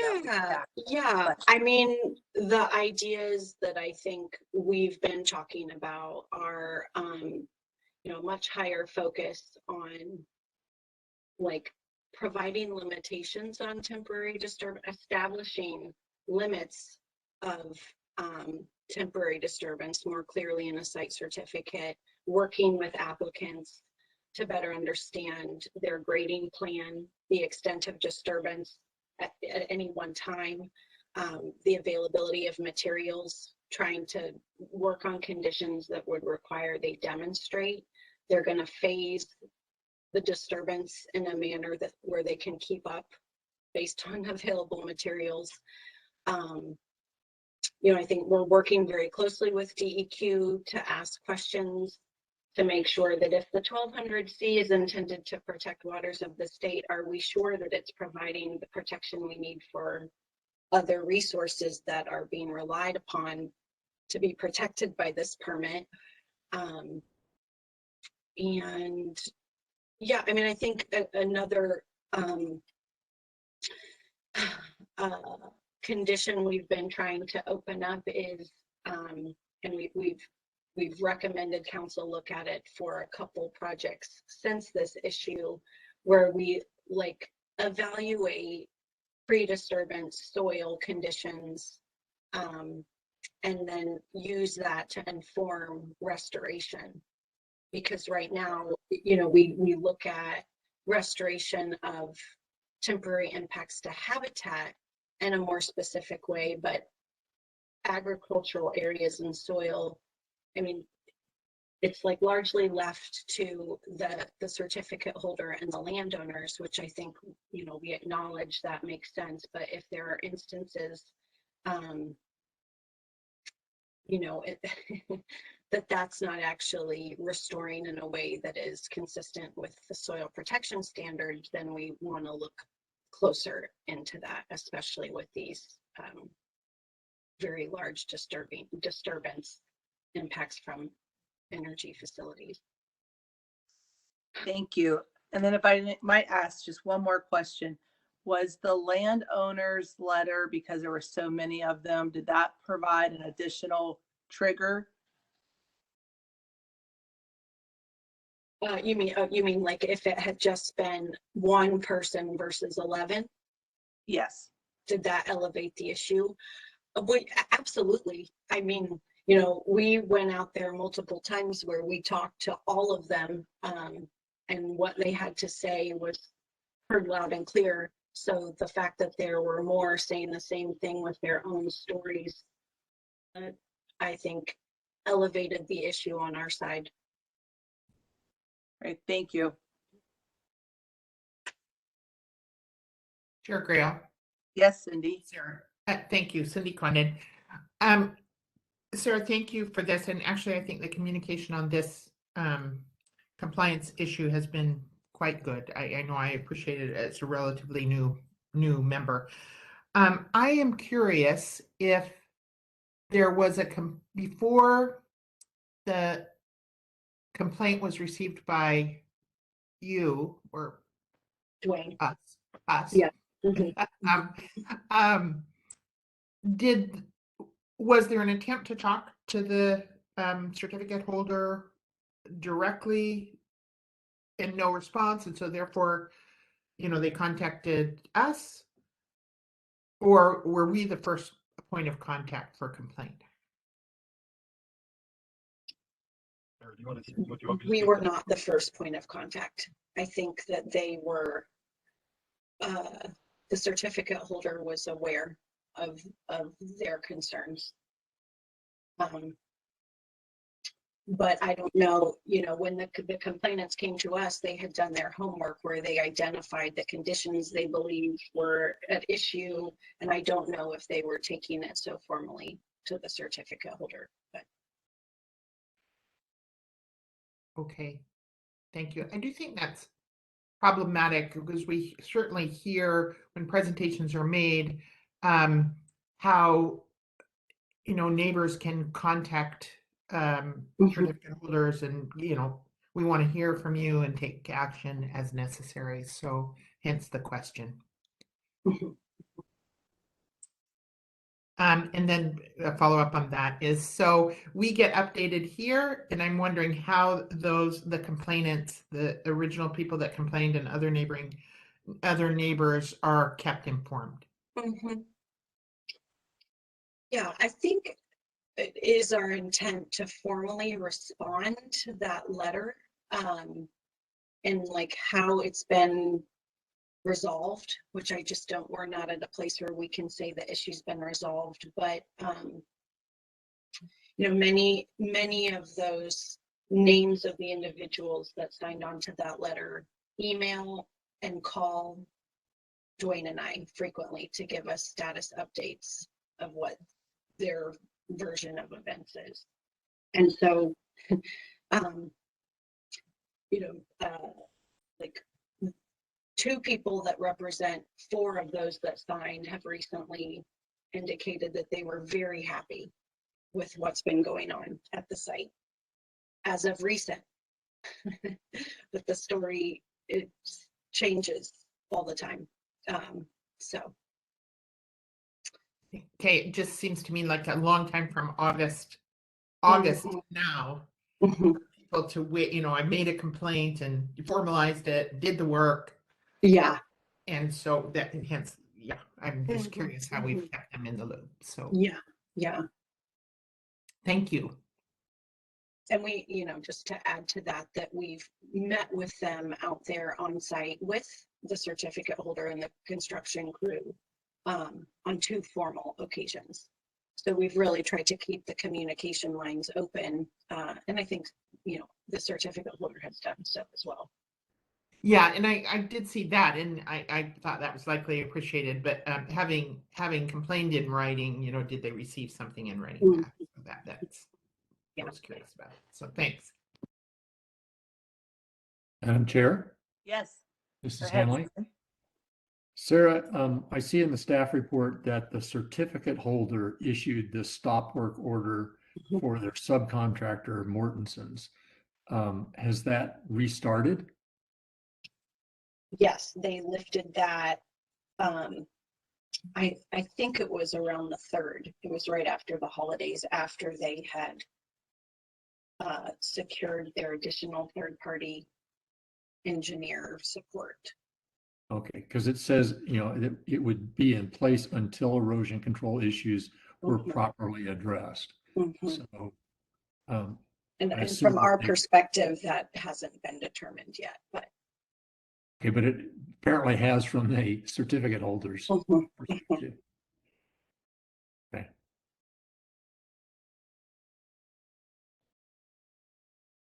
So how do we define that gap? Yeah, so I mean, where do we go to from here? Are we waiting until spring? How do we get to an understanding that the erosion control measures have been adequately addressed? Well, our plan right now is to continue what we've been doing, where we're trying to schedule site inspections every 6 weeks through April, to see if we can come to the same conclusion that they've represented in their corrective action reports.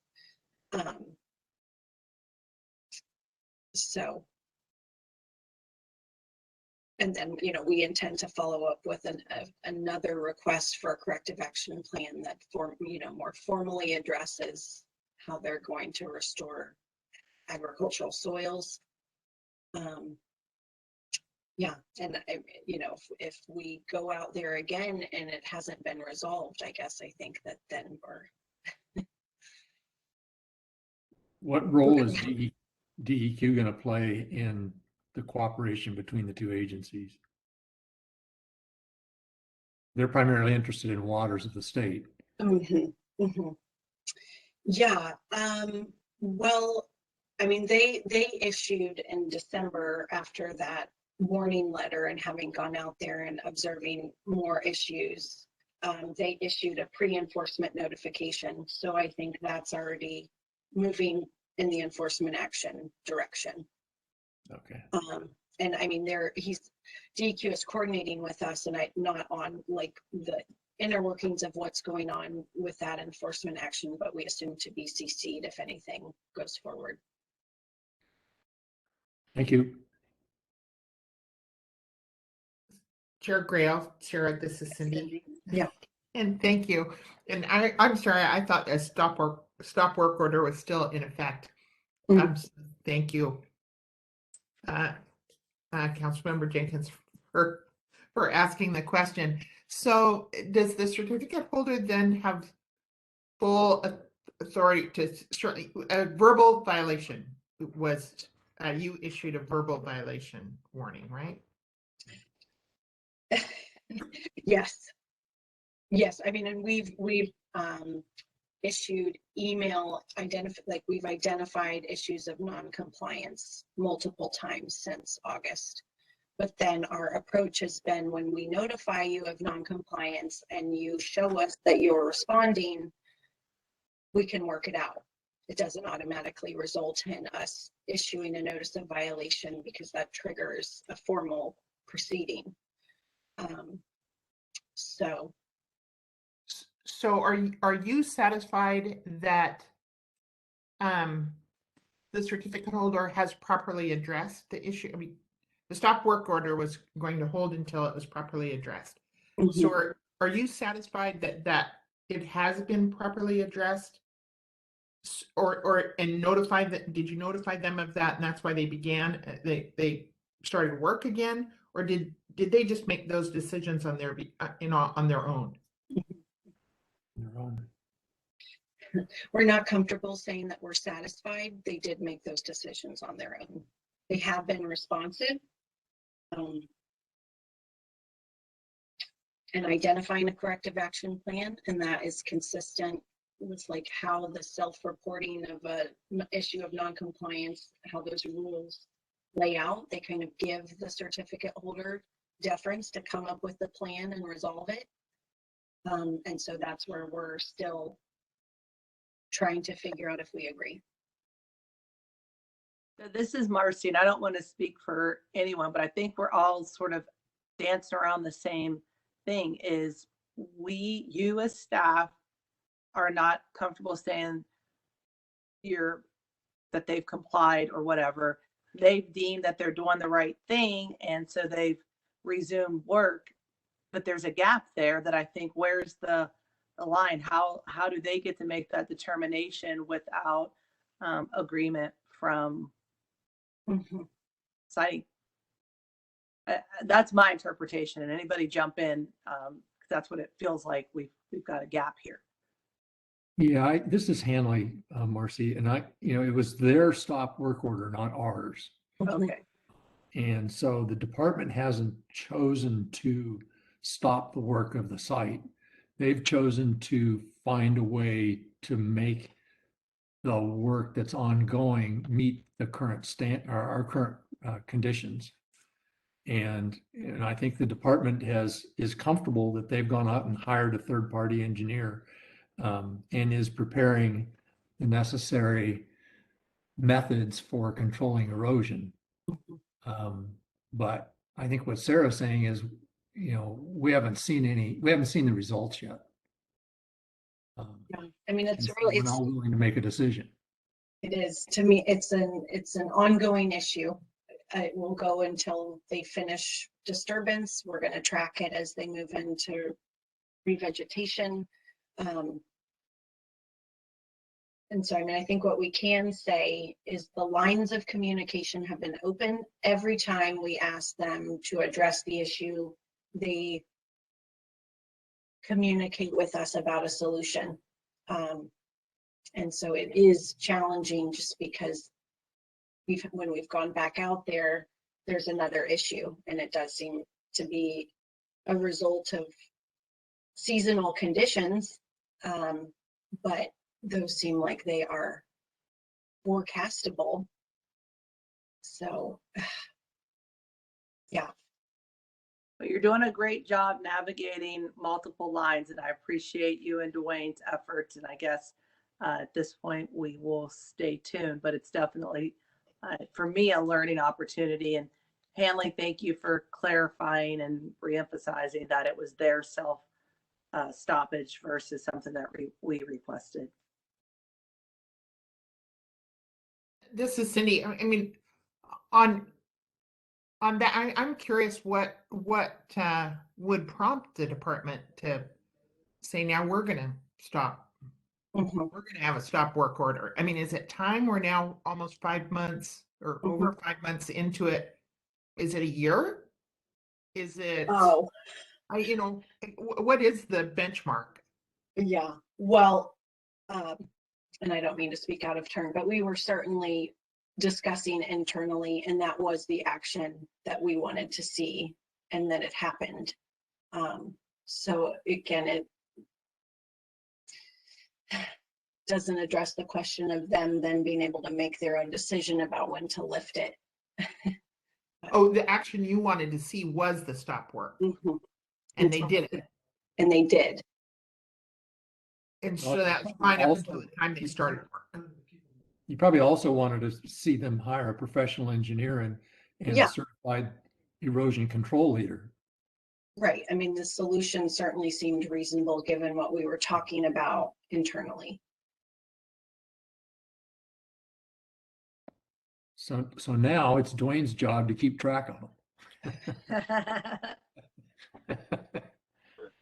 So I think when you guys are talking about the gap, for me, the 1200C permit, has a lot of different elements within, and it's seasonal, right? So the first issue that we were having on site was blowing dust and just super dry conditions, and then they were applying water, and they're applying a lot of water, but for that soil, water was not the answer. They had to use like a gorilla snot or something like that to get the ground stable. Sorry for the name, but that's kind of what they call it. And then, I was telling them when I was site, well, you got to prep your site for, the changing season. You have to prep the site for snow and rain and erosion that way.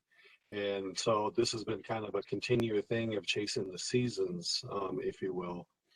And then, since I've got boots on the ground and I'm out there seeing stuff, so is what I've seen, what I kind of glean from this project is that going in the future, I think that, well, this is my opinion, that these blades are getting so long, right?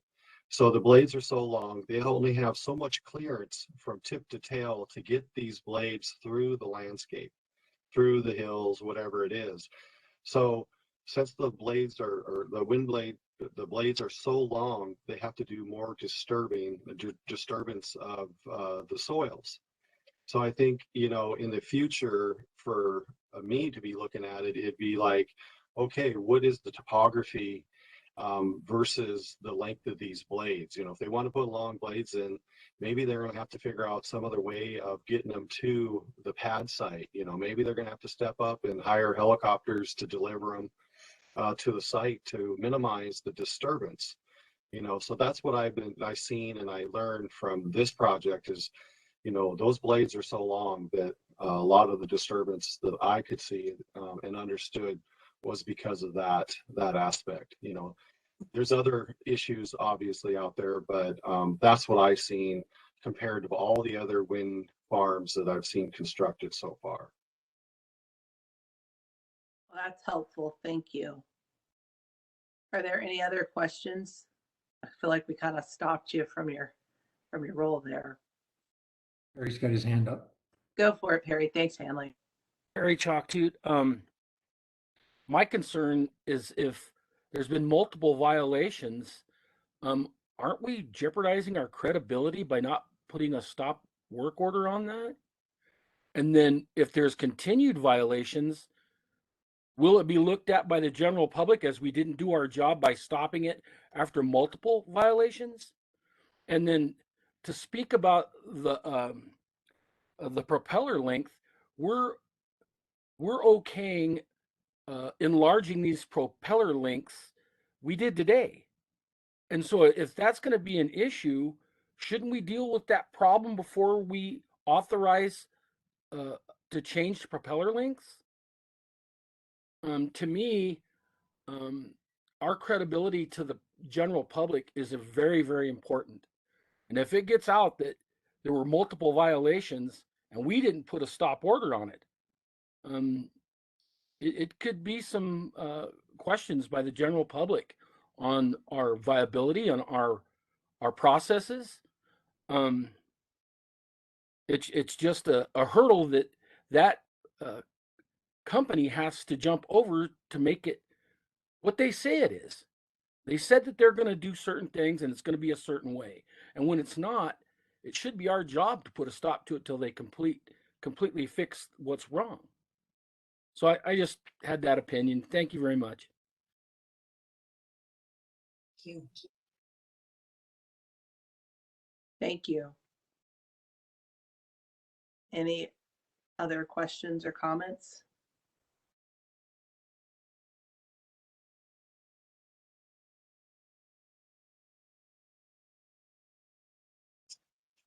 All right.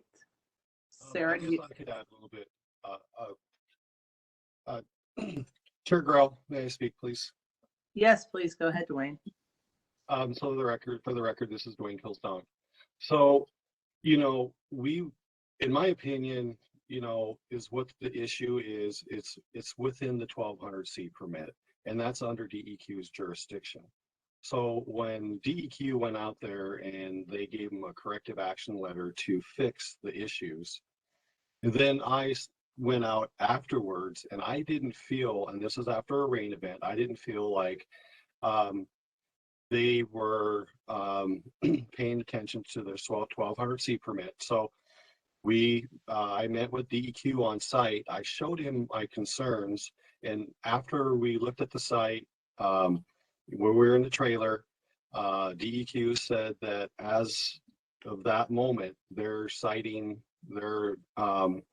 given a violation to the certificate holder each and every day until things are corrected. Once that was said by DEQ, then the certificate holder took upon themselves to shut down the project to fix all these issues within their 1200C permit. So that gives you a little bit more background, I hope. Thank you. Is there anything else?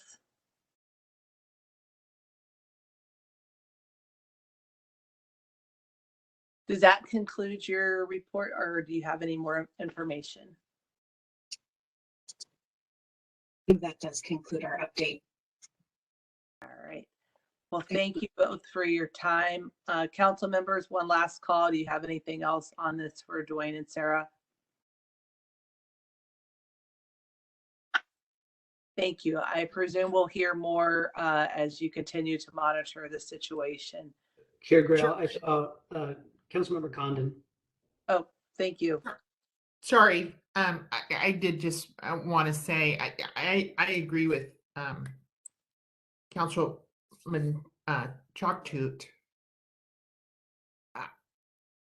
It just seems to me it's open-ended on our part, so that's all. Thank you. Thank you, Cindy. I'm sure we all have a lot more questions, and we will continue addressing this as we hear back at a future meeting. So that concludes agenda item H. That moves us over to agenda item I, which is the Cascade Renewables Transmission Project overview. This is an information item. Christopher Hawker, the Vice President of Cascade Renewable Transmission, LLC, is going to provide an overview of this project for us. Mr. Hawker, if you're ready, the floor is yours. Good afternoon. Thank you. Can you hear me okay? Yes. Okay. Thank you. And I'm assuming Todd or somebody is driving this presentation? Yes, Mr. Hawker, we have the, other than our own initial slide up here, the rest of it's yours. So you can just request that the slides be advanced. All right. This remote business gets a little old after a while. Hopefully it will change. Well, thank you for making the time to hear from us. I realize that you're toward the end of your agenda, and I will try not to be long-winded. As the agenda says, this is an informational presentation, hopefully brief and concise, that will inform you on a preliminary basis of a transmission project that Cascade Renewable Transmission is pursuing. Next slide. Again, concise. We'll tell you who we are. We'll give you an idea of what the project is intended to look like. And finally, some discussion of some of the technical and environmental considerations that we're already addressing. A colleague from the environmental and engineering firm of HDR, Susie Kavanaugh, is also joining in, and she will speak a little bit toward the end about the regulatory and technical considerations. All right, next please. We're not all here today, but this is an idea that we have a fairly extensive team working on this project. Many of us are on the East Coast. I'm in the obscure town of Redding, Connecticut right now. PowerBridge is my parent company, and we're located in Fairfield, Connecticut. A number of the people you see on the left are associated with either PowerBridge or with our partner, Sun2O. Sun2O is a solar developer, and really they're the ones who brought this potential to our attention because they were investigating the possibility of solar energy in Eastern Washington and that area of the world, and realized that there was a transmission constraint of growing severity that was going to be a problem in bringing forward any significant renewables. I should tell you that Sun2O is associated with us in this transmission project.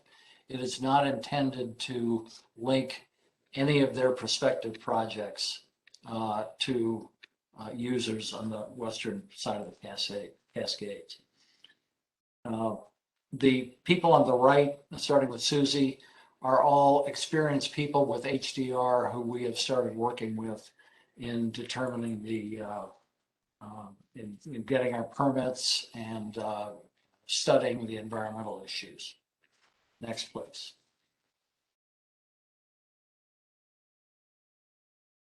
Oh, was there a slide? I'm sorry, Todd. Was there a slide before that? Oh, it didn't get in. Okay, that's all right. Then I'm going to tell you, and I guess we can do that without the graphics. Who is PowerBridge? PowerBridge has successfully developed, built, permitted, financed, and currently operates 2 high voltage direct current undersea electric cables between New Jersey and New York. One is called Neptune, and it runs about 50 miles undersea and about 15 miles on land between New Jersey and Long Island. And it serves the Long Island Power Authority. Neptune provides about 20 to 25% of all the electricity use on Long Island. The second project that and I should say Neptune was completed in 2007. It has run well, and it runs virtually all the time, 24/7. The Hudson Transmission Project, again, starts in New Jersey, and it goes down the Hudson River and into Manhattan. It serves the New York Power Authority, which in turn, the New York Power Authority's customers are the various city agencies in New York City.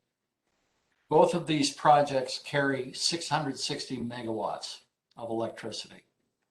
Hudson was completed in 2013. And again, it has run well.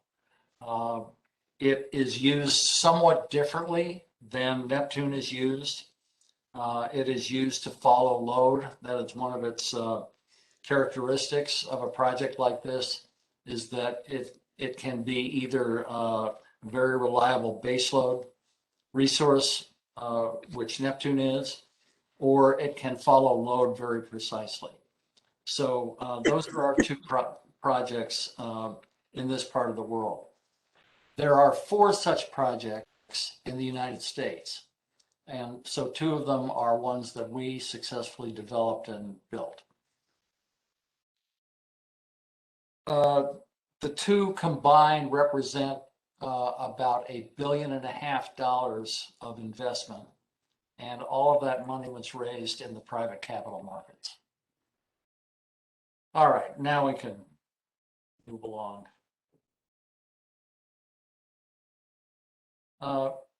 The rationale for the project, the drivers, we have policy, proximity, and deficiency. The policy part, and I guess we can move to the next slide. Policy part, I'm sure you're familiar with. There's the recently passed HR 2021 in Oregon that requires significant amount of renewable energy to be in place by 2030. As you know, there's the CETA requirement in Washington State that essentially imposes an equally significant mandate. Point 2, there is load growth west of the Cascades in the Seattle and Portland load centers. Point 3, pressing the case for not just renewables, but any kind of energy are the retirements of the coal plants such as Centralia. Point 4, in addition to the renewable energy requirements, are other policies that are promoting electrification of buildings and cars and transportation. And finally, there's just the overall need to replace existing east of Cascades fossil generation with eastern renewables. So that's kind of the overall rationale for the project. In a nutshell, it's how do we get renewable energy from east of the Cascades to west of the Cascades? And we'll show you on the next slide. Go ahead.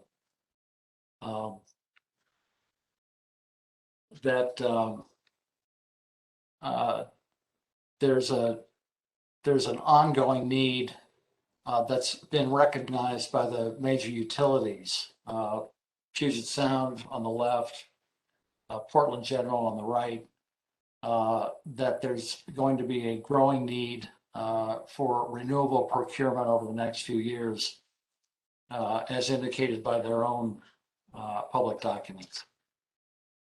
Go ahead.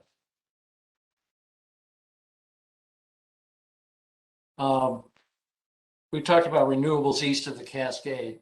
This is based on the BPA's renewable interconnection queue. 99% of all of the projects that are sort of lined up in BPA's queue, not that they're all going to be built, but that are being proposed, are east of the Cascades, with a very, very small amount west of the Cascades.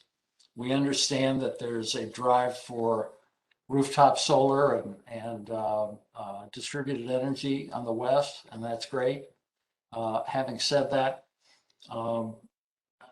it's fair to assume, as we do, that the resources are better east of the Cascades in terms of sunlight and wind, and they're also less expensive, more efficient resources. The graph at the bottom shows the transmission deficiency that is projected to begin right around 2024, 2025. So we have a growing deficiency in transmission, and that graph is irrespective of whether it's renewables or anything else. It's simply, there's not enough transmission to bring resources from the east to the west. Next, please. All right, well, we will go into the project overview at this point. The Cascade project is envisioned to run about 100 miles, it's about 105, and it will interconnect. The eastern interconnection is near the existing Big Eddy substation at the Dalles. It would be slightly above and below the, by above, I mean up on a hilltop, and just short of the Dalles Dam.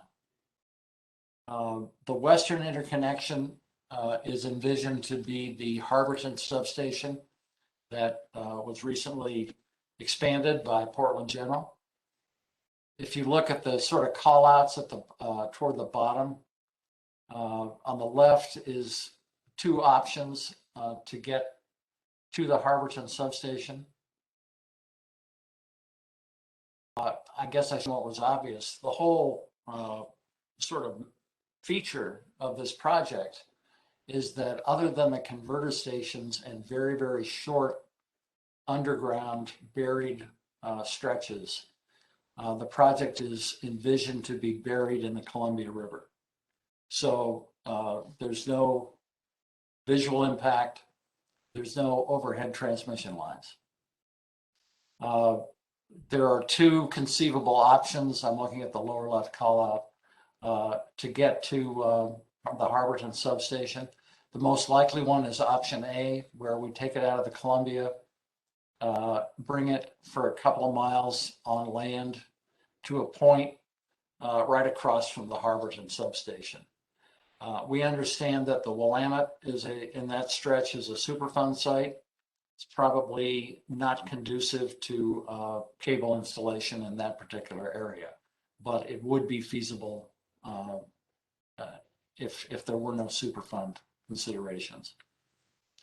The middle call out is we propose to take the cable around the Bonneville Dam. There's a stretch, I'm sure you're familiar with it, on the Washington State side that would allow for cable burial. It's about 2.5 miles in that stretch, and then you would bring it back into the river. And finally, on the right-hand call out, You can see where the cable would leave the river south of the Bonneville Dam, or I should say west, and go another 2 or 3 miles up to the Big Eddy substation. All right, next. So there's 3 sort of basic components to a project like this. There's in-river construction. There are land-to-water transitions, that is, such as the Bonneville bypass, where you'd have to take it out of the river and then bring it back in. There's upland construction, and that primarily consists of a converter station at each end. What's a converter station? A converter station is to take the AC power, convert it to direct current, alternating current, convert it to direct current, use the underwater transmission line to take it 100 miles west, and then convert it back to AC. Why do that? Because the DC power is efficient, it's controllable, and most importantly, AC power underwater cannot be transmitted over 100 miles. DC is the best and really only means for long distance transmission. The photo on the top is a barge that we used during the Neptune project to install the cable in the river. The photo on the bottom is an existing converter station. It is not one of ours, but it belongs to the Transbay Cable in San Francisco Bay. The most kind of closest Western example of the kind of project that I'm speaking of is called the Transbay Cable. It goes underneath San Francisco Bay from one of the East Bay cities, I think it's Pittsburgh, under the bay and right into downtown San Francisco. And so that's an example of a converter station. It looks very, very much like a fairly typical, significant substation. It has somewhat different equipment to do the conversion from AC to DC or DC to AC. The footprint there and the footprint that we're contemplating for each converter station is approximately 5 acres. I would say 5 to 7 acres. So it is not a huge footprint for the converter station. Next, please. To talk about in-river construction, and I'm going to start with the photo at the bottom because this, I think, surprises people who aren't familiar with it. That is an actual slice of the Neptune cable. And remember, the cable carries 660 megawatts. And in our case, it would carry 1,100 megawatts. And of course, it's being compared in size to a typical iPhone. So what I'm saying is that while it would be reasonable to envision a cable carrying 1,100 megawatts to be massive and require a massive incursion into the riverbed, in fact, that is not the case. That cable right there has a diameter of about 6 inches. How is it installed? If you look at the upper graphic, we showed you the photo of the barge before. Typically, a barge or a ship feeds the cable off the back of the barge and into a machine called a hydroplow or jet plow. The jet plow is basically a framework on skids. And the key thing about the jet plow is the blade. You'll see the little plow blade down that cuts about an 18 or 20 inch trench in the riverbed. and it has nozzles, water jetting nozzles that fluidize the sediment.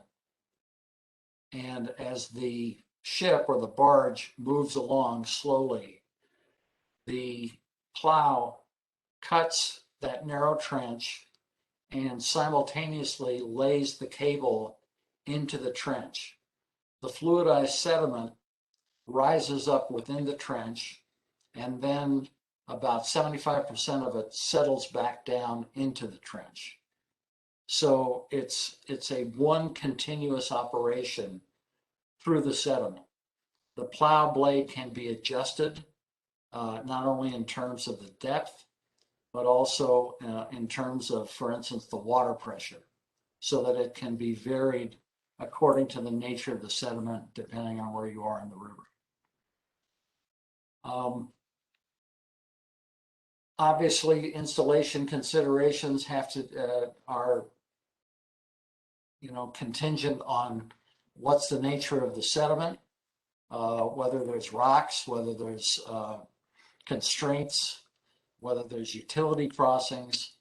That all needs to be studied and understood in great detail. But I guess relating back to my previous point, this is technology that has been used by us successfully, has been used in other parts of the world, has been used in San Francisco.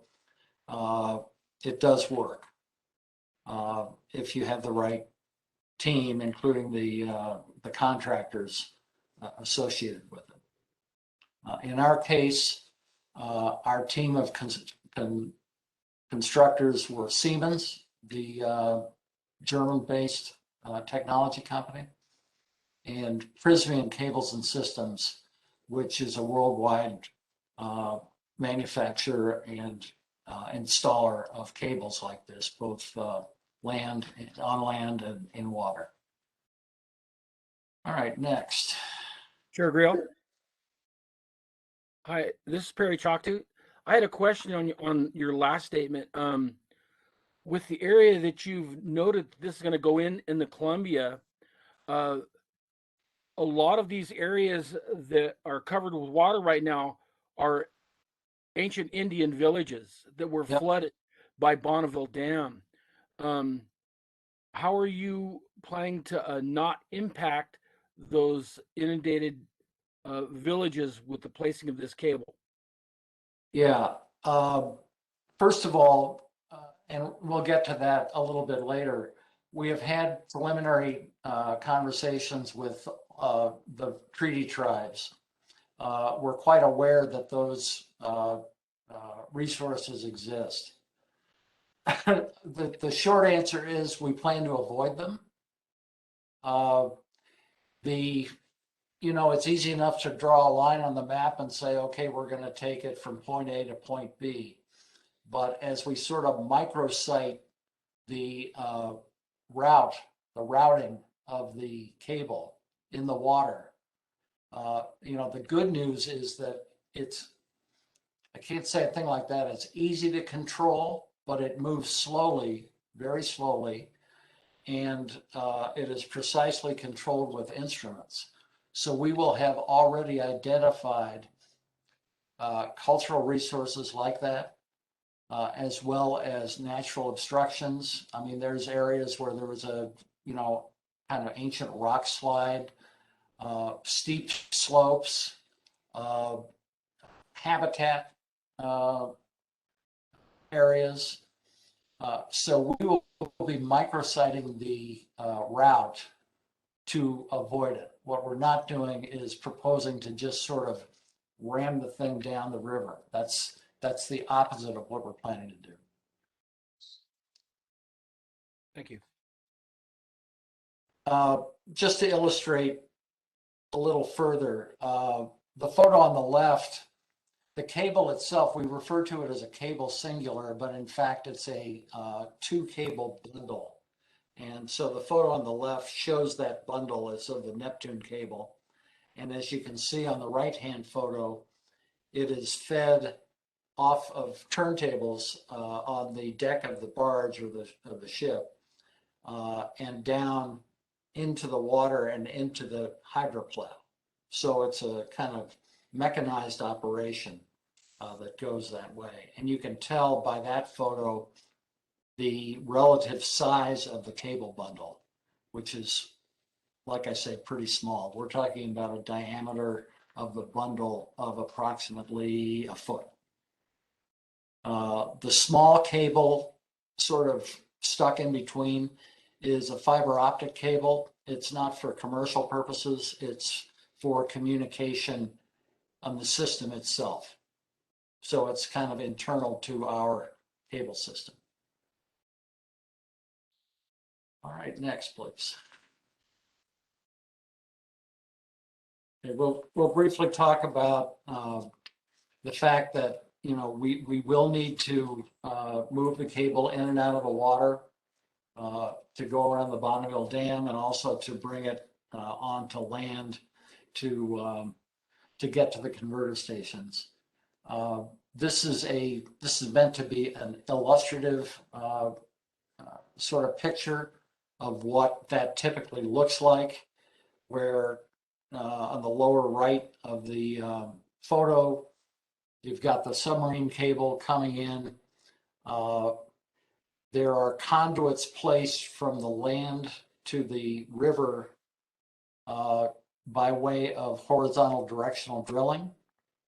The cable is fed into the conduits and pulled up onto land, where it is joined with the land cable.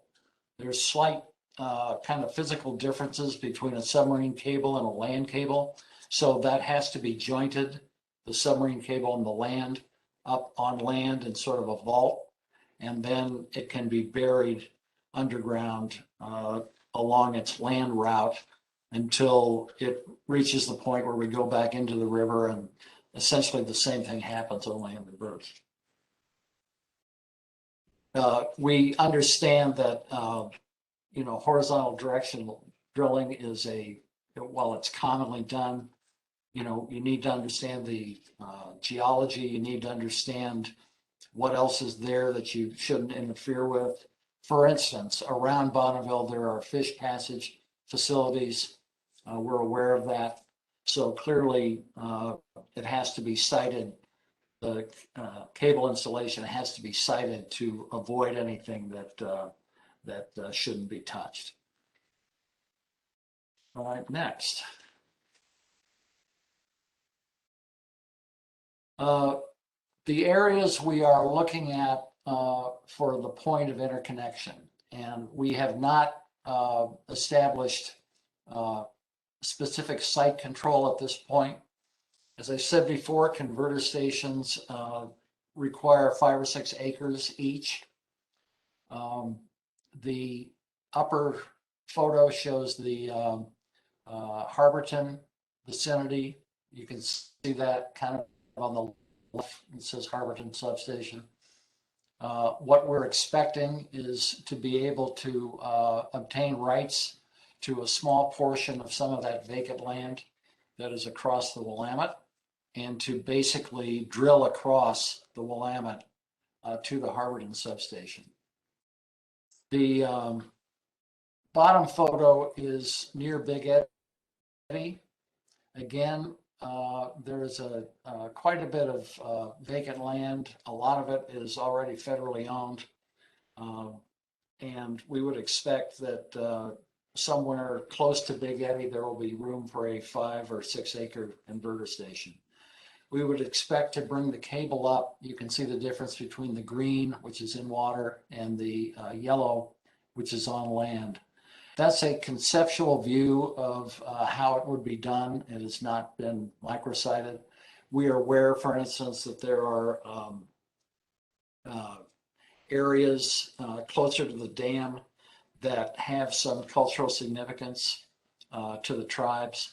So that's the kind of thing that we are increasingly aware of, and as I said before, expect, well, more than expect, will avoid. All right, next.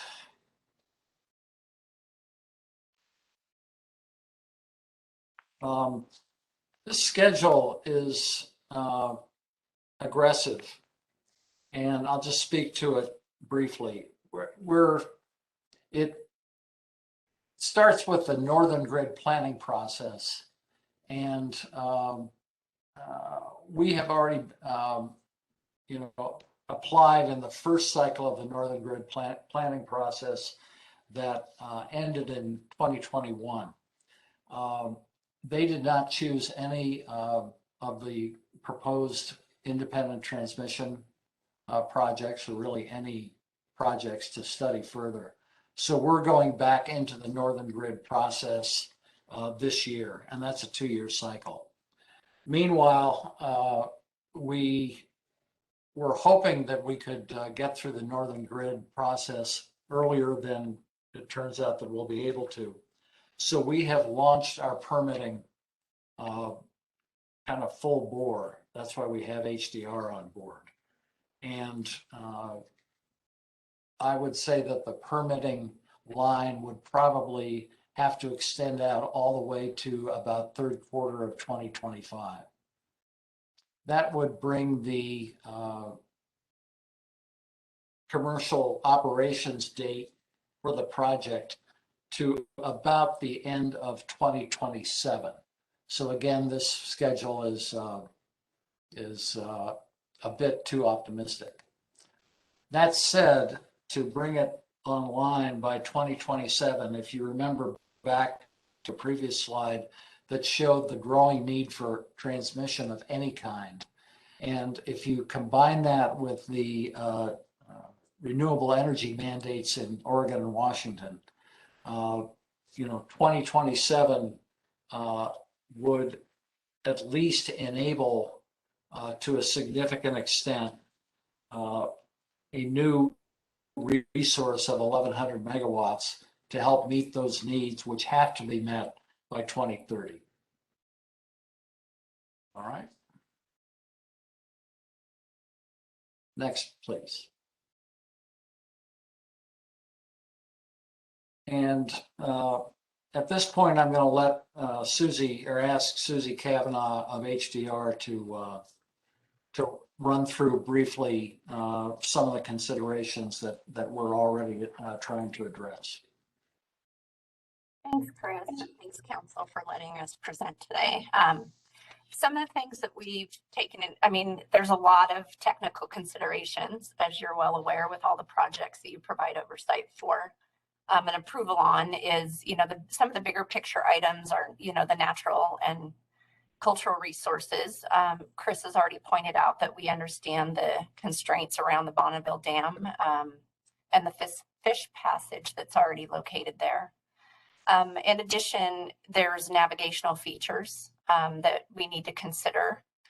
And I, would like to just focus on the fact that a lot of this is in the water. And so it's going to be really important, as Chris mentioned, in understanding what these considerations are and working really hard to avoid the environmental and cultural resources in the area. Chris's team, along with HDR, has already been working with the Army Corps of Engineers. And we've identified,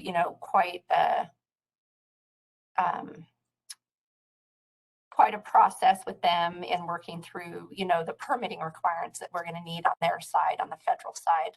And so, we've obviously realized that there's going to be some permitting pathways with both the state of Oregon and with the state of Washington to make sure that we're, moving this project in the right direction. Next slide, please. Yeah, let me jump back into this real quick. This is just sort of to illustrate that we're aware of some of the important resources and have already begun in a preliminary basis, not formal consultation with the treaty tribes. So we've been fortunate enough to be able to make our presentation, in one case to the Board of Trustees, that was to the Umatilla.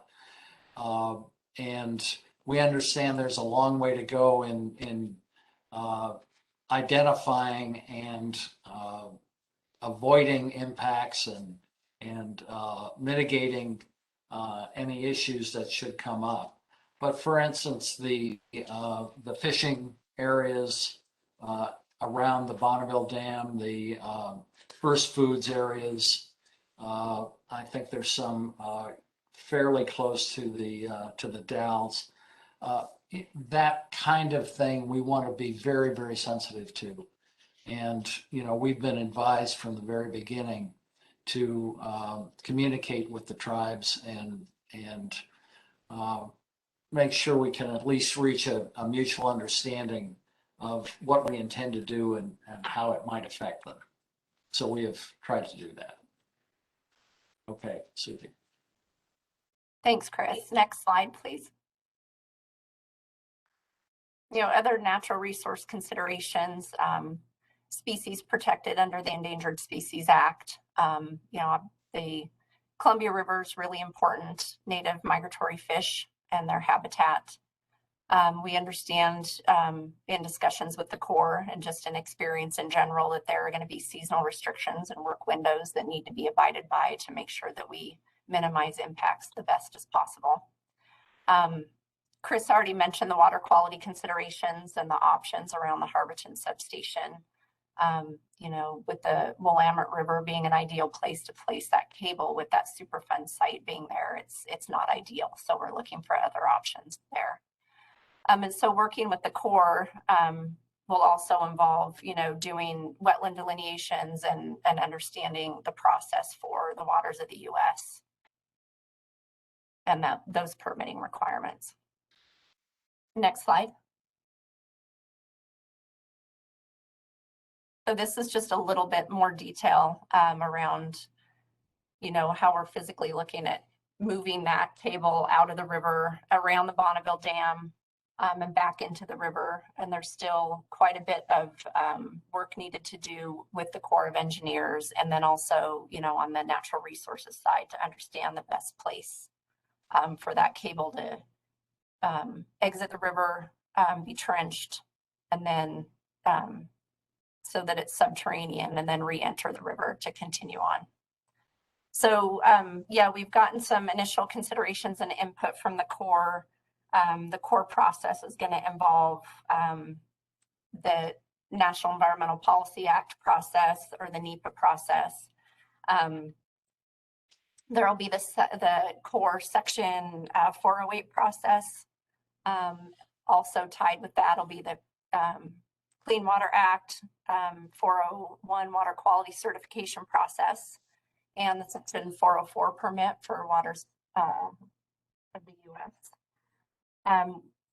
Also with the cultural resource and with the Corps being the lead federal agency, that National Historic Preservation Act and that Section 106 process will be driven through that federal process as well.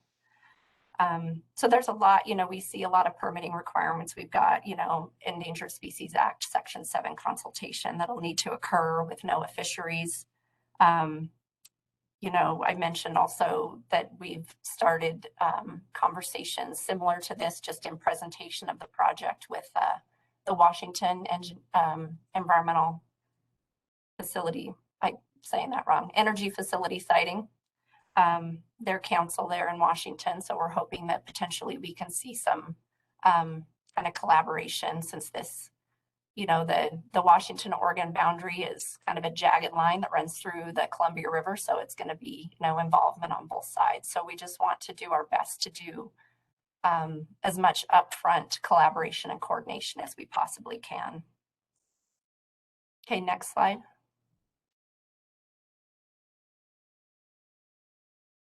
Chris, you may be able to speak to this one a little bit better, but because I know we don't have our engineer on the line with us, but, you know, working with the Corps, we've been discussing with them how we'll be able to work in proximity to the navigation channel. There's a lot of technical considerations there, the minimum depths and other considerations as far as what we've kind of already discussed, of features to avoid in the river bottom. And then we are looking at the pre-dredging operations, and then there's a lot of management in regards to the sediment then that has stirred up into the water column. Yeah, just to add, each project has its own unique features and challenges. But again, our experience out here was also a multi-state, multi-jurisdictional, multi-permit excuse me, effort that involved, in our case, the states of New Jersey have wildly different approval processes. But that also had to fit in with the Corps of Engineers and the federal permits as well, which it all did. So we're used to bringing the permit requirements into sync with each other. In fact, that's a key aspect of being able to get a project like this financed. So, we have to do that. As Susie mentioned, we've already started discussions with the Corps to talk about their requirements to avoid any sort of impacts to navigation, which of course is one of their main reasons to exist.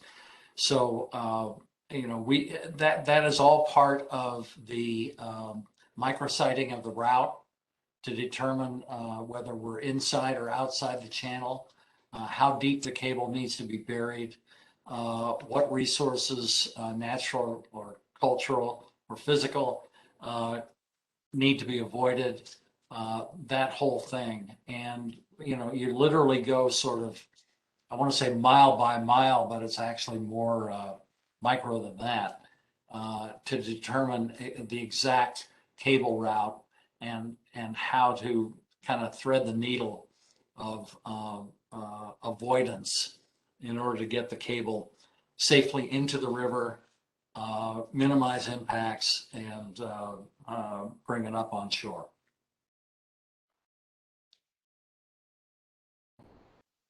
So I don't think I had anything else to add, Chris. If you wanted to wrap up or open the floor for questions, I guess. Well, I'd be more than happy to take questions, and hopefully I didn't go on too long. I think what we're trying to impress, first of all, this is introductory. We're at the beginning of a long process, but we've already taken it through the feasibility stage with HDR to find out whether there's any, fatal flaws. This is a technology that has been employed before many places around the world, as well as a few places in the US. We've got an experienced development team. I should mention that HDR's colleagues out here in the East helped us with both of our projects, so we're familiar with them. They're familiar with the process as well. And I guess most importantly is that we see that the need is there for transmission. And if that turns out to be incorrect, we're not seeking to force a cable down the river just to have it there. It has to meet a need, and it has to be done right and done well, and with a minimum of impact. That's what we were able to accomplish in the Neptune and the Hudson projects. That's what we're planning to do here. It's going to be a long haul. It's probably going to be a year or so, Susie, before you sort of see, an official piece of paper from us with the application. But when you do, it will include an awful lot of information and an awful lot of studies to indicate exactly what we plan to do and how we plan to do it. So with that, if there's any questions that I could answer, I'd be happy to. Thank you. Does anyone have any questions? Chair Ground. Fire away, Cindy. Thank you, Cindy Condon. I am curious, we have seen of late, things may be technically feasible, the need may be there, but politically, there are roadblocks. Can you give some indication of, in your previous projects, what were the challenges from, other than technical, other than financing, other than what, just policy on the ground, the public's reception of such a project? There were some. One of the advantages to a project like this, from a public point of view, is that it's not visible. So that takes away an awful lot of sort of immediate, sort of knee-jerk opposition. And so we didn't experience a lot of that. There was political opposition in New Jersey to the Hudson project, based on the fear that we were somehow exporting New Jersey power into New York and thus would leave New Jersey short. Now, that wasn't true, but it was a fear that was voiced. And so there was a certain amount of opposition with that. To get kind of micro, the Neptune project, I don't know if any of you are familiar with the with Jones Beach on Long Island. Jones Beach is sort of this iconic beach, what am I trying to say, recreational area that was created by Robert Moses back in the 40s. And if you've ever seen Jones Beach, it's really something. This cable goes right underneath Jones Beach. And so you can imagine that the agencies that were guardians, shall we say, of Jones Beach were concerned about that. Would there be an impact? Would it scare the beachgoers away? That kind of thing. Again, the answer is no, because technically, when you bring a cable on shore like that, it's like 40, 50 feet below ground. And again, that can be shown technically. So a lot of what we dealt with was, I guess, in the category of education, where, and this was true of the resource agencies as well, was like, what do you mean you're going to, cut a trench in our river? And so the good news is that you can study and model things like sediment transport. Are you creating vast clouds of potentially contaminated sediment that travel, habitat areas and that kind of things? So these are questions that we faced, not so much from the public, but from the agencies, not in a hostile way, but in a concerned way, because they weren't familiar with it. And, we fully expect that we will have to answer those and other kinds of questions as we get further into it, particularly over the next year. Next year will be the sort of bulk of the studies and the modeling and the siting and that kind of thing that will be, preliminary to actually filing applications. So we're going to get really into the weeds, or maybe I shouldn't say that, but really get into the details of how this is going to work. Some of it we already know or we think we know the answer, but we're just going to have to demonstrate it. And some of it we don't know the answer because the territory out there is different. So, I mean, that's sort of how all I can tell you is sort of our approach. Thank you. I appreciate that. I especially appreciate you speaking to us at the beginning, as opposed to, just at the right time or just when the time is now. So I appreciate you being here today. If I can give some credit to your staff on that, who suggested that that might be a good idea for that very reason, which of course we're They're happy often to do. right. Yeah, they're often right. Thank you. Thank you for your question, Cindy. Are there other questions or comments? Chair Grill, this is Perry Chalktooth. Yes, Perry. Mr. Hawker, does electricity dissipate off this cable like it does a regular power grid?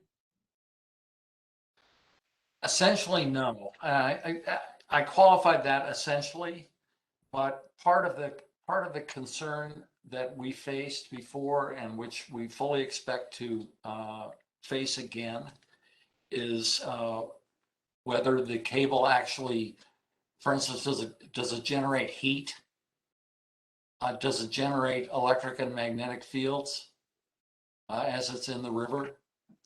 And so we have studied that, and not only have we studied that, but it's been now the subject of a number of studies, including for the Transbay cable.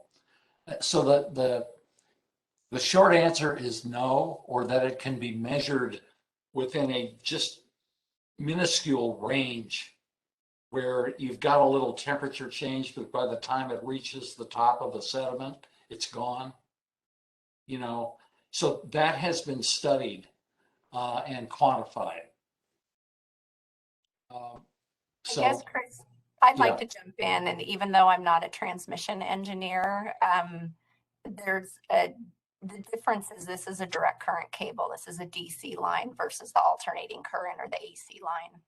And so the way that the energy is transmitted through the cable is a little bit different. And with the studies that Chris has mentioned, these are things that will be brought up and kind of explained through the permitting process. Right. Excellent. You don't have the line losses with this kind of transmission that you do with AC. That's true. The reason why I ask is this river is very special to Native American tribes. And when Bonneville was put down in 1957, it inundated a gathering area that was one of the largest gathering areas for fish procurement in the entire West. And so they've established rights in the river to harvest these fish. And I'm wondering if a buried cable will affect their migratory process, which would in turn affect the ability from the tribes to harvest these fish. And by the way, thousands of Native Americans still depend on that migratory fish for eating and for their dietary needs. So Yes. I just wanted to ask if the cable dissipated electricity, but it sounds like it's minimal, being that it's DC rather than AC. Well, so thank you. I appreciate.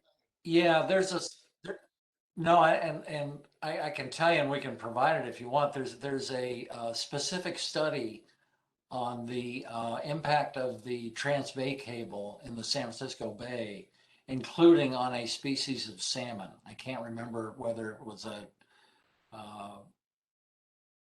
species that's found in the Columbia, but it was a species of salmon.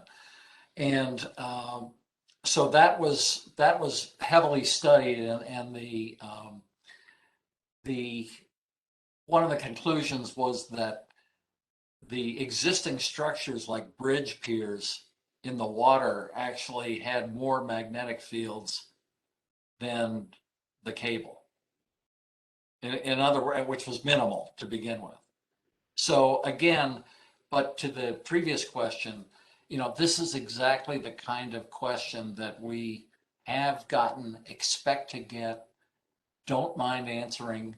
You know, there's been quite a bit of studies done since we first, for instance, built the Neptune project. So there's now pretty decent history and study body of studies that has been done that hopefully can help answer these questions. Thank you. Other questions?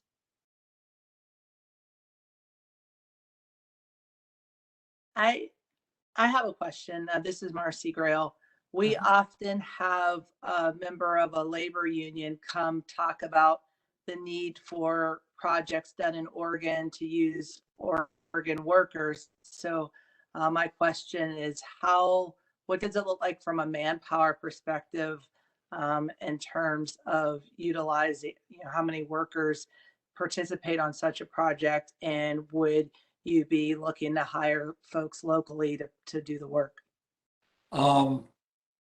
Answer to your first question is that the excuse me, the principal influx of labor need is during the construction period, which is a couple of years. It's probably several hundred jobs involved in building the converter stations, and both of the converter stations would be in Oregon. There are other jobs required, for instance, in the horizontal directional drill work, and even on board the barge, that kind of thing. I would say that the vast majority of that labor, we certainly expect could be sourced locally. Our experience with the Neptune and Hudson projects, each was under a project labor agreement.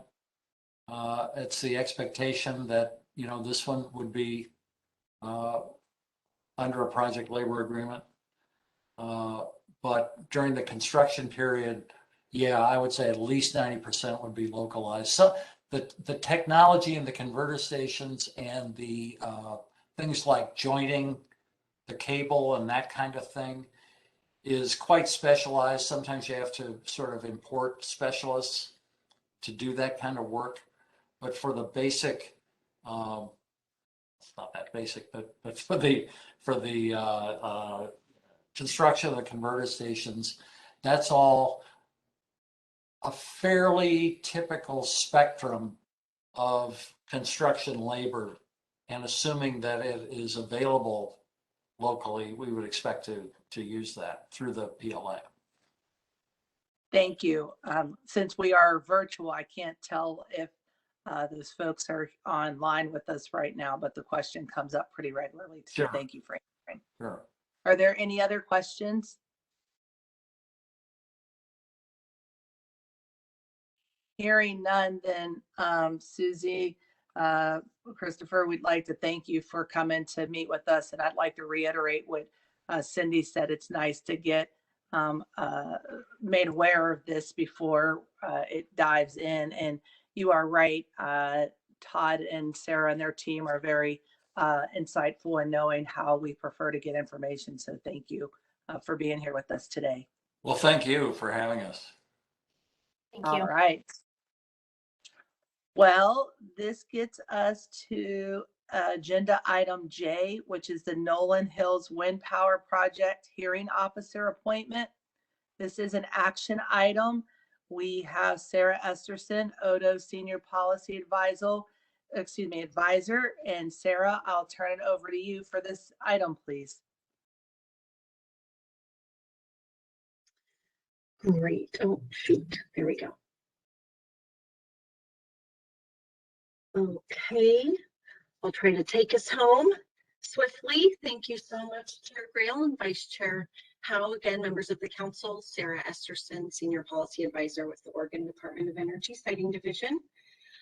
This agenda item is requesting council approval to appoint a hearing officer to conduct the contested case proceeding for the Nolan Hills Wind Power Project, as well as the hearing on the draft proposed order.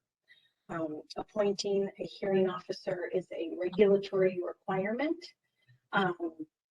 Although a hearing officer could be a council member, a staff, or anyone else. And in this instance, we are recommending a particular individual from the Office of Administrative Hearing. So just to get us a little context, So this hearing officer appointment would be for the proceedings related to the Nolan Hills Wind Power Project, which is a proposed 600 megawatt wind and solar facility to be located in Umatilla County near Echo. The applicant is Nolan Hills Wind LLC, which is a subsidiary of Capital Power Corporation. And the current status of that project is we have just recently deemed the application for site certificate complete, which officially puts us on a clock of 6 months to prepare and issue the draft proposed order. So here is your context for the location of this proposed facility. Similar to Golden Hills, this outer boundary is the site boundary. It's got a little over 40,000 acres. The purple is their proposed micrositing area. The yellow dots are where wind turbines could be located, but all of these fingers are potential turbine strings and roads. This polygon is the proposed location of the solar array. And then there are transmission line routing options. Hopefully you can see my cursor, but here and here, this is about 25 miles. And again, that's in Umatilla County. So as I mentioned, we are proposing that council appoint an administrative law judge employed by the Office of Administrative Hearing. The Office of Administrative Hearings is a state agency, and they provide administrative law judges to be the overseeing judge for state cases. They have 65 judges employed, and we currently have an interagency agreement with the Office of Administrative Hearings to support and be available for just this purpose. It's relatively recent. We've just had this agreement with them since 2017. And to date, given the projects that have been under council review, council has appointed an administrative law judge from OAH for 6 projects. So this would be the 7th. And we've predominantly relied on 2 individuals, Joe Allen and Allison Green Webster. And for this project, based on their staffing availability, we're recommending a new administrative law judge named Kate Triana. She has a law degree from Willamette University College of Law and is an Oregon board certified, bar certified, excuse me. And she's conducted contested cases for 14 other state agencies since 2013. So based on her experience, education, and employment at OAH, we are recommending that council appoint her to preside over, again, the public hearing on the draft proposed order and contested case proceeding for this application. So I will hand your options over to you. You can either appoint or choose not to appoint with specific reasons. Thank you, Sarah.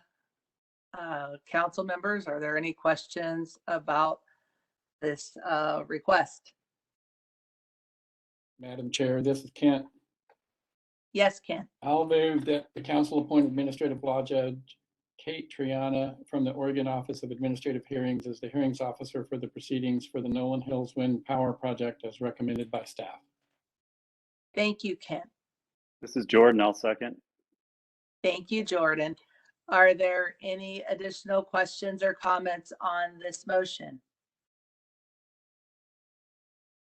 Hearing none, Mr. Secretary, please call the roll.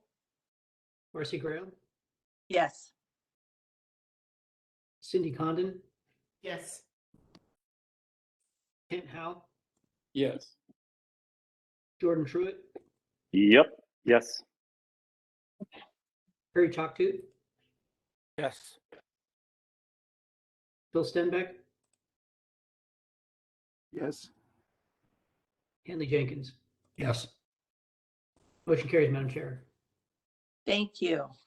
Thank you, Sarah, as always, thorough, and you did bring us home, my friend. At this time, I'd ask, does anyone have any further comments or questions including you, Todd, if there's any reminders that we need before we wrap up. Just again, on the next council meeting, if there are any changes in people's availability, just please let me know. Okay, I heard somebody, it sounded like, hey, Kent. Yeah, Chair Grill, thank you. This is Kent, and I just wanted to again thank Secretary Cornett and Ms. Esterson for the two presentations today, the overview of electrical generation and consumption in Oregon and the Cascade Renewables Transmission Project. Those were both great for us to have. Thanks again. Yeah, I think so the overview of the electrical system, I think we've done those kinds of things in the past, but we haven't done them in a little while. So we'll certainly, try to identify those because I think they're obviously very valuable. But if any council member has any thoughts or ideas about presentations that you think would be valuable, please, let us know, and we'll endeavor to make that happen. Because again, I think you're right that both of those were very good, and I think it's helpful to have a little different context. And actually, it was kind of interesting in my mind how well some of the issues and items that the Mr. Hawker talked about in his presentation followed a lot of the kind of points that were made in Adam's and Stephanie's presentation as well. Excellent. I agree. This is Jordan for the record.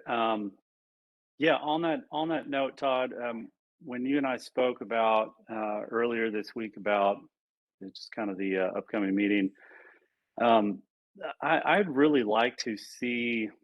First of all, I really enjoyed the report on the cable, so thank you for that.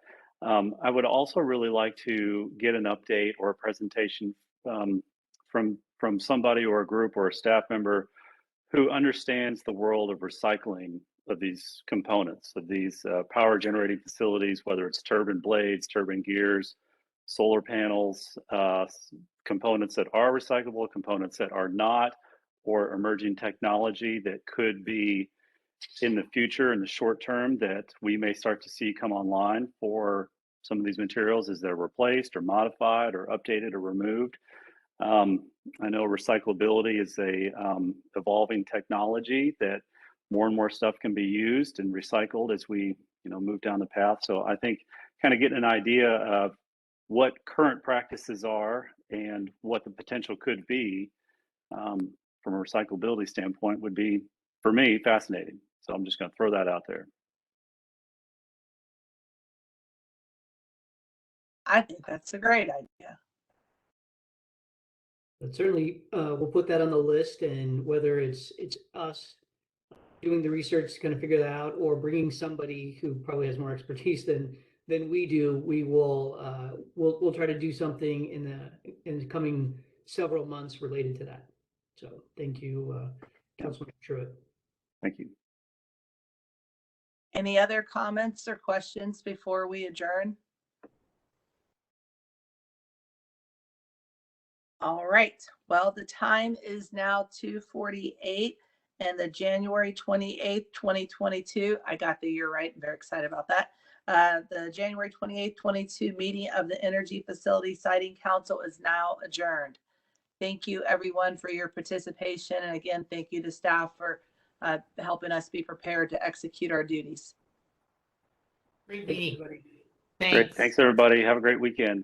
Bye. Thank you all. Bye.